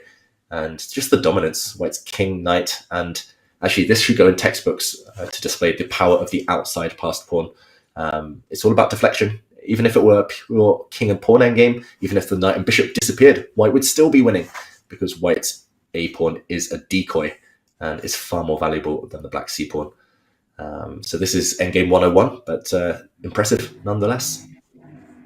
You can see it on Anish Giri's face. I think in part he's impressed by how well Nodirbek plays, but he has transitioned into a one king and pawn endgame, or well, I guess there are minor pieces, but it's the same exact nature, that this position, using the a pawn as a decoy, the black king will try to make a mad dash, but in the meantime, c5 will drop and the white king will enter. So one of the questions I was going to ask you, David, is if white can, do you think you establish your knight on a square like b3 so you can successfully push a pawn to a5, or if black sort of shuffles back and forth, or maybe pushes a pawn here or there, how does white actually deliver the final touches?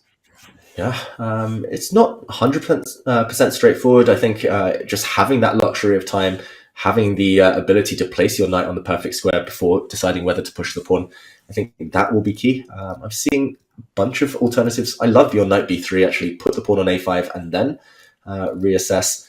If white could, I would love to put the h pawn up to h5, as close as possible to the promotion square. But yeah, it's still going to take a while. Maybe, if possible, you could try and elicit, kind of provoke a new weakness on the king side. If you could, for example, how do we do this? Put a white knight on h5, perhaps. Provoke black to play g6. Trade off, provoke black into fixing the pawns on the king side, making them easier meet later for the white king. Once it makes a dart towards that flank. Yeah, I think slow and steady is the way to win this race. But in the meantime, Nodirbek, he does know that he's reaching move 40 any moment now, and he can sit back in 2 moves time, relax, and slowly figure out the winning plan. Knowing him, though, he's probably already got it in mind. I'd like to just show one variation that you mentioned, David, that really emphasizes that without the minor pieces, because of the outside pass pawn, that white still wins the king and pawn endgame. So let's say black is just stuck shuffling back and forth. We're going to bring the king here. The knight comes to b3. And we get a position like this, where black is going to try to do lots of nothing and stay in protecting the pawn. That if the king comes to b6, now knight takes c5 even is available. You give up your knight, push the pawn. Black has to separate from the defense of the bishop and take this pawn, otherwise it promotes. And here we see exactly why white will win, using the a pawn as a distraction. The king quickly comes on over to steal the black pawns, and that is an easily winning endgame as you will promote your f pawn, and thus white wins. Yeah, it's like a 100-meter sprint, but you've got the inside track, you've got a head start on your opponent, and that's enough to get past the finishing line. Black's king just one move too far away. And yeah, I think this type of tactic that you just pointed out, Robert, really instructive, but also likely to occur in some form or other. Abdusattorov, he can and probably will time it correctly. And at the right moment, the white pawn will push, deflect, and the white king is the one actually doing the legwork to win this game. So yeah, Anish Giri, we talked about it yesterday, but the turning point in his tournament might have been that missed opportunity against Magzudlu. If he'd won yesterday, I think he would have felt more confident today about playing something a bit more ambitious today. It feels like Black's just been passive from the off. We didn't like Black's opening. We thought Abdusattorov already had a bit of a grip by move 10, 15, and now we're much later in the game, but it looks like he's ready to convert to the advantage, and the crowd is gathering. Anish looks a bit despondent there, not thrilled with his position, understandably. He knows he's crashing to his first defeat of this year's Vaikanze. And with that, it means we will have at least one new leader in Nodirbek Abdusattorov, because he was a full point behind Anish Giri. A win here means that they are now tied on the scoreboard, and Nodirbek Abdusattorov is a beast. He beat Magnus Carlsen last year. He almost won this tournament. He was very upset. He really wanted tournament victory, and he lost at the final hurdle against Jordan van Forest, while Anish Giri was able to capitalize on a mistake by Richard Rapport. So this year, it's a new tournament. It's a new Nodirbek, but it's the same old fighting spirit, and he is staring down Anish. You saw that? He looked at him, and he said, "Come on now. It's over." Yeah, they both know it's over, but they have to play through the motions. That death stare, Robert, it's the most terrifying thing in chess right now. Abdusattorov, staring down his opponents, and Anish, you can tell, body language, it's gone, and he's given up hope, pretty much. The black king caught in two minds. If it moves towards the white pawn, the black c-pawn drops. If it moves back towards the center, the white pawn can advance. Nothing to be done. It's a lost position for black, and we'll update everyone elsewhere. But this one, about to reach move 40. Will we even get there? Will Giri resign? He looks ready to almost. One more move, king c6. We're getting the variation that we just talked about, a5, a6. So that king and pawn endgame will be winning for white. Nodirbek can just push ahead, stop for nobody. But Anish Giri, you can tell he is very disappointed by the way this game has gone.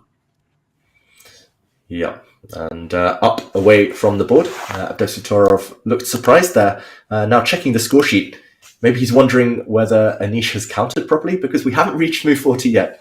It's still move 39. Okay, he's still lingering around the board, taking a sip of water. That's the thing.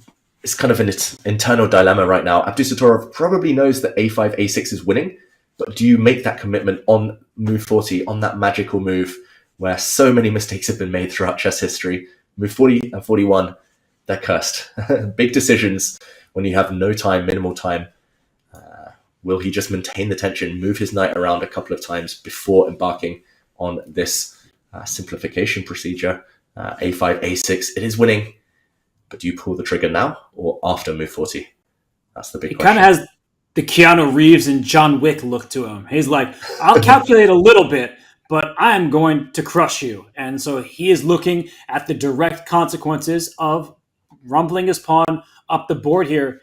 It looks winning to our eyes. It objectively is winning. But as you said, it's move 40. That's been a terrible tragedy for so many players. On that 40th move, getting to the new time control, it's when they make their mistakes. So he would like to avoid that. And he can just move his knight around and gain some time and then wait until he has almost an hour to calculate.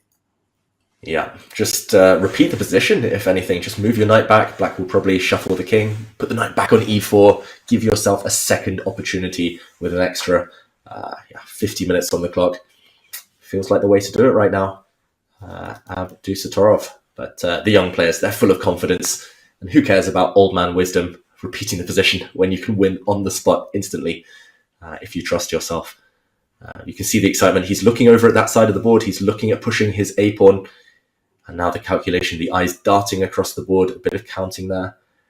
He's figuring out the way to victory. And Anish, suddenly it was all going too well. It was all going swimmingly until the latter half of yesterday's game and today. Full of concentration there, Anish Giri. But this one is hopeless. Robert, what do you think is going through his mind?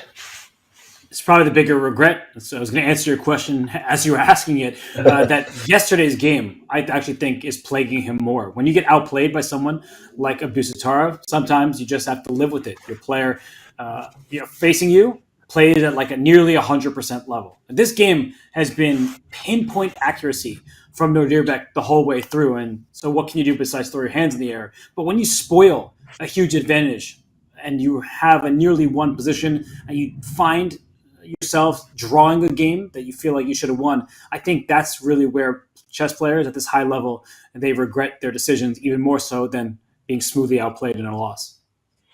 Yeah, and there we see, Robert, on our screens, 98.8% accuracy from Abdusattorov.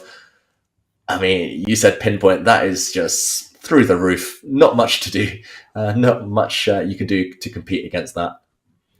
Incredible. Oh my goodness, that's as precise as it gets, more so than Daniel Day-Lewis in Phantom Thread. That is just exquisite from him, and he has made really no mistakes in this game. And you can see the graph; it was about level, steadily rising in his favor. And Anish Giri, it wasn't clear where the game-ending blunder came from. When we tuned into this queenless ending, it looked just bad for Black, and now it's gone from bad to lost, as Nodirbek Abdusattorov still has not made his 40th move, but I think he is going to push that A-pawn. Even if not, he can do that later and still get the full point. Yeah, that is just perfection. 98.8%, 4 brilliant moves, and wow, I'm going to say this is a brilliant one too. Knight back to F2, not ruining anything, postponing the tension, the big decision about whether to push the A-pawn until after move 40. So he's safe now. Abdusattorov still focused. I'm impressed. Normally at move 40, the players get up from the board, go kind of splash some water on their face, take a drink. But he is focused and he has a second opportunity. This win is not going anywhere. He'll put the knight on E4 or D3. And same idea you pointed out, Robert. Giri, nothing he can do. He just has to yo-yo back and forth between the black bishop, and the black king. He just has to wait for the hammer to fall. I think he wants to keep his knight on D3 and create a Zugzwang.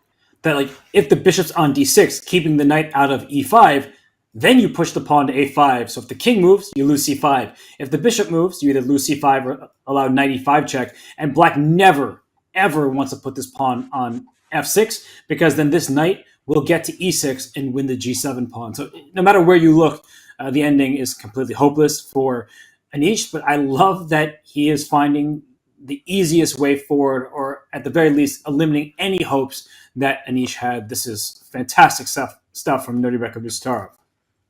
Yeah, it's essentially good knight versus bad bishop. A very good night today for Abdusattorov. And unfortunately, nothing to do. We often talk about how the bishop outpowers the knight with pawns on both flanks, but this is one of those rare exceptions where the knight, in conjunction with its pawns, just completely dominates the enemy army. And move 40, we'll await this next move from Giri, and then I think it might be time to look elsewhere. We are also about to see results, as expected, between Vidit and Firouzja. Vidit only increasing his advantage over there, Robert. Meanwhile, the other game still in the balance as we reach the time control. Okay, let's go over. It's Vidit against Firouzja. We'll update you if and when Anish Giri moves or resigns. But this one, I'm impressed to see it still going. I've got to admit, I thought this one might well be over, but Firouzja's down to 33 seconds on the clock. It's, an uphill struggle. Still the exchange down. Look at those white rooks. Super strong as well. They have, invaded the black camp. I'm already looking for a checkmate. I'm thinking, can I get this king in even more of a bind? Pawn to G4, but I can't land a rook on E7. But you don't need to deliver checkmate in a position like this. You could even consider trading rooks at this point. Rook C7 absolutely forces those rooks off the board. You could deliver a check on G5 as well. I'm not sure what is the absolute best decision. I would probably be playing rook to C7, getting those rooks off and saying, now with the liquidation, my task feels easier. Yeah, that would be the professional approach. Vidit, we should mention, he's low on time as well for the first real occasion in this game, under 2 minutes. but they are at move 35, so he has 5 moves to make. Surely there's no way to spoil this advantage now. Owen Lamy in the background watching. Yeah, I like your rook c7, trade off rooks, simplify the equation. Yeah, it's tempting to play for checkmate as well. Push the white kingside pawns forward at some point, knight g5 at the right moment. Yeah, but of course you don't want to risk anything too much.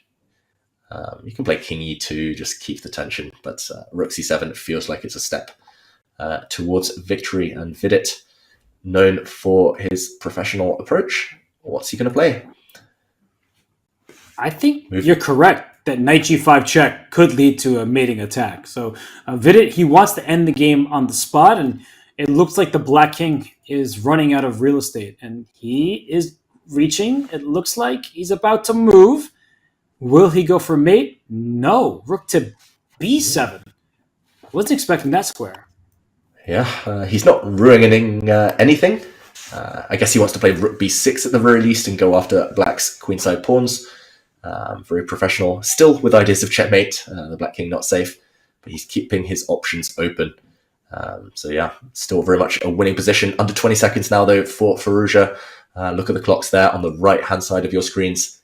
It's ticking and ticking, and pawn to b4 played by Firouzja. Not a happy move, trading off one of black's strongest pawns, but at least passing the move back to the opponent. It's a good decision, I think, from Alireza to try to get more pieces off the board, because if we see these pawns go by, then the A pawn is a runaway passer with a bishop protecting it. So I think that this is the best possible decision from Firouzja. I'm still looking at rook to c7 to trade rooks. That looks like a very nice play for white. Without the rooks on the board, the a6 or the g6 pawn will undoubtedly fall. So I do think that now is the time to trade off these rooks while you can do it. Yeah, cash in. This is the moment to do so.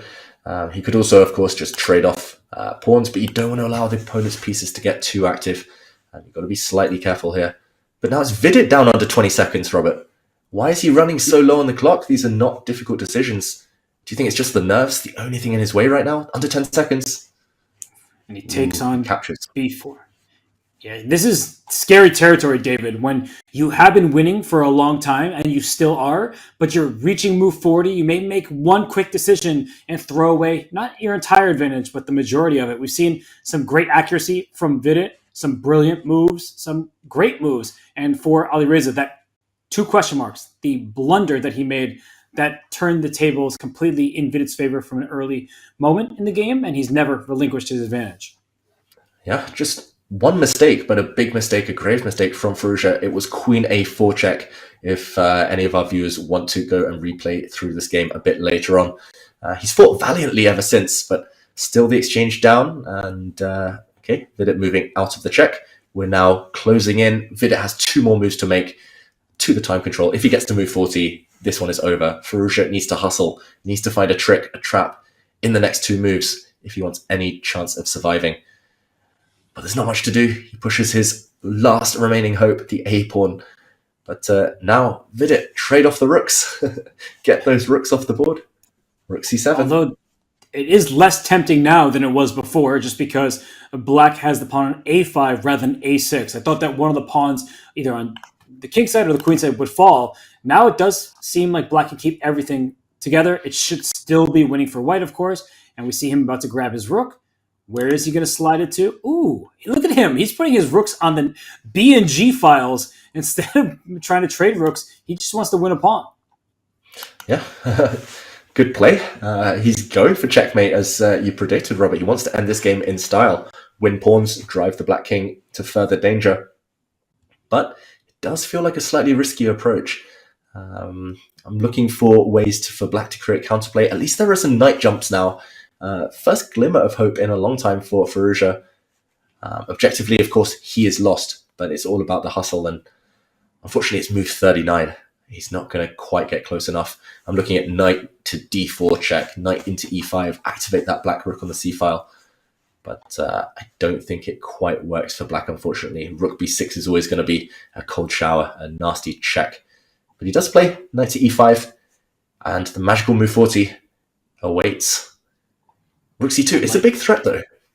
It is. Rook c2 has a huge threat against the white king and the pawn on g2 behind it. But I like your rook b6 check move because it is move 40.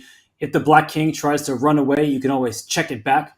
But then the black king may even get into d4. So there is a reason for Vidit to be concerned. And he's down to 10 seconds for his last move. What's he going to do? He brings his king forward to e3. Okay, clever move. I think classy move from Vidit there in the end. Firstly, he's stopping your king march, the black king running forward, Robert. But secondly, he's evading any checks. The black rook cannot land a check now. The white king will be super safe, hiding on f4 if need be. And he's also supporting potential pawn pushes. White might even play f4 himself. This might just be game over, but what an angle. We might well see Firouzja with those two kings staring down at him resign over the next couple of moves. Only one king stands tall, and it is Vidit Gujarati right now as he stares down the black king, hoping to checkmate it soon. Firouzja looks at his clock, and he gets his move off with just a couple seconds remaining. Unfortunately for him, I think that walks into the easy pawn push, kicking the knight away. The knight can give one check here or there, but the white king will escape. G6 will undoubtedly drop, and that should be game over. So for Firouzja, he knows that Vidit has outcalculated him earlier in the game, and it was a knight sacrifice that was justified, but it was followed up in an incorrect manner, and that is what caused Alireza this trouble. Yeah, we saw it a moment ago. His accuracy was still very high, 89 point something %, but it was just one big error and hard to come back from. This is where chess is unique compared to other sports. Sometimes one error is enough to end the game. No matter how hard you work, no matter how hard you grind afterwards, he never quite got back in it. And the rollercoaster tournament for Firouzja continues. This will be yet another decisive result for him. And unfortunately not in his favor today. Vidit is away from the board right now. We see Firouzja going through the pain, going through the stages of denial, and yeah, I think we'll see resignation any moment. So Robert, should we go check in on some of the other games that have reached the tie control now? Let's do it. Alireza Firouzja, we'll keep an eye on him and his decision when to throw in the towel or not. But as we look across the other games, Praggnanandhaa versus Van Forest was a draw, and the second from the right on that bottom row there. We didn't look at the final position, but it seems like some pieces were traded and then piece was signed. It was an offer rather than a repetition, and it's because Jordan's pieces finally had room to breathe. We can look at that in more detail later, but I see Jan Nepomniachtchi. His game is still going, and what are we looking at in the top left in that one? It's still a lot of fight. Yeah, we have reached move 40 there, but yeah, for an endgame, this is definitely one of the wilder variety. Both kings feeling slightly uncomfortable here. White's knight has just landed on f7, taking a pawn, I believe. And suddenly, a big threat. White is threatening to land a check in the corner, rook h8, and drawing the black king out to g6, and a knight check on e5 would end things. A nasty fork, picking up the undefended black bishop. So this is actually maybe one of multiple threats. I don't see anything other than the natural knight takes bishop, knight takes c3 in the current position. That bishop's so strong, eliminate it. And suddenly black has two connected, or not two connected, but two extra passes on the queen side. I'm not sure whether you take on c3. I'm a bit skeptical, but you could start pushing. The a pawn, outside pass pawn against knights tend to do quite well. Could be dangerous for Parham Maghsoodloo. Even material, but not even positioning. This king on h2, if you could imagine a rook landing on h1, it's in a checkmating net. So I think that Jan, his decision to play on has been a wise one. He has the better position now, but Parham, he is hanging on just like he did yesterday against Anish Giri. I think that it looks scary, but the engine is not overly impressed with black's position. I personally, if you take on c3 here, I was wondering if white can just give this check, and after king to g6, if we get an endgame of this nature, will these split pawns be enough to win, or can white just go after them? Yeah, if you can guarantee that you win one of these pawns immediately, it should just be a draw within the next few moves. For example, okay, king to g2 to start with, just to safeguard f2. Where does the black rook go? I guess you can protect both pawns either from c7 or a6, but neither look reasonable, realistic right now. And if you can't defend both, then it feels like one of the pawns will drop. Robert, Yeah, I think... because just to I was draw going to this one. say, it's forced, right? Rook c8, rook f6, rook a8, and you can go back and forth, but I'll do the same. So there is no way to get the rook to a6 or to c7, the critical squares, because if you started on the a file, the draw was immediate, in this position. Rook a3, rook e6 check, and I get this pawn. So it doesn't feel like trading everything is the way to go for Jan if he hopes to win. Yeah, so we're advocating to trade off one set of pieces, knight for bishop in the game position, and then to start pushing. That's the side you're stronger after all. a5, and now you might be threatening to take on c3 in some regards, because it will be easier to defend your two pawns together. Some contours of a mating net I should mention, like if white goes rook e6, probably not a great move, but setting a trap. Now don't take on c3, because there's a nasty check and a mate. So you still have to be slightly concerned as black. That's why Nepomniachtchi is thinking right now. And rightly so. It's move 41. We talked about move 40. Often players relax too early, blitz move 41 as well, and mistakes happen there. But he is correctly calculating.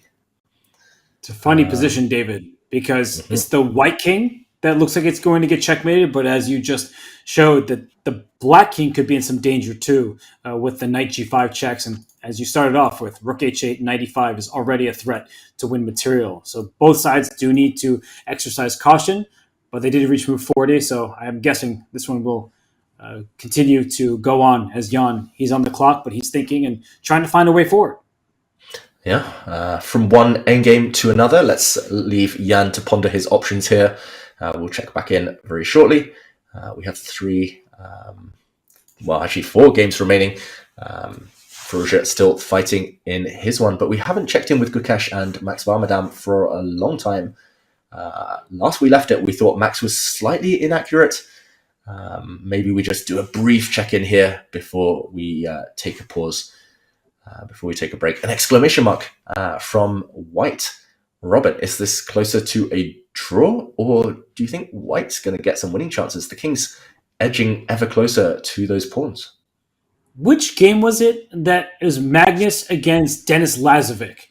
This has shades of that game, where it was a draw, and in fact, in that one, I believe Denis didn't even have a pawn on the queen side, but he had the white king cut off. So this is why the king came to c4 in this game. It's getting closer and closer, and if this king is able to wrap around a square like f4, black is only down one pawn, but it's kind of like being down two pawns. You're down two pawns on the king side, you're up one pawn on the queen side, and that's how we should assess this position. Not just black is down a pawn, black is down two on one side of the board and up one on the other. Two will beat one when they are connected like this. So you have to be careful to step on the right squares if you're black.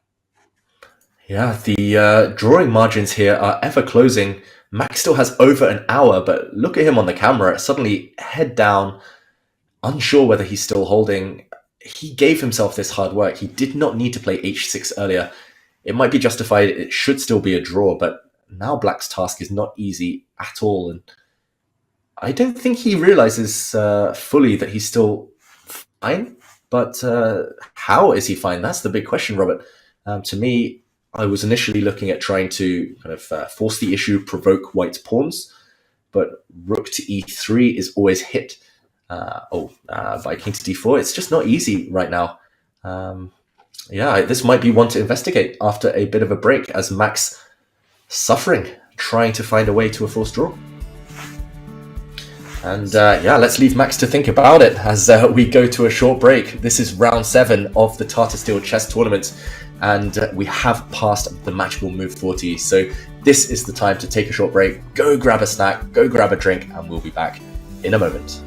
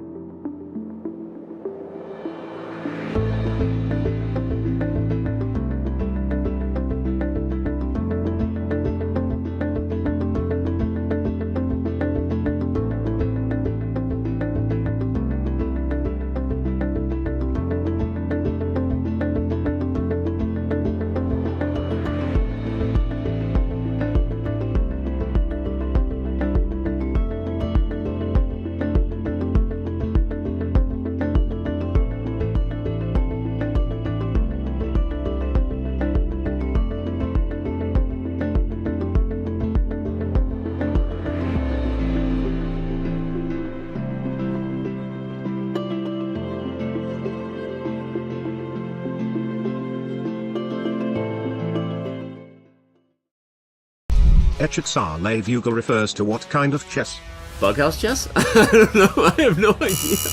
Who defeated Viswanathan Anand in just 6 moves? Levanaronian? That guy. What opening did Itshufu refute in Bog Champs 2? Or the London. Either the London, the Stonewall, or the Copycat. 3 answers. Who was the number 1 rated woman in 1984? I don't know. Pia Cromling. Anna Gramling's mom, of course! Who is the only player to have won a World Cup while not representing an EU federation? Okay, who is it? And how could I get that wrong? He's a famous legend. There's a lot Danny doesn't know about chess, but there are some things you do need to know. Danny's new course for Chessable covers everything you need to know in just 2 hours. Check it out for free today.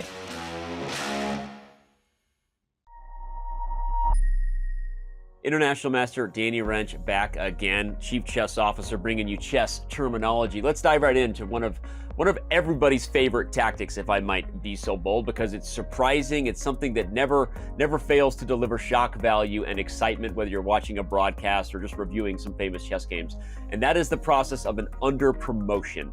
When you move a pawn to the other side of the board, almost always you're looking to get a queen. But the rare times where it's better to get something else, or perhaps even required in order to maybe not stalemate your opponent or keep your winning chances alive, are some of the most fascinating, exciting moments in chess. So with that, let's dive into what under promotion is and show you some of my favorite examples. Under promotion, as we said, is the process of promoting a pawn, but not to the most obvious or most powerful type of piece, which is usually the queen. In this famous example between Nakamura and Vladimir Kramnik, the fact that Hikaru was winning is only because he under promotes on c8 to a knight. That move comes with check on the black king, so that on the next turn, white can capture the e2 pawn. It should be noted that if Hikaru had queened, black would actually go on to win, because now black queens with check, and ultimately Kramnik would have been able to not just save, but actually win this game. An under promotion tactic provided to me by our own Sam Copeland, Vice President of Content. One of his favorite examples is the move d7, and after bishop to e8, the only way to win the game is to under promote to a bishop. Under promoting to a bishop doesn't happen that often. In this particular study, it was designed to be so. The point is that if the bishop moves over to h5, we check and mate along the a4 e8 diagonal, and if the bishop moves anywhere else, white actually plays a subtle move, bishop f7 first, and there is no way to prevent checkmate on the next move.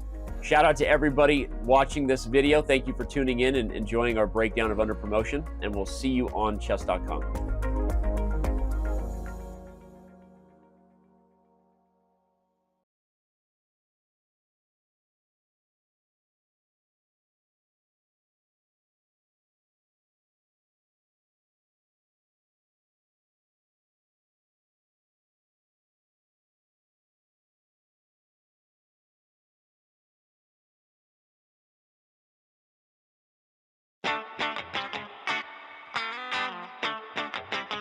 I think me.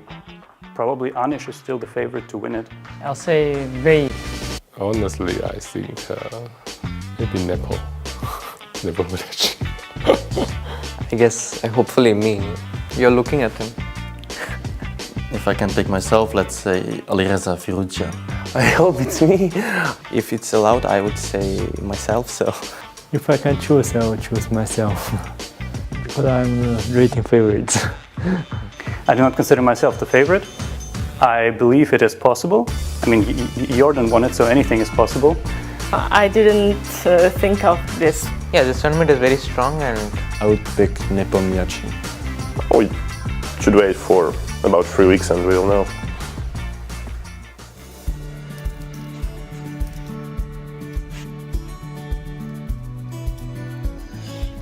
Wow, Robert, we're back with round 7, but what did you make of that?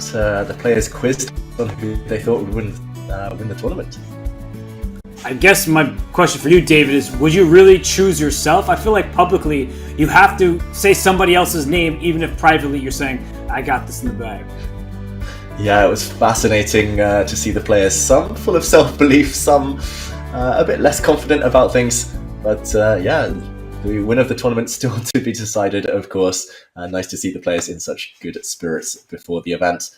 And we did see our tournament leader, Anish Giri, in a lot of trouble. Another fascinating endgame in front of us. Gukesh against Max Varmadam. Where do we jump in, Robert? Maybe with one of the players who's picking themselves as the tournament winner. But let's jump into the chess. Back to this endgame that we left just before the break. This has been a fascinating endgame, but really fascinating for just one player.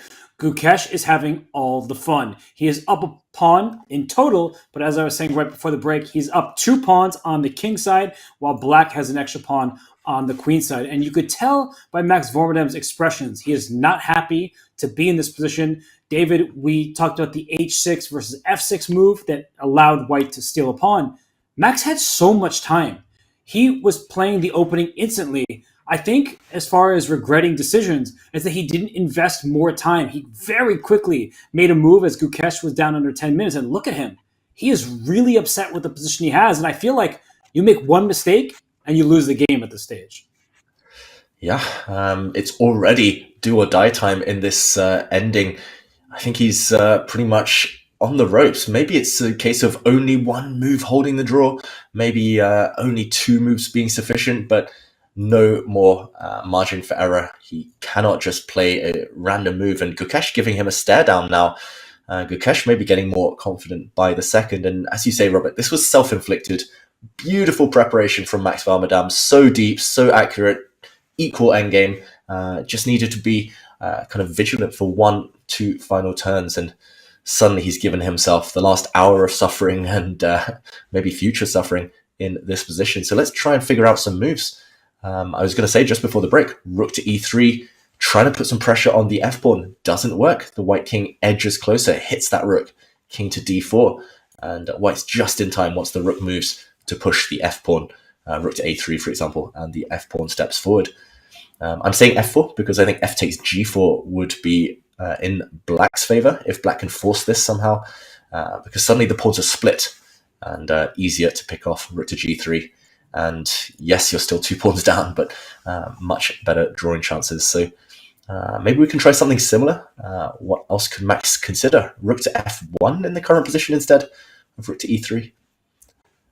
That's probably the precise way of going about things, but I was wondering, can white defend f3 from an advanced position? I'm not sure it will work out because the black rook can go after the g2 pawn, but I was just looking at ideas like this where maybe you can get active versus passive defense, because I don't really want to take on g4 as you were showing, David. Splitting the pawns like this doesn't feel right, even if somehow white can continue playing on. Yeah, black could play a move such as king to e5 here, or we'll start attacking things from behind, and it does feel like white's pawns will drop off sooner rather than later. And just kind of to mirror that Abdusattorov game, the black a pawn will act as a distraction. White will eventually have to go and pick it up with the rook, but it will cost a couple of tempi, and in the meantime, white's pawns will fall. So I really loved your rook b5, I've got to say it, Robert. It wasn't on my radar, but we should point out a trap there, rook to b5. If black were to take on f3, suddenly I think white's advantage would become decisive. Rook to f5 check, and as opposed to the other variation being 2 pawns up, now you'll only be 1 pawn up, but the pawns are connected. Yeah, you got to stay friends if you're those little pawns. You need to guide each other forward up the board, and this is just winning. The white king will come across, and the pawns will march to victory. Again, slow but steady. So Max may be worried about something like this, but he has to move. I don't see anything else. Rook f1, unless he's going to bring the black king forward via either e5 or g5 in the live position. But it feels like you might get checked rook b5 anyway. Yeah, I was going to say that. It feels like rook b5 check. The king, if it wants to step forward, it's walking into another check with rook f5. And does the black king really want to be this far? Maybe now these types of positions are okay, but look at this. King to g3 apparently is a mistake because white can just start throwing the pawns forward. You don't have time to take on g2, as then black's g4 pawn falls, and we have 2 pawns that are not going to be stopped. Yeah, it feels like he's beating himself up, though. And I mentioned earlier I played Max a few months ago, and we actually reached a drawn endgame.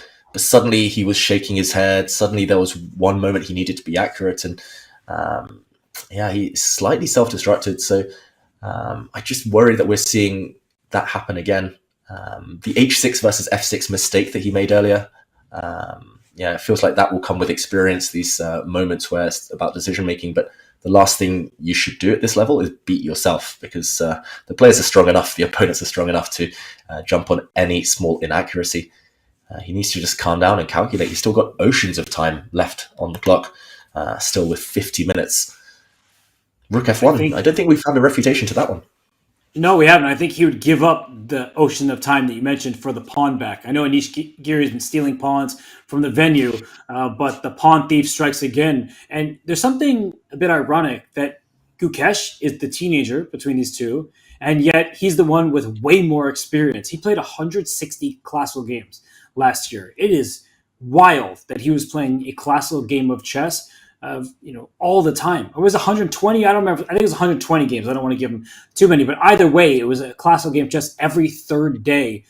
That's nuts. And he played at the highest level. He passed Vishy Anand for the first time since the 80s as the number one rated player from India. And so he peaked at 27, I think 58 it was. Now his rating has taken a bit of a setback. He's down to 27-25, but he's trying to climb once more. And in a position like this, where white can play freely and black has these tough decisions, as you were saying, David, even if white has to take on g4, the black king will have to take a side just to go towards the center and maybe allow the rook to cut it off where the g-pawn goes, or will it go in this direction when the white king is perfectly placed to help the e-pawn. So even though it looks like it should be a draw in many of those positions, proving that not going to be easy.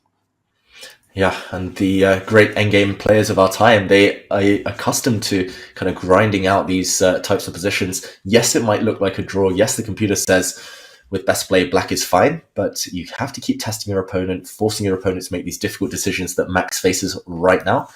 And unless he finds rook f1, I fear for him. I think Gukesh is kind of sharp enough, is kind of poised to jump on any small inaccuracy here. And actually, we talked about ease of position in middle games. This one is easy for white to play. There's like no options. Black moves, you react and you try to keep winning chances alive. For black, it's like, oh, there's a crossroads. There's rook f1, rook e3, king e5, king g5. It's like, where do you begin? You just have to dig deep and calculate. So, yeah, just this pause, this exact moment on move 46 for 22 minutes now from Max Varmadam, it fills me with dread. It feels like this could be the key turning point, unless he somehow calms himself down and finds rook f1. What's so critical about playing rook f1 versus taking on f3 first is you need to leave white with multiple weak points. By taking on f3, you'll see the evaluation go up for white, because after g takes f3, you are only going to be able to target one weakness, and after rook f1, white has two options to defend the pawn, just rook to b3, or even a more active approach, trying to get behind enemy territory to protect. But this is simple and strong. If black tries to step in, I just want to show one thing here, that I'm going to make some inaccurate moves just to make a point, that in a position like this, black can't actually take this pawn. And that's critical, because once the black king takes, it is now behind the passer, and the pawn just runs to the other side and becomes a queen. So, David, these things are really the utmost importance in endgames of this nature. Black, I think, needs to keep white with two weak points, and that's why a black rook on f2, if you could get there, that would be the perfect place for it. Yeah, that's actually a really important point, Robert. I kind of took it for granted, but that variation, rook f1, right now, if white plays rook b3 to try and mirror that, rook f2 immediately, as you're pointing out, and one of the pawns has to break. This connect 3 that white is left with right now, it will be broken up, and once that pawn chain is dissolved, suddenly black is odds on to make the draw. So that's why rook f1, rather than breaking the tension, we said it earlier, don't release the tension unless you really have to. Keep your opponent guessing, keep your own options open. Rook f1, suddenly white cannot maintain the integrity of the pawns.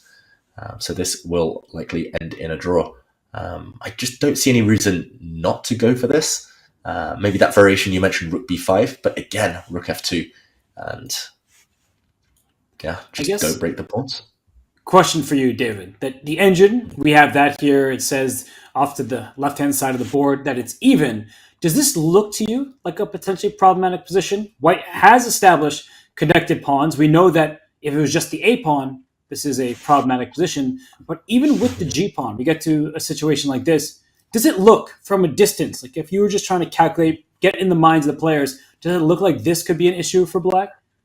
It definitely could be an issue, and I think I would be worried if I had seen f4 there, Robert. I was assuming just f takes g4, but your f4 is a really smart move.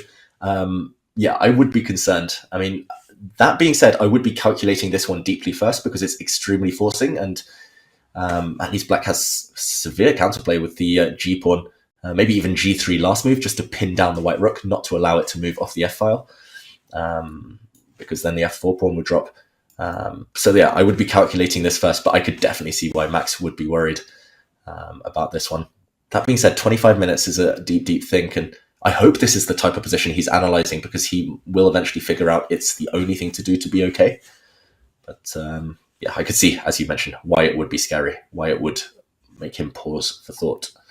Even your choice, right? Let's say pawn takes g4, rook takes g2, and pawn g5. This doesn't necessarily look that obvious either because the white king will try to wrap around and the white rook closes down the A pawn before it can even get started. So it should be a draw. We see the evaluation in the middle, but I think you could see ghost at a stage like this, especially if the king comes to d4, rook f6 check. Maybe that rook can swing about and you just start getting worried about your chances. Max looks like a player who has Anish Giri's position, not his own. Yeah, no, that's a good comparison. It definitely looks like he's kind of stuck in his own head too much, Robert. Just out of curiosity here, if Black plays a5 and just gives up the a pawn, is this a loss? No, apparently not. Because yeah, one of my own games about a year and a half ago, I actually was totally winning with white. I bailed out into an endgame and went for something like this, E and G pawns, assuming it was winning. And then I got down to it and I couldn't break through. So I think it's about evaluating these. It's also experience. I mean, I didn't know that 1 year ago. Even now I need kind of the computer's evaluation bar to kind of prove it to me because it just belies logic that this position is a draw 2 pawns down. But it's essentially the fact that the white king cannot hide behind its own pawns. The black rook will kind of harry the white king forever, just check, harass that king. And the black king is actually perfectly placed. So I can totally understand why Max is kind of freaking out right now because this is endgame knowledge that's not just acquired from books. This is a rare example of being 2 pawns down and still holding on. And even when you study these positions, you read your Dvoretsky's endgame manual, your is 1,000 or 100 endgames you must know, however many it is. There are even more out there than the ones you can read about. So you can read about it, but then when you're faced with these decisions over the board, unless it's one of those clear theoretical positions, you have your work in front of you and you don't feel like you can rely on any previous knowledge. So king to c4, the white king has inched closer to the center, to those pawns. And for Max, he should not be taking on f3. I think that's essential. Everything we've talked about, you do not take this pawn. That will lose you the game rather than hold the balance. King e5, to my eyes also, David, I have to say, this doesn't look that appealing to me because even if the engine suggests that this somehow is a hold, I'm looking at positions like this where the king is on the wrong side. We looked at this before. e5 is winning. And king to e3, are you kidding me? Like going away from the pawns, but you are just trying to snake around with the pawn going to g3 and then king f2. This is a miracle save, honestly. Yeah, that is tough. That one is so non-obvious for a human that you actually create your own counterplay and race with your g pawn. Again, it's the kind of thing you only find by process of elimination there. And yeah, I think this should go in our next book, Robert. Let's be co-authors. 1 million endgames you must know. Hey, why stop there? Let's go to 10 million endgames you must know. But I would gladly co-author a book with you any day, David. So, first I'll have to get through Grind Like a Grandmaster. Then we can work together and pen a new one. But this is the endgame grind. This is Gukesh trying to use every chance provided to him. And Gukesh was the one who was down an hour out of the opening.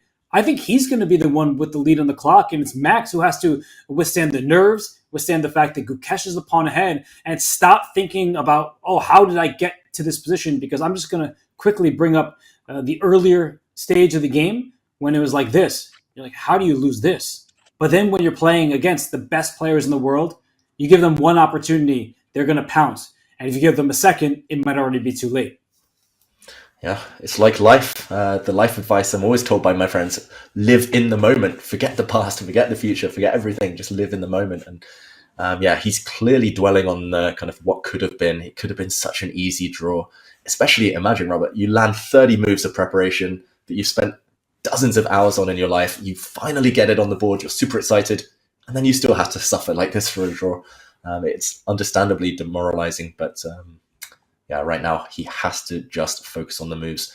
And that's the thing. I think this is why we're so worried. I'm talking about the psychology because he's barely looking at the board. He keeps looking away, shaking his head in hands. He's got to get past it. Rook F1 or at least something, King E5. You've got to calculate, got to be super focused right now. Time is slowly ticking. Still 40 minutes, but that could easily dwindle down. And that's when the errors will happen. That's when Gukesh's grind will be successful. If Max does get caught up too much in his own head. But should we leave him to it? What do you think? This is hard game to evaluate, but hard also to watch Max go through these motions. Yeah, I just wanted to get assistance, and those were the only two moves that keep the balance for Max Vormadam. So he has those two options, but it's a thin line for him to survive. So 3 games left in the round. There were 3 draws. Those are congregated on the right-hand side of our screen in a knight's position. And then on the left-hand side, we saw Vidit Gujarati win with white against Alireza Firouzja, while the other games, they continue here. And wait, I see that Anish Giri's bishop has wrapped around to a more active square. I highly doubt that it's anything but winning for Abdusattorov, but I am surprised to see the bishop come alive.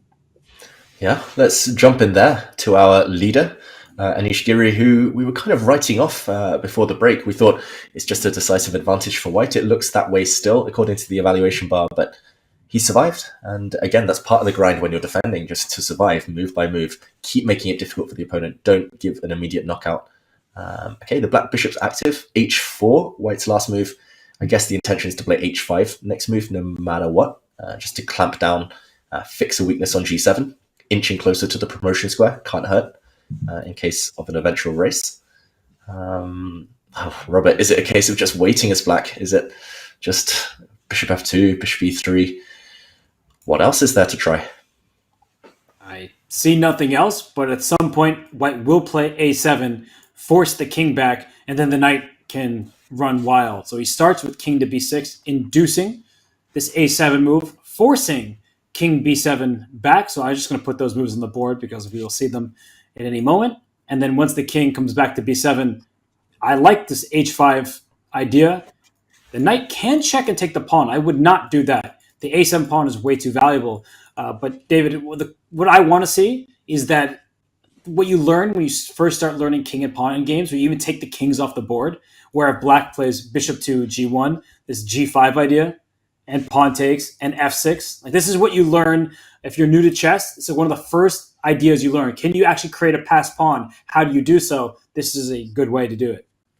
Yeah, and it's really nice actually that the white knight sits on B5, taking away the D4 square from black's bishop, just to show the H-pawn runs through after G takes F6. I know the exact position you're thinking about. One of the first things I learned too, Robert. And no way to prevent this pawn. Harry, the H-pawn, running through to become a queen. And he plays it, H5. So maybe the black bishop's stuck. Is this Zugzwang after H5? If the black bishop can't move because of this breakthrough, does black have to play king A8, F6? Oh, F6 is ugly. You don't want pawns on dark squares. No. And I'm just reading this featured chat. Man, Nodirbek would make me uncomfortable if I would be playing against him with those constant stares. It's tough to play him. I mean, no matter if you can see him or not, his chess moves, you'll see those. They throw a heavy punch, and he does stare his opponent down. And I think it's part of who he is, really. He just stares through you, and it's a confidence thing for him. Yeah, he's not the first. He's not going to be the last either. I remember being stared down by some big players. Kasparov was a proponent of it. A lot of young players do that these days, and it's deceptive. He's like the nicest guy ever off the board, Abdusattorov, but he's a cold-blooded killer once the game starts. Yeah, I mean, there we see him. Just a picture of focus as well. No surprise he's been so successful this early on in his career, because chess is his life, and yeah, he's so talented. This endgame, just finesse as well. H4, H5, these G5 ideas. I mean, he's got the patience of a man 20 years older than he is. It's extremely impressive, Robert. I think the game will end in a Zugzwang. That's how I see this game continuing. Anish Giri just took his jacket off. He sits back down, but he might put that jacket back on soon to leave the tournament hall, as he is losing this position. And I just want to show why f6 it allows a clear path to the white king. And it's a very forcing line, in fact, where the g7 pawn will drop, and then the rest it becomes very obvious. So if we can bring up the analysis board here, pawn f6, king d5. Let's say you sit and do nothing. The king comes forward. Oh, my pawn, it's free to run. It's not actually getting anywhere, because even if you try to support it, once the king takes on g7 and you play c3, the knight can give itself away because the h-pawn drops. And at best, you will sacrifice your bishop for the h-pawn, but the white king will just take all the other pawns while the black king is stuck a mile away, taking the a7 pawn. So what I was going to say was that in this position, you have to play bishop to g5 to protect both. And after king g6, you're in this nasty position where if your bishop moves, you lose a pawn. And if your king moves, well, thank you very much for the fork. I take the pawn on c4, and then I walk right back around and start taking your pawns.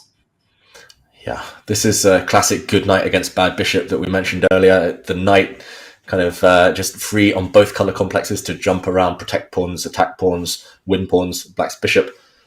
It's been purely a defensive piece, actually, this entire game. It's been unable to attack anything. It's just trying to cling onto its own pawns. But unfortunately, a bishop alone cannot defend everything. So yeah, I think it might be Zugzwang right now, and Zugzwang in that variation. How about if I try to leave my pawn on f7, Robert? One last try to defend king to a8. Just asking white to break through. Maybe you go for the same plan. So king b7. Do I just bring my king this way? I'm wondering, does this all work out? Or oh, yeah. Okay, I thought so. Yeah, this looks too strong, too quick. I was hoping to take your a7 pawn and argue that I've got counterplay, but too slow. You're gobbling up all of the black kingside pawns, and no way to defend g7. That's essential. The knight covering d4 has been pivotal in like 4 different positions. Yeah. This is just over. The white knight will give itself up for the c-pawn. White will win everything on the king side and clinch the game. Oh, poor Anish. This is just suffering and no active play. This is the worst type of endgame to find yourself in. No counterplay, no hope. And it's just a matter of time. Oof, tough. The evaluation bar, it's getting a workout because it went from a completely winning position to a still winning position, but not as high. But then as it gains in depth, it sees further and further into the future and all the possible nodes. It's saying, yeah, this one, no matter how many ply, it's winning for white because you can't protect your king side. And if your bishop just moves this way, the c5 pawn drops as well. So there's really nothing Anish can do. And I guess, David, when you know you're lost, do you prefer to continue the game on to force your opponent to prove it? Or would you rather just get out of the playing hall and try to get away from the disaster as quickly as possible? Yeah, normally I'm an advocate of always playing on, never resign, keep fighting. But I don't know, circumstances like this where it's pretty much hopeless, you don't see any light at the end of any tunnel. I think Anish would be well within his rights to resign, especially if you know you're playing someone like Abdusattorov. But for viewers at home, never resign because you're not playing the level of opponent like Abdusattorov day in, day out. There's always going to be a chance to save it. But Robert, I'm actually reminded of one of my own games from Vaikanze against the player in question, against Anish Giri from 2010, where you're talking about computers' depth. I raced down this forcing line of the Grunfeld. I was black that I'd worked out till move 20-ish, move 20, 21. and the computer said 0.0 is equal. But I hadn't looked deeper than that. I hadn't left it on for more than 30 seconds. And back in 2010, computers were not so strong. Of course, Anish blitzed everything to there, kept looking at me, staring at me, did the Abdusattorov stare. And suddenly we got to a position, move 21. He played his 22nd move. And I realized I was completely lost. And then this dilemma, like you say, do you resign? I mean, people were gathering. I remember Kramnik was watching, Magnus was watching, Anish was like strutting around the tournament hall. I was just sitting there being like, I need to get out of here. I need to get out of here. So I played like 3 more moves and resigned. But probably the most embarrassing game of my life happened in that playing hall with this guy in front of us. And it's all because of the computer depth. So that's why we don't always trust the engine until it's had some time to crunch numbers. There's some very famous examples of that, not just your loss to Anish, but in the World Championship, right? Some of these Marshall Gambit positions we've seen where you don't get deep enough. The game that Vishwanathan Anand, he lost to Boris Gelfand. That was one of those types of positions as well, where the team says this is a good line, and then just over 20 moves into the game, you have to resign. So I think I haven't experienced this so much as a player just because my preparation doesn't run so deep, but I have experienced it as a coach, and there is no worse feeling in the world when your pupil or someone you're working with is like, all right, I need to play this against this opening. What do I do? And it's 30 minutes before the game begins or whatever it will be. And so you have to quickly come up with something, and the engine suggests that, no, it's a good line. You need to let the engine sit and think to get to its maximum depth and potential, because otherwise you could be walking into a trap, playing a line that the engine at first says is good, and then it gets to the realization as it sees further into the future, it's actually just a bad variation. So I've had those scary moments before with tournaments where I'm like, oh, please, opponent, don't find the accurate response. Thankfully, they didn't, and I could breathe for the first time all game, where I unfortunately almost walked my someone I was working with into a devastating position. So we've all been there, David. I think for Anish and for Nodirbek, here the preparation I don't think was the most important thing in the game because Anish surprised him. But we saw Max Vormedem, on the other hand, that game was pretty much all preparation until it left. And then I think for Max, he kind of left his comfort zone and he's struggling on a board just over from this. Yeah, that's why we unfortunately have to take these hard defeats in order to learn. And Anish Giri, he's going to learn from this, which most likely will be a defeat, now being watched by many of the other players. Max Vormedem, he'll learn from his experience no matter whether he holds that tough endgame or not. Let's just see what Anish will do. I think he's about to reach for his king. He plays King A8, a variation we've explored. But while Abdusattorov tries to figure out the winning path here now, Robert, let's go for what might be our final break of the day. So for everyone at home, don't go anywhere. Let's see whether Abdusattorov can finish off Anish Giri in this ending.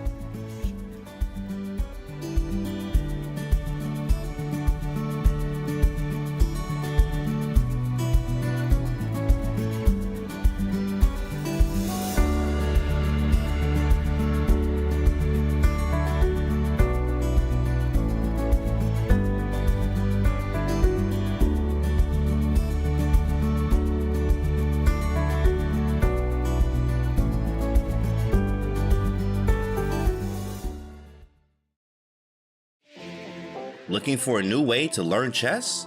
Meet Dr. Wolf, the ideal chess coach and companion.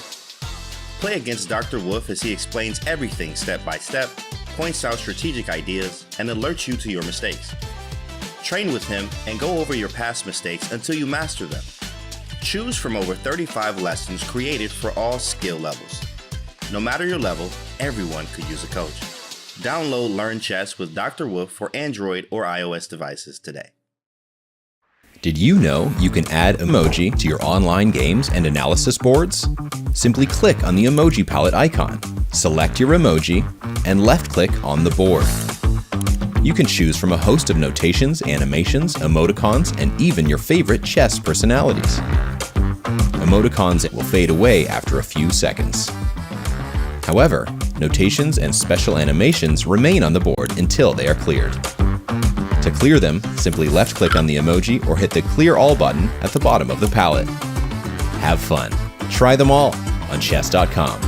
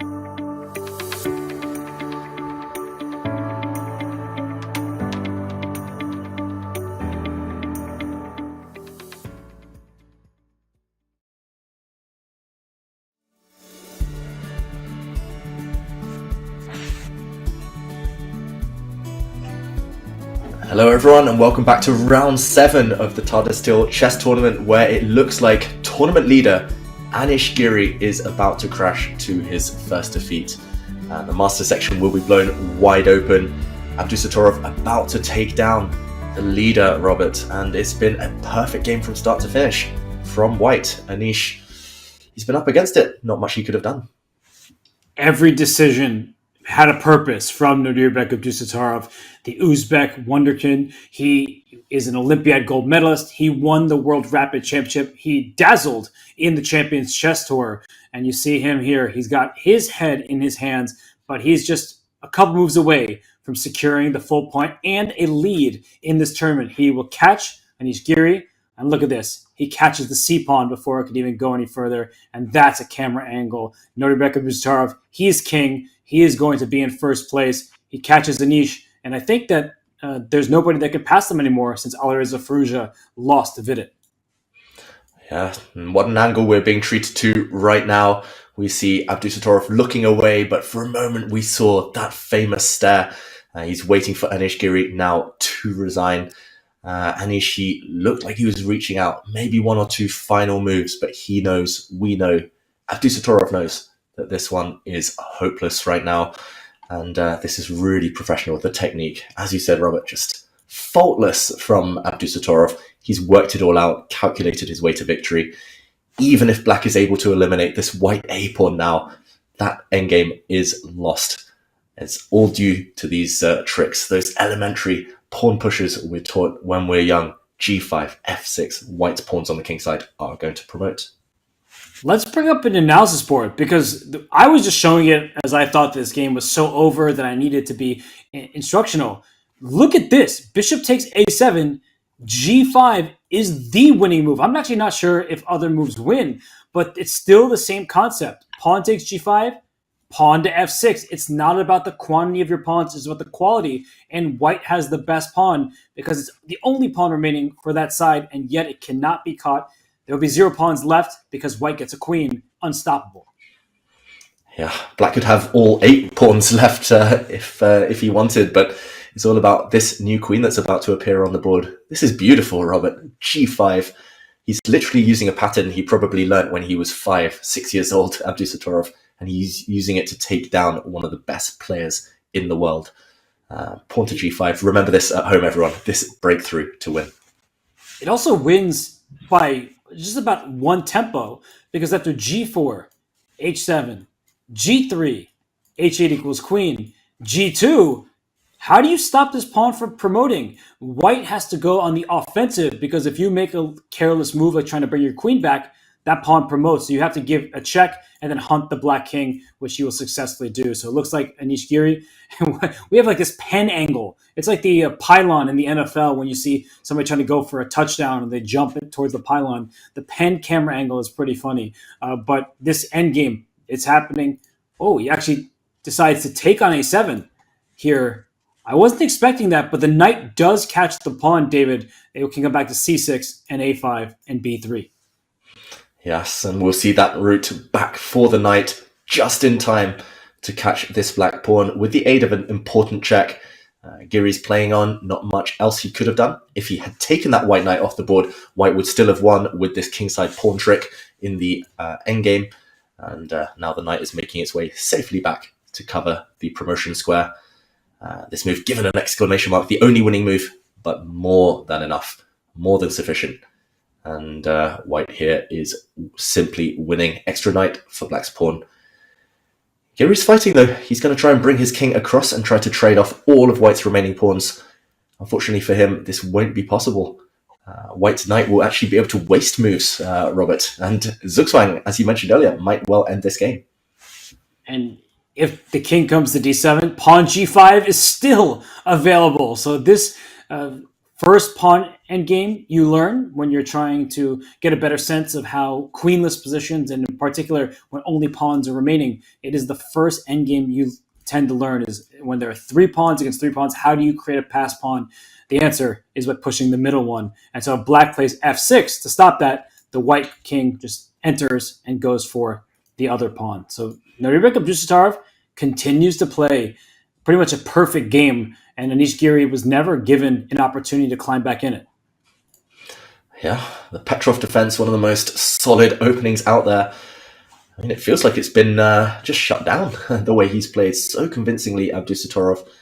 And yeah, I thought this game would end in Zugzwang. Who needs Zugzwang when you can break through and promote a pawn still, even if the Black King looks like it's getting closer, too far away.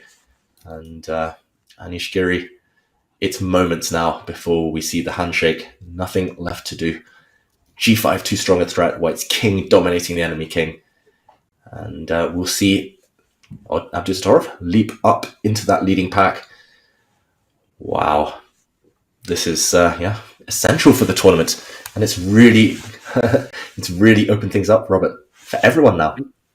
Well, the fans, many of whom are still in Demorian, the playing hall, they are not going to be happy. Just like Anish Giri is pouting, they will be pouting too, because they root for Anish. He is the hometown hero. He's from the Netherlands, not far away from Vaikunze, and he won last year. It was a great triumph in his fantastic career, but he wants to make it 2 in a row. He doesn't want it to be a one-off thing where he tasted glory and then it's a distant memory. He wants to recreate that memory. But Nodirbek Abdusattorov, he wants to create memories of his own. He, unfortunately for him, didn't make it down into the 13th and final round. It's when he lost to Jordan van Forest. He's saying, I'm going to defeat you head-on, and I'm going to claim a first-place tie after 7 rounds. Oof, and there we go, G5, the decisive breakthrough. Not much Black can do anymore. This might be the final touch, the final finesse to clinch victory. If Black takes this pawn, as we've shown before, pawn to f6, deflection, and White's h-pawn marches through. Anish is forced to shuffle his king across now, and this is soon going to be the Zugzwang we were talking about. Black will recapture a pawn, but Black's king will be kicked sooner or later. White's king will be the one invading. And here we go. The White king is soon entering and picking off these Black pawns. In the background, his compatriot, Anish's compatriot, Max Varmadam, he realizes it's hopeless too and walks away. You're right, Robert. Look at that crowd. They're still looking up at the screen, hoping, praying there's a miracle, but it won't happen in this round. It's packed. I love to see it. So many fans. They stay late into the evening, maybe even missing their dinner reservations to watch these top players go at it. And many of the people who are watching, they're chess players themselves. This is a chess festival. We saw at the start of the round, they were shaking hands, starting their very own games. And even when their chess game concludes, they want to see what happens in the Masters section. But this is a Zugzwang. The playing hall has cleared out. This board has pretty much cleared out, as there's only this white knight on b3. It's doing the heavy lifting, stopping the black pawn from promoting. And as you can see, the producers zooming in on the players as they are in the back corner of the room. Anish gives it a check, but it's futile. There will be Zugzwang, and the knight can lose the tempo by just going back to c1 and around, if needed, the white king's entering. Yeah, after this next move, knight c1, the white knight, the black pawn on c2 neutralize each other. Even if you took them off the board, white would be winning. Black's king is forced to give way. The opposition, Zugzwang, as we call it, when any move makes things worse. Any move leads to a loss, unfortunately. And Anish looks ready to resign. That, I think, was the final move needed. The final accurate idea from Abdusattorov. Giri looks at his opponent. Any second now, Robert. Any second now. There it is. There are the handshakes. You called it. And the game is called in Nodirbek Abdusattorov's favor. The Uzbek Super Grandmaster gets a huge victory for him in classical chess. He is now at 4.5 out of 7. The players, they talk about the game, but what a game it was from Abdusattorov. David, it was a clean finish, and just he had the upper hand. He never relinquished that control. Yeah, always the one making the magic happen, Abdusattorov. He was the one trying to attack from an early stage. He was the one who ground it down from a slightly superior endgame. And Giri, in the end, had to contend against accuracy in the high 90s. Fantastic display by White. Suddenly, these two players share the lead, half a point ahead of the likes of Alireza, Firouzja. There we go, the stats of this game. 97.1% accuracy from Abdusattorov, but also 7 great moves there. 7 very strong moves, given an exclamation mark. It's no coincidence he won this one. 2 question marks from Anish Giri, but all of those exclamation points for Abdusattorov. You can go through this game yourselves. Go to chess.com/events and find the Tata Steel event, and you can see where those exclamation moves came from. Some of them were a little more obvious than others, bringing the knight back with check to stop a pass pawn. It still is a great move. It's the only move in that position, but for Anish Giri, it was a game where he wishes he could take certain decisions back. He couldn't stop the white king from infiltrating. Good game. I mean, seriously good game from Abdusattorov. And I think as the players, they reset the pieces. There's only one more moment that I would like to show everybody, because the winning idea was about a pawn breakthrough. It's about creating a pass pawn even when it doesn't look possible. The c pawn is obviously passed, and it was pushed but stopped because the knight came back with check to stop the pawn in its tracks. But I wanted to go to this moment because most of us, after knight takes a7, would have captured back. And after king takes c4, the black king is coming back. And you think, well, king d5, king c7, I can't make any progress. Why is white winning? Why is the evaluation bar all the way through the roof? And it's because of the one trick that is available to white. The only winning plan is to push the pawn to g5. If black does not take the pawn and brings the king to d7, white plays f6. Again, the only winning move to force your hand. You take me? No, I don't take you in this direction. I go outside and get a queen. The black king is not in the box. It would have to be reaching f8 at this moment. So white would win there. David, I love endgames like this where it's a fine line. There's only one winning option. And here after f6, still you win the game just because you're one tempo ahead, getting your king into enemy territory and promote it. Yeah, Robert, you love these type of endgames. The endgame is my favorite phase because this is where the kind of tactical ideas really shine. It might look like a dead drawn king and pawn endgame, level material after all, but there are always these small details to look out for. And this is where games are won and lost at all levels, like elite grandmaster level, but also down club levels and kind of players new to the game. If you study the endgame, you get so many extra free half points, free points, if you're able to command and recognize these patterns better than your opponent. So instructive stuff. I definitely recommend everyone at home to go and play through this game in more detail. There was a lot under the surface as well. But great game by Abdusattorov. And Giri needs to somehow regroup and come back stronger tomorrow. 2 games still underway. And I think it might be time to check in with those ones, Robert. Let's do it, because we have seen 2 games end for a win for the player with the white pieces, Vidit Gujarati and Nodirbek Abdusattorov. Para Maksudlu, he is the white pieces, but he has been on the back foot for a while. Jan Nepomniachtchi doesn't want the game to end easily. And in fact, his latest move in the top left was a clever try from the 2-time winner of the Candidates Tournament. Jan is playing for a win, and his last move, it seems to lose a bishop, but it wouldn't work out for white. And woof, what a response by Parham. But David, I love moves like rook to a2. Just a really clever tactical attempt. Yeah, it might look like a blunder. It might look like it walks into a simple knight fork, but let's show that variation. Knight check, wins a piece, but only temporarily. King to g6, and after the knight takes bishop, another double attack by the rook this time, hitting the king, hitting the white knight.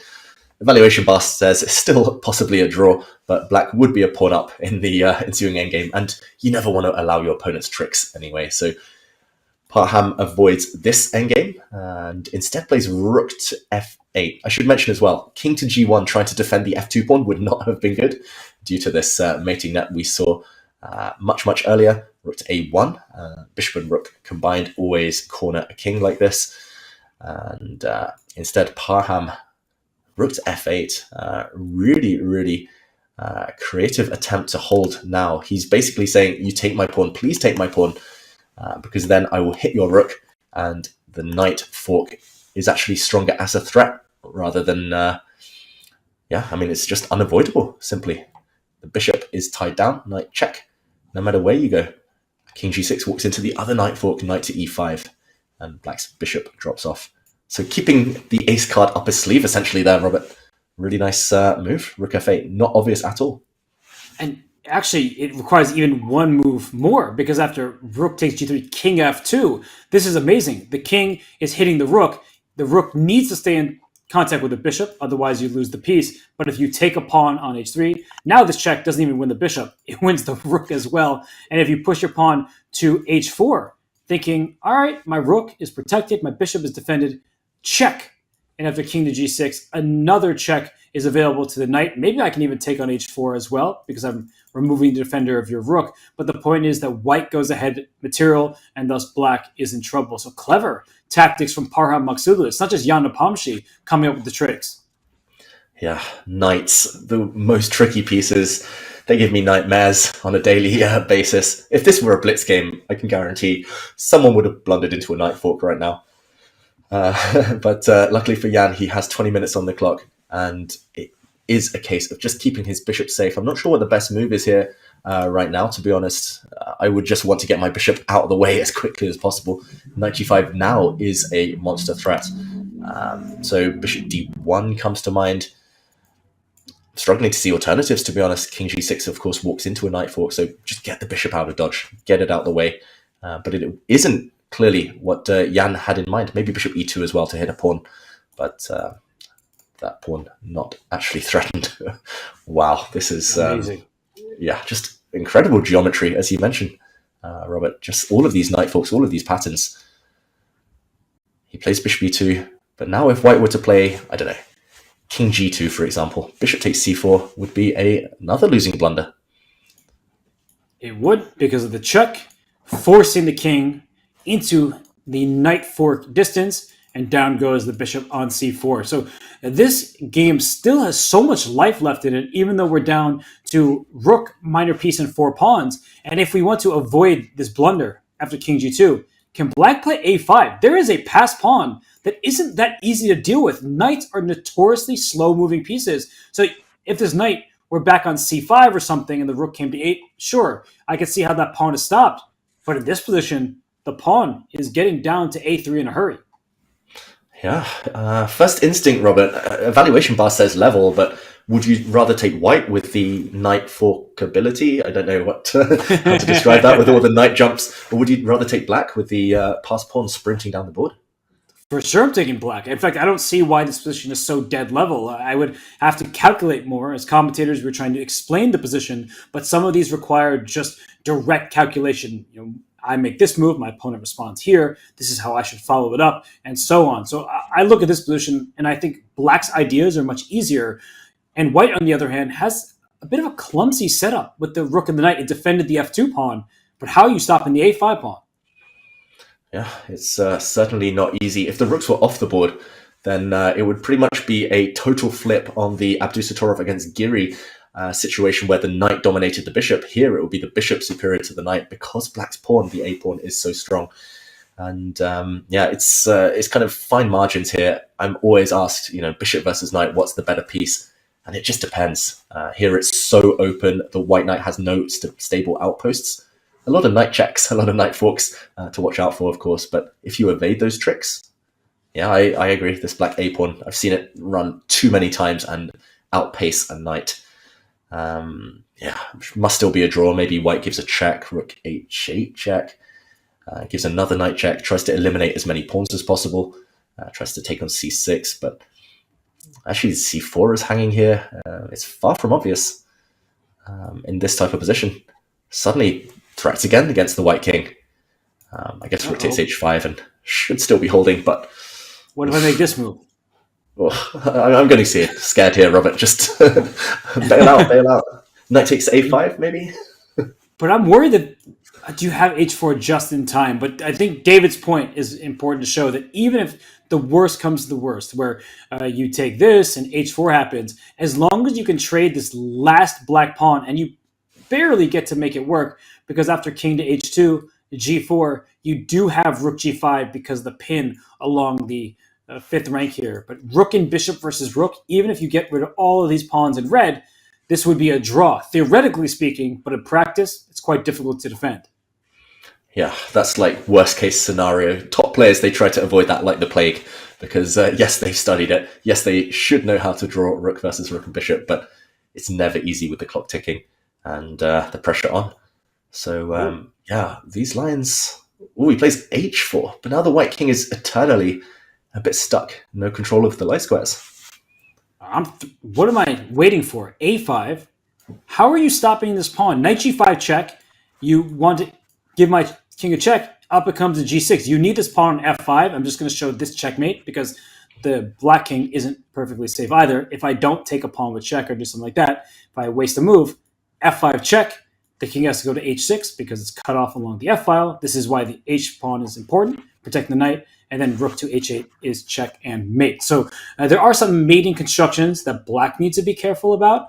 But if we just go back to this situation here, the king is in the wrong place. And this bishop can also cover the light squares as is needed. I'm taking black in this game. I actually think Jan has serious winning chances. Yeah, the more I look at it, the more I'm inclined to agree. I'm a bit surprised h4. Yes, normally you want to control like the opposite color complex to your opponent's bishop, but it doesn't feel like that is the most pressing kind of priority for white right now. It's all about this a pawn, and it's literally running right now. Maybe we try again, play a5. Does white have any clearer cut ways? Is the idea to do the same with this rook h8 check? Oof, I'm a bit scared I'm going to get mated with the white king. Knight takes, and yeah, maybe. Wow, you're attacking f2 actually. This is different, and also you can keep your bishop on e2. Could have kept it there. Could go after the f2 pawn. The a pawn is running so quickly. I actually really don't like white's position. Our evaluation bar tells us what the objective evaluation is. If engine we're playing against another engine, this is how it assesses the position. It says close to zeros, but I think from a human perspective, that black wins this a healthy percentage of the time because knights are slow-moving pieces. Unless Parham, up his sleeves, has some kind of forcing sequence where there's a draw by repetition, enough checks against the black king, or he can trade off all the pawns. I'm just not seeing that here. I think the board is too scattered, which favors a bishop over a knight. He's got big sleeves, Robert. He's got a bunch of tricks hidden up there. He's well known for his real kind of this unique eye tactically. He finds all sorts of ideas in any type of position. But yeah, this is one of those where he needs something a bit special. I still think a draw is the most likely, but yeah, it's definitely white fighting for the draw. And all those moves ago, what was it, 30 moves ago, 25 moves ago, whenever it was, when Nepomniachtchi rejected the chance to make a draw by repetition. I think this is instructive for everyone as well. Often courage is rewarded. He's been on the front foot the whole time, and if the opponent cracks, if he gets this extra point, this was the repetition we could have seen, a dance between the black bishop and the white rook. Instead, he played bishop to g4 instead of continually harassing this rook.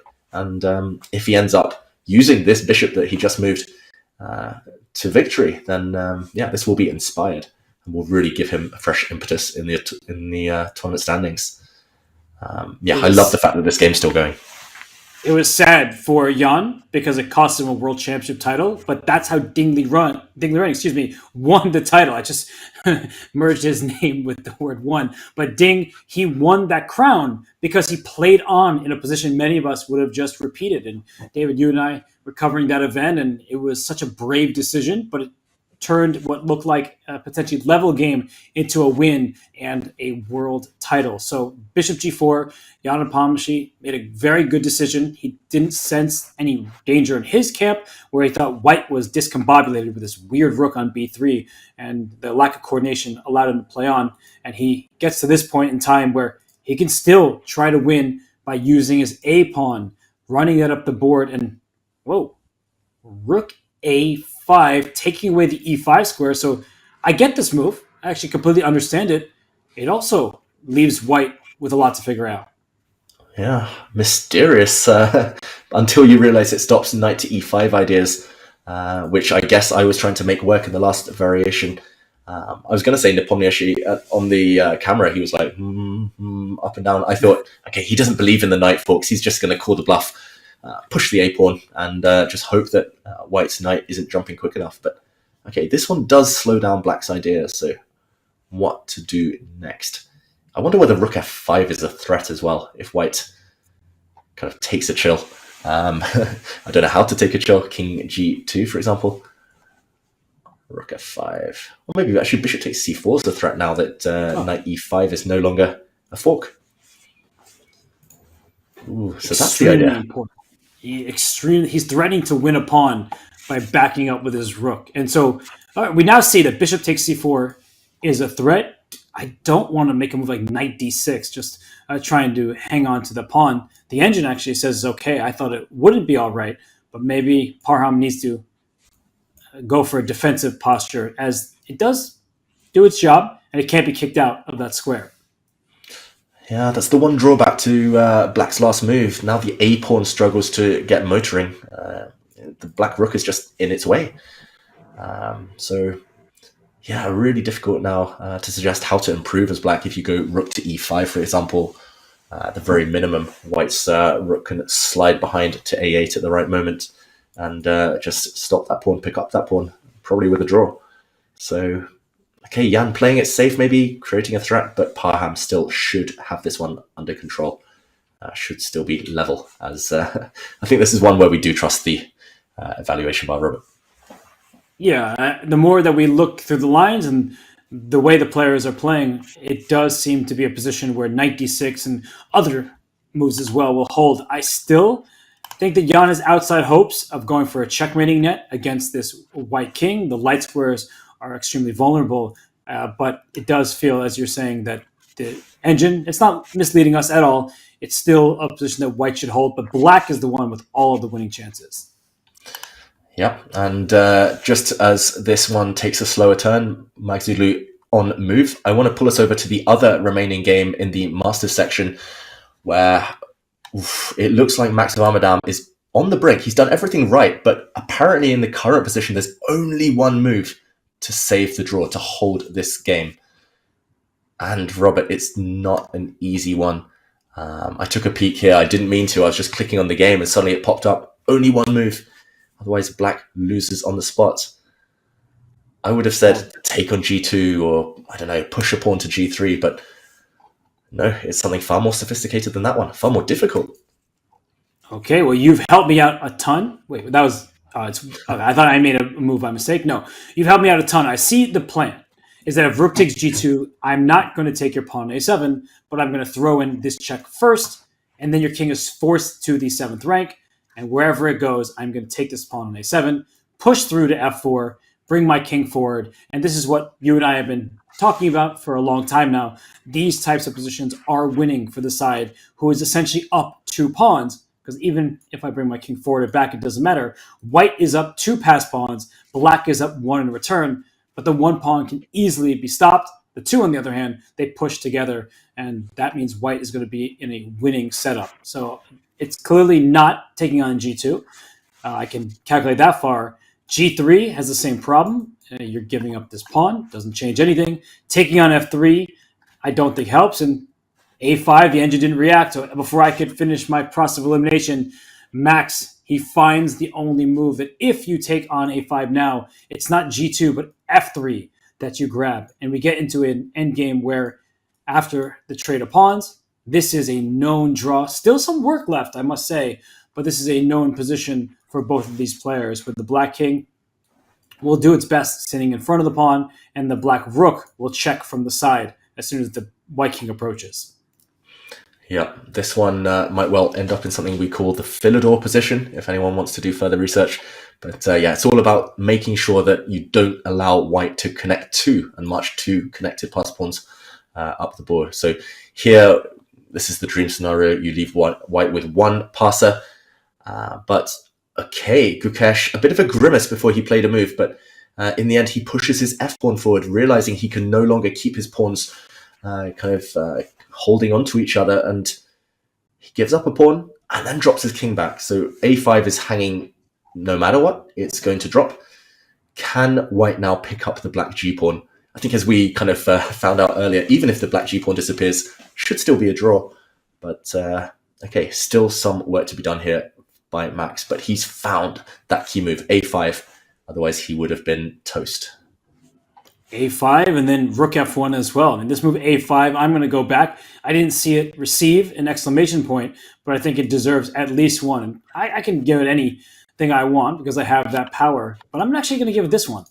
It's a gold medal winning pawn. That's how you win tournaments, is by finding moves like this, where it's the only move that keeps the balance. Every other move would have lost for black. So a5, and then I just wanted to point out that as the game continued here, if the rook went backwards to a square like f8, white is winning. It doesn't look like it's changed much of anything, but the black king, it can't cross to the f file. And if we just make some move like rook to f1, in this position, it actually is winning for white because the white king is in the right place near the pawn. G4 drops, and white has 2 extra pawns and will be able to promote one of them down the line.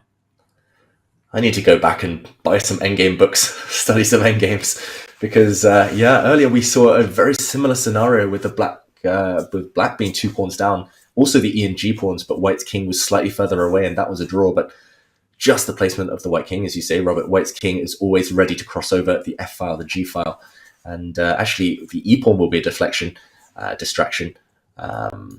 This is simply winning now because of this check, and here white can trade off.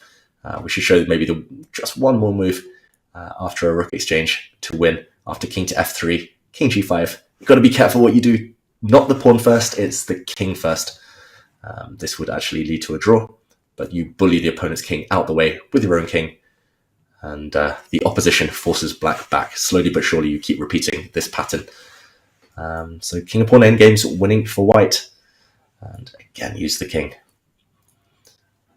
Oof. Just wanting to get it all the way through, and then at this stage, this is actually a big moment because some players, they think, I have to push my passed pawns, but if you push your pawn first, you see the eval bar drops because black initiates the opposition. So you want to be the side who puts the enemy in opposition. Here it's black doing that, and that's why you should lead with your king first before you start pushing your pawn. So let's go to the game position. It looks like the rook has... As soon as we were analyzing, he left the f-file and went rook g1. White steps back, and we're in exactly the territory we were talking about, where the g-pawn is dropping. He's just lost his g-pawn. The white king's on the right side as well. I don't know why he allowed this so quickly. Max looks away, maybe in disgust at his position, because suddenly it's straightforward. White's definitely going to play king g3, what could be more natural. And what's he going to attempt here? Did he want to rook b4? Did he want... but now, king to f4. Is this what he's missed? And white will take the g-pawn sooner or later, but he'll do it at his own convenience. First, he'll drive the black king even further back, potentially. Rook a6 check, rook g5, as you're highlighting there, Robert. Put a pawn on g3. Suddenly it's over. We have to show what he could and should have done, Max, because it was still a fine line towards the draw. But Gukesh has tricked him. Wow. So let's go back to this moment. And I'm surprised rook g1 gets 1 question mark instead of 2. It's a blunder. This is the drawing move is king to f6. This position isn't that easy. White is up a pawn, but the white king cannot cross the f-file, which means the g-pawn will remain. And if you try to go for that pawn like this, the black king can actually help out, maybe even going into the white position at the right moment. But unfortunately for white, you don't get to make the progress if you push your pawn. Like so, after a check, the king comes up, and it's the black king. You can check it away. Good for you. It comes into g3, and the g2 pawn is lost. Black will win that pawn, sacrifice the rook for the white pawn, and then white will have to do the same on the g-file. Yeah, I think he's just... I don't know. It's been a spiral. I mean, these types of mistakes don't happen in a vacuum, as they say. They don't happen out of the blue. It's just a kind of a consequence of being forced to be accurate every single turn and eventually losing your way. But king f6, Robert, it's not just maintaining the f-file. It stops white's primary threat in that previous position of rook to g5. White wants to play rook g5. Why not stop it? King f6 a bit earlier, and that would have held on. And sometimes too late. Doing nothing is now it's too late, as you say. Sometimes doing nothing is better than doing something at all, and it felt as if he had itchy fingers. He wanted to threaten a pawn with rook g1, but now suddenly it's dead lost. And it's the persistence of Gukesh that is earning him these advantages, because Max, he's played perfect defense for so long now, but it's exhausting to be on the defensive for what? How many hours have we been in this round for? Over 6? No, 5.5 almost, Robert. I'm losing 5.5.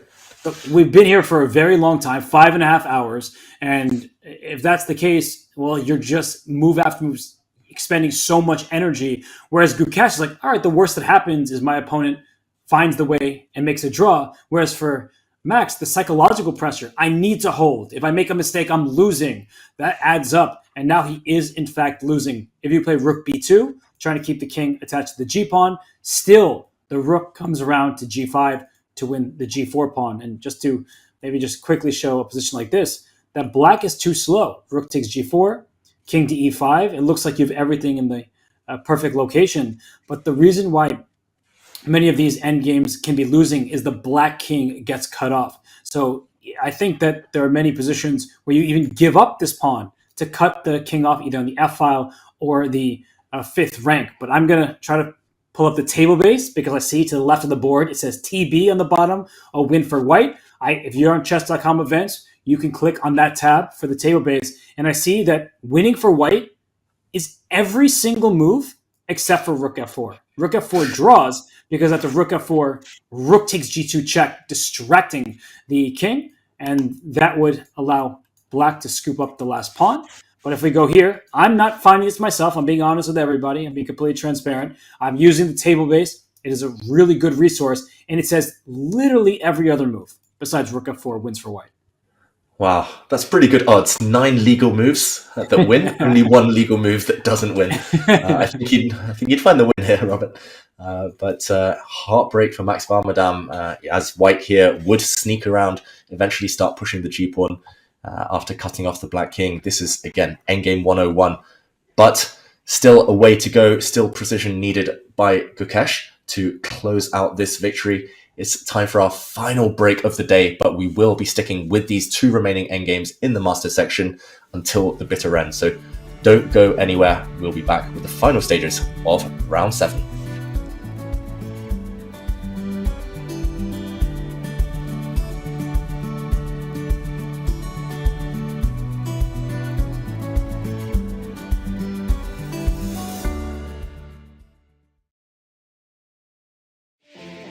Looking for a new way to learn chess? Meet Dr. Wolf, the ideal chess coach and companion. Play against Dr. Wolf as he explains everything step by step, points out strategic ideas, and alerts you to your mistakes. Train with him and go over your past mistakes until you master them. Choose from over 35 lessons created for all skill levels. No matter your level, everyone could use a coach. Download Learn Chess with Dr. Wolf for Android or iOS devices today. Did you know you can add emoji to your online games and analysis boards? Simply click on the emoji palette icon, select your emoji, and left-click on the board. You can choose from a host of notations, animations, emoticons, and even your favorite chess personalities. Emoticons will fade away after a few seconds. However, notations and special animations remain on the board until they are cleared. To clear them, simply left-click on the emoji or hit the Clear All button at the bottom of the palette. Have fun. Try them all on chess.com.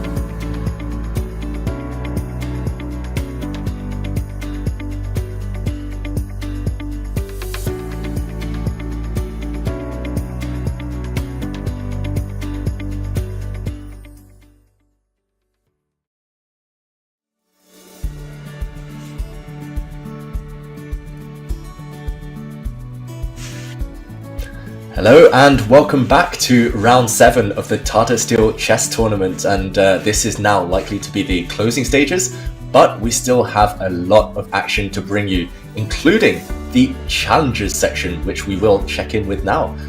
Robert, full of exciting players and really exciting games today. They've been exciting, but unfortunately for the Dutch fans, Erwin Lamy, he went down in flames to Jaime Santos. So the game that we're about to look at, that's still ongoing between Marc-Andrea Moritzi and Mustafa Yilmaz, we could see the French youngster, the youngest grandmaster in French history. He beat Etienne Bacrot's record. That's Moritzi. He's the world junior champion. He could join Salem Saleh in first place. Salem beat Eline Robers with the black pieces. So we could see new leaders emerge in the challenger section. Yeah, you mentioned it. There's a world champion at play. Let's go and follow this game. And let's also backtrack to show what was one of the craziest positions of the festival so far. And Moritzi against Yilmaz, we're now down to an endgame. But this position, Robert, this is where the action really kind of spiced up, heated up with, I'm going to call it a queen sacrifice, simply allowing white to make a new queen for free. This was really cool. G3 was played by Yilmaz.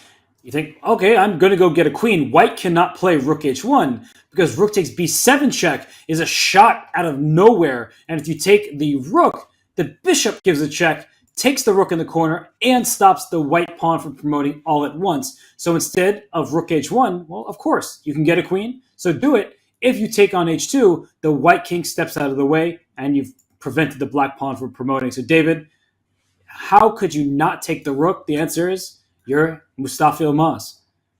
Yeah, you're a bit of a genius. You're one of Turkey's strongest ever players, and you simply ignore the free bait on offer, the poisoned rook. It's more important to promote on a square that the opponent's queen and bishop cannot cover, a dark square. Pawn to g2 instead, bypassing that temptation of the rook.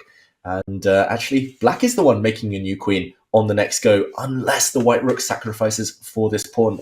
Note how there are no checks. White's queen is badly misplaced in the corner, and thus white here, Moritzi, had to give up his rook for g2. Not much else he could have tried, and the ensuing position looks like white simply a queen for rook ahead, but the white bishop is pinned, it is lost, and black here, the question is, was he able to set up a fortress to hold the draw? Let's go to the game position because the queen went around, natural looking moves, sometimes are mistakes. The white king, it's going after the black king, and we see the black king on the last file here, on the H file. These are mistakes. Apparently in this position, queen g4 was a better move, but that does seem to invite f5 until you recognize the bishop does protect this rook. So f5 would be a game-ending blunder. The queen sacrifices itself after the pawn takes back. It's a race, but white wins it because you're up in h-pawn. Another distraction with the rook pawn, David, where the black king has to deal with that, and the white king comes back and wins e4. Yeah, it seems to be the theme of the day. All of these endgames somehow whittling down, getting simplified down to king and pawn endgames, and here white clearly ahead in the race. So missed opportunity by the world junior champion, but credit to black for defending so well, so tenaciously up to this point. And mistakes are inevitable at this stage. The clocks are ticking down. They have no further time controls. And pawn to h5 given a question mark. This is the current position. And is it because of this last move? I think Moritzi will see a shake of the head from him because he might have just lost his h-pawn, marching down the board too quickly, impatiently. The white queen now is kicked away and black will just advance the king. Wow, this will be a miracle hold for black. If that h5 pawn goes, there's no winning chances left because the bishop, pawn, and rook for black, they all defended and defend one another, in which case there's no progress to be made, no matter how close the white king appears to be towards the black king. If the h5 pawn is dropping, and it looks like it is, that eliminates all winning chances. So for Moritzi, he had the upper hand, but the creativity of Mustafa Yilmaz, it actually salvaged him a half point. Yeah, it looks that way, and unfortunately you can't bail out to a winning king and pawn endgame anymore. Queen takes rook, black is just in time to hold the draw. He's gone back with his queen. just to mention this one, maybe he just miscounted king h6 and black's just in time to take this white pawn on h5 and save his own pawn in the process. So yeah, the position we're left with. We were talking about this game being important in the standings, but it looks like Yilmaz saving himself with all of these incredible resources. Not just giving up a whole queen pretty much, but also setting up a fortress.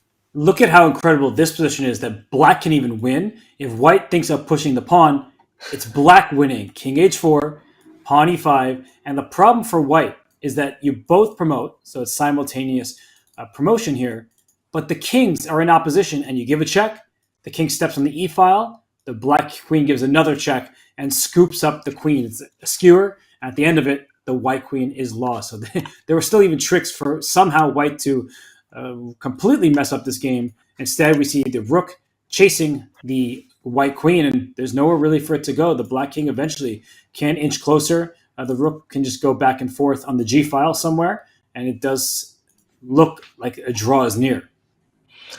Yeah, and we're going to assume that this game will end in a draw. I think Yilmaz has earned his draw. He's done it the hard way, but all of those crazy tactics, he has earned his half point fully. I just want to mention briefly before we move over to the Masters section yet again, that in the challenges, one other game remaining, and it might be a bit of an upset, as Divya Deshmukh is about to take down another Dutch player. It's been a really tough day for the Dutch, actually. We think Max Varmadam's going down, Anish lost earlier, Erwin lost earlier, Alina Robes lost earlier, and now Liam Vrolik is about to go down. Simple rook and pawn endgame. White's f-pawn too strong, too far advanced. And that means that the white king can just run on over towards the h-pawn. If black keeps checking it, the white king will eventually hide. And this is a cool little trick for everybody, that after rook f1, it would appear that you need to defend it. And Yana Pomshi and Parham Maksudlu, their game is done. It was a draw between these two. So that was Jan and Parham. Draw was the fair result there.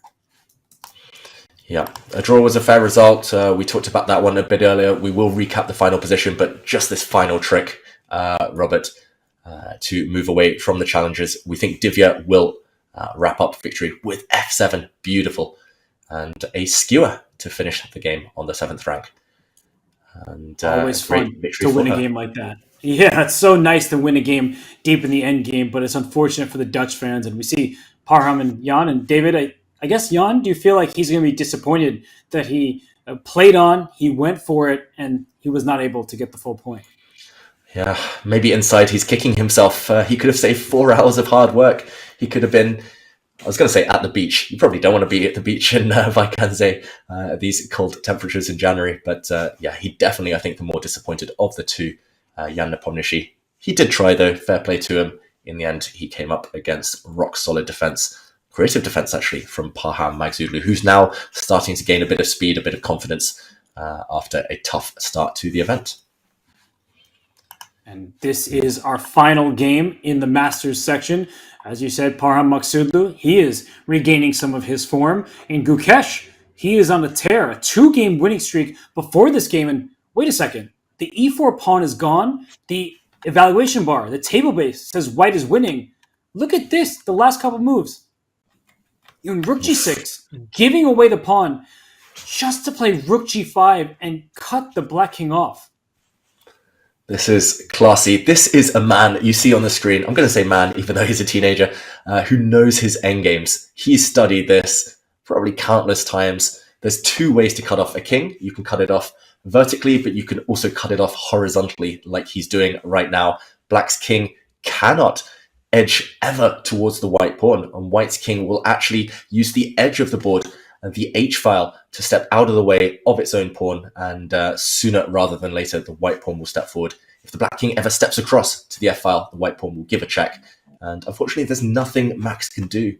The black rook is unable to prevent the progress of white's king and pawn together, and white's rook completely neutralizes the black king. This is a well-known position, but amazing vision from Gukesh to give up his free pawn, give up his extra pawn, and know that this is still winning. Simply kind of just getting to a position that I'm sure he studied before. At this late hour in Vaikunze, after all of the hard work put in, Gukesh still relying on his fundamentals. That this endgame, it's an extra pawn for white. The table base says it is a win, and we understand why, as David very expertly explained. You see Parham and Jan, they're finally leaving the playing hall, probably told that they have to get out of there. You can't keep talking while other players are concentrating. But for Max Vormedem, no matter how much concentration he has left in the tank, it's over. This is a book win. And I just want to go through some of the moves that can happen, because with the Black King cut off, David was providing the insights that you need, that the White King is going to use the edge of the board going up to h4. The best that Black can do is wait with a move like Rook to b2. But after King h4, as you said, David, King f4, you check the king away. And when the king comes up, do not blunder. Checkmate in one. That's the key here. You can give this check. But how do you win this position, David? Take us through the motions on how White converts this and maybe gets a new queen. Yeah, so here, because the Black King is now cut off both horizontally and vertically, you can push forward safely with pawn to g4. And Black either has to wait. I think actually the most tenacious is to try checking from the front. Checking from behind doesn't work. The White King will hide in front of its own pawn. Rook h2, just king to g5, and slowly but surely the White King will edge its way up the board. The g pawn will do the same. King to h5, as you show here, Robert. King to g6, pawn to g5. It's slow, but inevitable. I do feel Black should try checking from the front at some point. So if we go back, maybe rook to b8, for example, a couple of moves. But here, you essentially set up the same pattern that you initiated with rook to g5 earlier. As far as I'm aware, you can either cut across the board again, rook to a5, or you can even slow play it, kind of take baby steps, creepy crawly, even rook to f6 there. And it's been a while since I rehearsed these types of endgames, I must admit. I once had it against Bogdan Daniel Deyak, but rook f6, and again, you slowly inch up the board. The white rook will actually block checks at the right moment. For example, rook h8 check, king g5, rook g8 check, king h5, rook h8 check, and eventually you use your rook to block, and then you start stepping forward. Pawn to g5 next. Again, the Black King, if it ever comes, will get cut off, get checked away, and the progress continues. So it takes a while, but it is inevitable now. What a pattern. It's one that you see Max Vormedem, he wasn't expecting it, but he was already in a losing position. A really nice find from Gukesh, a great explanation by you, that you use the pawn, the rook, and the king all together, and meanwhile, the Black King is completely cut off. And at this stage, with the king cut off in the f-file and the g-pawn so advanced, there are numerous ways to win. You can leave yourself on the f-file because Black doesn't have enough checks. You check here, the White King goes forward, you check again, the White King attached to the pawn, another check. Finally, the king goes up, the pawn is pushed. We will likely have to build a bridge to end up getting a queen, but the best Black can do is give up the rook for the passed pawn. You should study your theoretical rook endgames, everyone. They're really important, especially as you're an improving player. You will need to know how to win once all the pieces get traded off and you only have maybe one pawn remaining with a set of rooks. Yeah, earlier we mentioned a different variation a long time ago that could have gone to something we call the Philidor position. This one is headed potentially to the Lucina position, especially the final position you had in that variation, Robert. And that's one to research at home if you want more information, everyone, or go buy an endgame book. It's in all of the endgame manuals. I should mention as well, the drawing technique for Black. Unfortunately, his king is caught on the wrong side, but the drawing technique for Black is normally to have the king in front of your opponent's pawn. If the Black King were anywhere, say f6, f7, even h8 in the corner, you would be within touching distance of the white pawn. Or if you're unable to get directly in front of the pawn, if you are getting cut off, you want your king on the short side. The king is on the long side here, blocking Black's checks from the side. If, unfortunately, the board is too small here, but if White's king and pawn were shuffled across, for example, to the e-file, and Black's king was caught on the other side of the board, then your rook would have enough checking distance from the side to disturb White and not give White time to push the pawn to glory. But unfortunately, yeah, it's just about the cutoff here, and not much Max can do. He's trying to check from the front. He's brought his rook the whole way back, but as we showed, this won't ultimately change anything. White will push the king forward now, slowly start inching the g-pawn forward in the right direction as well. And for Max Vormodem, his king is cut off. I think he would like to cut off the trajectory of the game. You see it right there underneath his armpit. If the game could have ended right there, he was still holding the balance. Unfortunately, the game continues. Gukesh kept pressing, and he is going to earn himself a third straight win. David, out of nowhere, Gukesh is joining the leaders. And look at this, by the way. And I want to point out that when you talk about game review and seeing how many exclamation points Max Vormodem has, when you're on the defensive side, you often have more only moves that you have to make, so you get more exclamation points for finding those only moves, but that doesn't actually mean you've played the better game. Look at Gukesh's accuracy. It's through the roof, 98.5%, and Max has made 2 moves that have been given 1 question mark. I actually think at least one of them deserve 2 question marks. Yeah, especially that rook move towards the end. Some would find these numbers interesting, but yeah, you're right. You summed it up really well, Robert. Essentially, Gukesh, he hasn't done anything special, but he's been grinding and grinding and grinding away. He's set those problems. He's forced Max to find those exclamation mark moves just to stay alive, and Max did find them, found 10 of them, until it was too late. And the 11th, he missed the drawing motif, and ultimately, Gukesh finding the right move there, using the edge of the board, every line available. He's going to get that g-pawn motoring, and he's going to win this game. And Max, I think it's dawning on him now. Despite his brilliant preparation, brilliant play, he's going to lose this game. And that makes it even worse, I have to say, that when you execute 30 moves of preparation and you still lose, you feel like, what was it all for? All that hard work before the game, I put it into coming up with a great plan, memorizing it, making sure that I could use it against one of the best players in the world. And then Gukesh, that's the problem when you play someone like him. He doesn't stop. Just because you had 30 moves of preparation doesn't mean the game ends. And you see Max's clock. He's the one down on time. And Gukesh had 9 minutes towards the end of the first time patrol, found just enough to go up a pawn and create these problems. And it looks like Max Vormodem, he is going to go back to an even score, winning yesterday to get to a plus. And Gukesh is going to send him back down, whereas Gukesh is the one who will join in first place. Yeah, just tiny margins at this top level. I mean, Max, he's such a strong grandmaster, but Gukesh, he only one tiny mistake from the opponent and he pounced. I mean, this is what excites so many chess fans about Gukesh. This ruthlessness, no mercy to the opponent, just showing great endurance as well for a teenager to grind out a 6-hour plus victory by the time this game finishes. Yeah, impressive and bodes well for his candidate's campaign. But yeah, Max, he'll learn from this. He'll come back better. He'll still have that great preparation as a weapon, but I'm sure he won't allow this type of endgame to ever slip away again. So it's unfortunate for Dutch fans for Max right now, but not much to do. I think he'll try a few checks from the front, but it won't save this game. I was just quickly looking at Gukesh, who's having a very strong tournament. He's going to gain about 3.5, 4 more rating points, and he's getting back towards that 2740 line. He was nearly 2760 in 2023. So for Gukesh, I think it must have hurt him to see Praggnanandhaa get so highly rated, some of his other teenagers having some successes. But Gukesh, he's in the canvas, just like Praggnanandhaa, and now his rating is heading back towards Praggnanandha's, who is now the number 1 rated player from India, at least in the live ratings.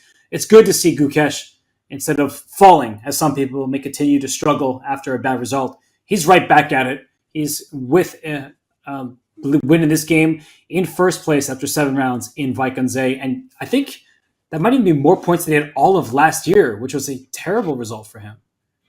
Yeah, it was a tough time last year.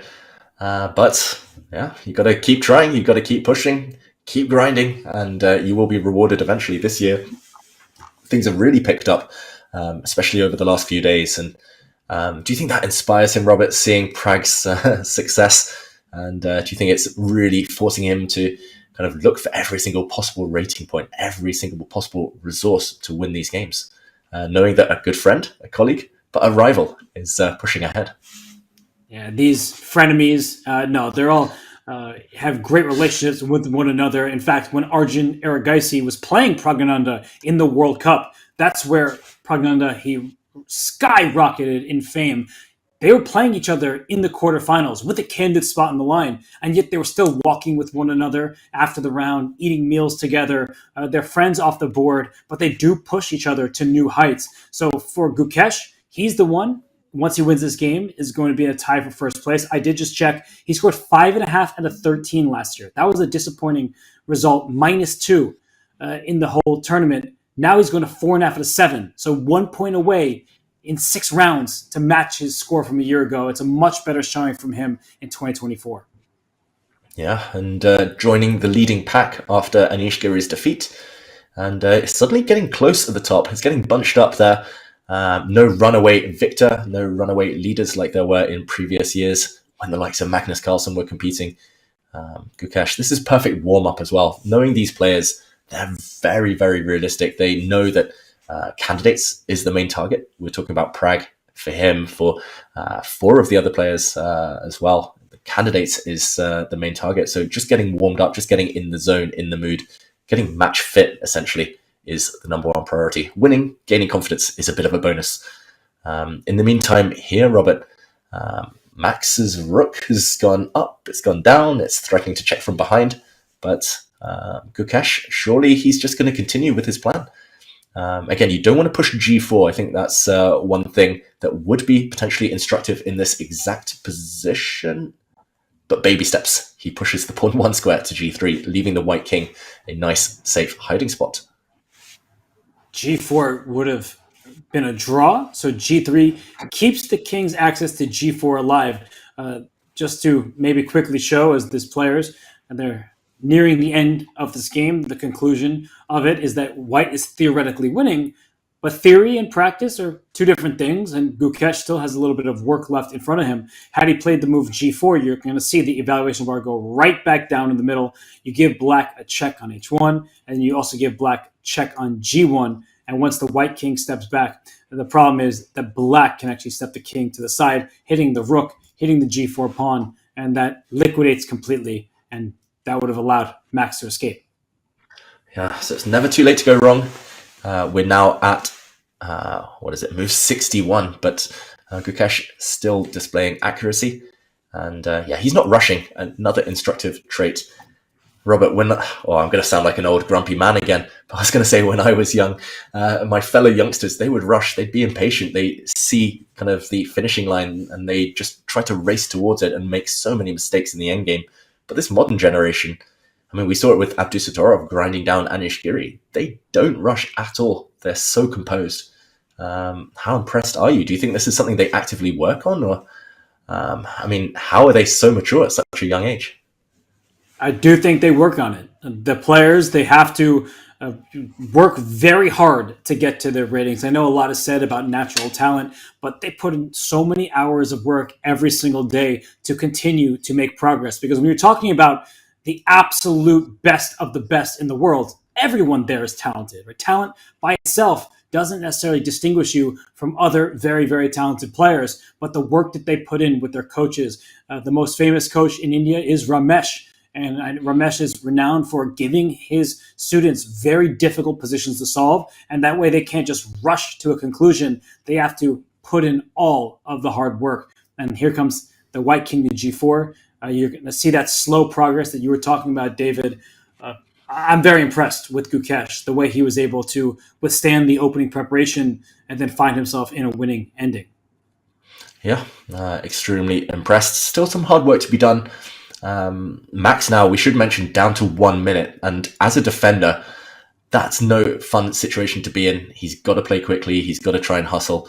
There we see the clocks. The one potential hazard, the one hurdle Gukesh has to overcome is not to get down to 1 minute himself and still struggle to make progress. He needs to, at some point, just take the decision when to move the white king forward, when to start pushing the g-pawn before it's too late, before the nerves really kick in and start to jangle. But he's doing the right thing. At the right moment, he'll need to move the white rook away to cut across the board. But yeah, he doesn't want to allow himself to walk into checks. I'm really surprised, actually, White's last move, King G4. It felt like a bit of too much indecision. I thought that was the perfect moment to start kind of the action. Cut the black king, across the board. White could have moved the rook out the way, started pushing the g-pawn. But now both the white king and rook are in the way of that pass pawn. So maybe just going a bit too slow about his business here. Still winning, though. Still hasn't done anything wrong. But Max making it hard. Objectively, the position's winning, but it's getting more difficult. King h5, that looks like a move you'd want to play, but it allows king f3, and I think that's actually a draw on the spot. So you have to be really careful if you are Gukesh. You want to move your rook, say, up the board to g7, but then you allow the black king back. And we're talking about keeping the king away, so a move like rook to a5 makes sense, but then you open yourself up to some checks. I think just when you're in your own head and you're just calculating internally rather than making moves on a board and taking them back, you can start seeing some ghosts here. That's a lot of checks. Here comes a rook g8, and my king goes to h-file. There's a check on h8, but that rook can slide back in blocking checks on the h-file, and then we continue with the mechanism once we get our king and rook out the way to push the pawn. Yeah, he's still got this under control, Gukesh, but he's got to make sure that he starts to move quicker. He does keep peering nervously over at the clock. It feels like he's calculating for 10, 20 seconds now, looking at his opponent. Still yet to find the winning breakthrough. But again, he has to get his king out of the way. He has to push his pawn down under 5 minutes now. And as you say, Robert, the more doubt that starts to creep in, the more likely it is that things will go wrong. And also for everyone out there, Max is doing the right thing. He's trying to harass the white king by any means possible, mixing checks from the front potentially, checks from behind, checks from the side. And ultimately, okay, Gukesh moves, and it's the rook out the way. He's blocking, shading, sheltering even the white king from potential checks once it steps back to the h4 square. Very, very classy move.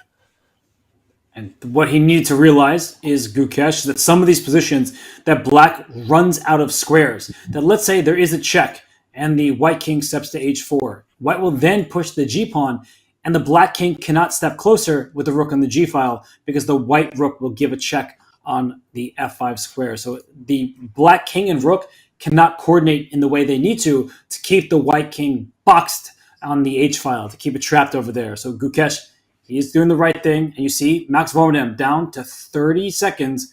He needs to come up with a plan quickly, but it doesn't matter because the table base says white is winning no matter what black's reply is. Yeah, he just needs to find the most tenacious way. Don't make it easy for the opponent. Maybe just wait.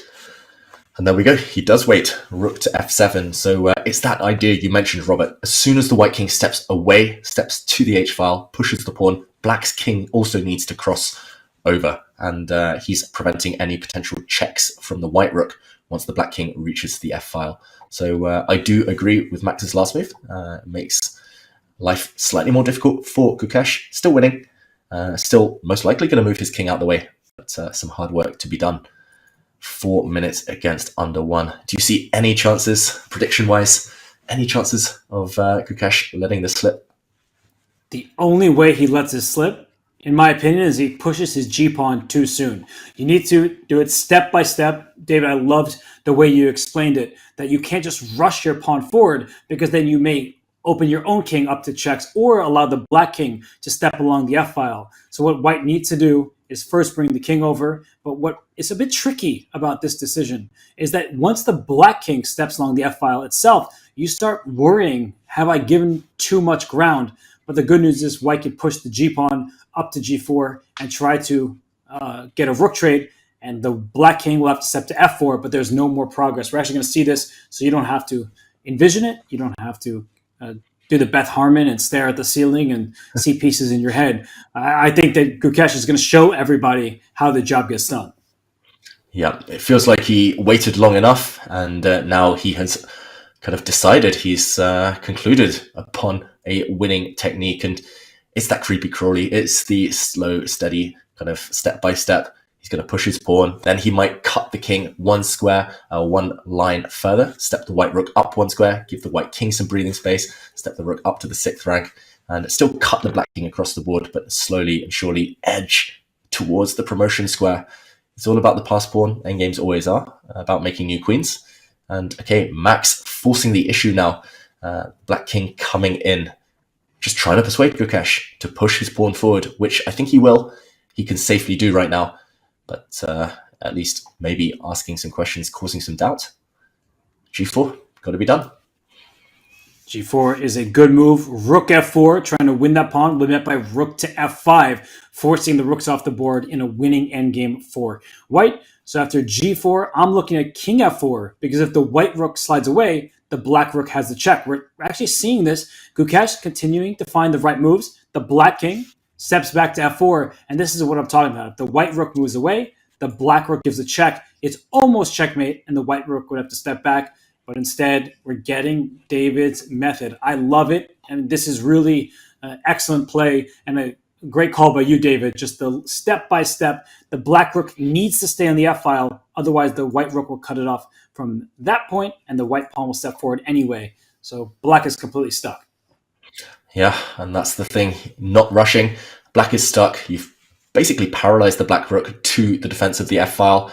If black's rook continues to wait, the white king will edge forward one more square. Then the white pawn will edge forward one more square. And sooner rather than later, the white pawn will cost black's rook its life. And Max now down under 20 seconds. He took a nervous look over at the clock there. He knows that, wow, it's the final stages, but he just resigns. We have a winner, Robert. It was the final stage. And when all is said and done, Gukesh, he wins the game. He goes to 4.5 out of 7. He is in a tie for first place. And usually we see the players analyze a bit after the game. But Gukesh is, he's looking at him just like, sorry, I feel like. And for Max, he's probably just kicking himself. How could I let all that prep go to waste? It's unfortunate. It happens, though. The game does not end just because it's an equal position, according to the engines. Yeah, it was a real roller coaster, this one, right from the start. The 30-move preparation from black, followed by the nice endgame play by white. And ultimately, Gukesh, it's been a great day for him. Results going his way elsewhere, as well as his own victory. And he does join the lead. And it's also been a great day for those with the white pieces, as Gukesh has a final word with the arbiter and gets ready to leave the playing hall. Robert, it's time to recap today's results. It is indeed, and I see all the pieces on Gukesh's board, unlike yesterday when he seemed confused. Where did that pawn go? The question isn't where did the full point go, because we see on the left-hand side of the results column, wins for white. So, David, we started this tournament off. Black was winning seemingly every decisive game. We had 3 decisive games this round. Wins for Vidit, Gujarati, Nodirbek, Abdusattorov, Gukesh. No wins for black. Yeah, and all of those wins have an impact at the top of the standings. Vidit taking down the player previously in second place, Alireza Firouzja. Nodirbek Abdusattorov catching up with the leader, Anish Giri, by taking him down. And as we mentioned there, Gukesh joining the lead as well. Things are changing, places are shifting. We see a bunch of players as well, half a point off the lead. Vidit now, Mr. Solid himself, and Pragnananda, both yet to taste defeat in joint 4th place with 4 points, as is Alireza Firouzja, but still all to play for. And more action tomorrow, of course. What a day. Robert, I was about to say the exact same line. It's been 6 hours of action. 6 fun hours, Robert. It's always fun covering this high-quality chess with you. We did see some nearly perfect games from Nodirbek Abdusattorov. Vidit Gujarati, the way he was able to slither out of harm's way with his king. We just watched Gukesh win that endgame. And then we also saw Parham Maksudlu defend seemingly perfectly. So tomorrow, it's going to be another fun one, David. I look at all these matches. Yeah, some really juicy matches to look forward to. I can't wait to see how Alireza Firouzja does when he takes on world champion Ding Liren. Alireza aiming to bounce back from defeat, and Ding, the world champion, having a bit of a rest day today. Other huge matches include Anish Giri against Wei Yi, Jan Nepomniachtchi taking on new joint leader Abdusattorov, and plenty more action to come. And Robert, a lot to look forward to. We're now officially past the halfway stage, but still everything up for grabs. Any final thoughts on today's action? I just love the games that we had. I took that quick peek at the pairings. Vidit Gujarati getting another white game, his second in a row after a win today. That could be huge for his tournament chances. And I just enjoy seeing the 5 players who are in the candidates, how they're taking this task, because they're back of their heads, their brains that's on winning the candidates, facing off against Ding Liren for the World Championship. But it's when you start focus elsewhere, you are going to be in trouble. So I think that they have proven that they're in good shape. The candidates, they're doing well in Vaikonze. Yes, and tomorrow is another day of action. Same time, same place at 2:15 Central European time, 8:15 a.m. Eastern time. We'll be back. I've been David Howe. Thank you, Robert, for joining us. And see you tomorrow, everyone. Thanks for sticking with us for the whole 6 hours. Bye-bye.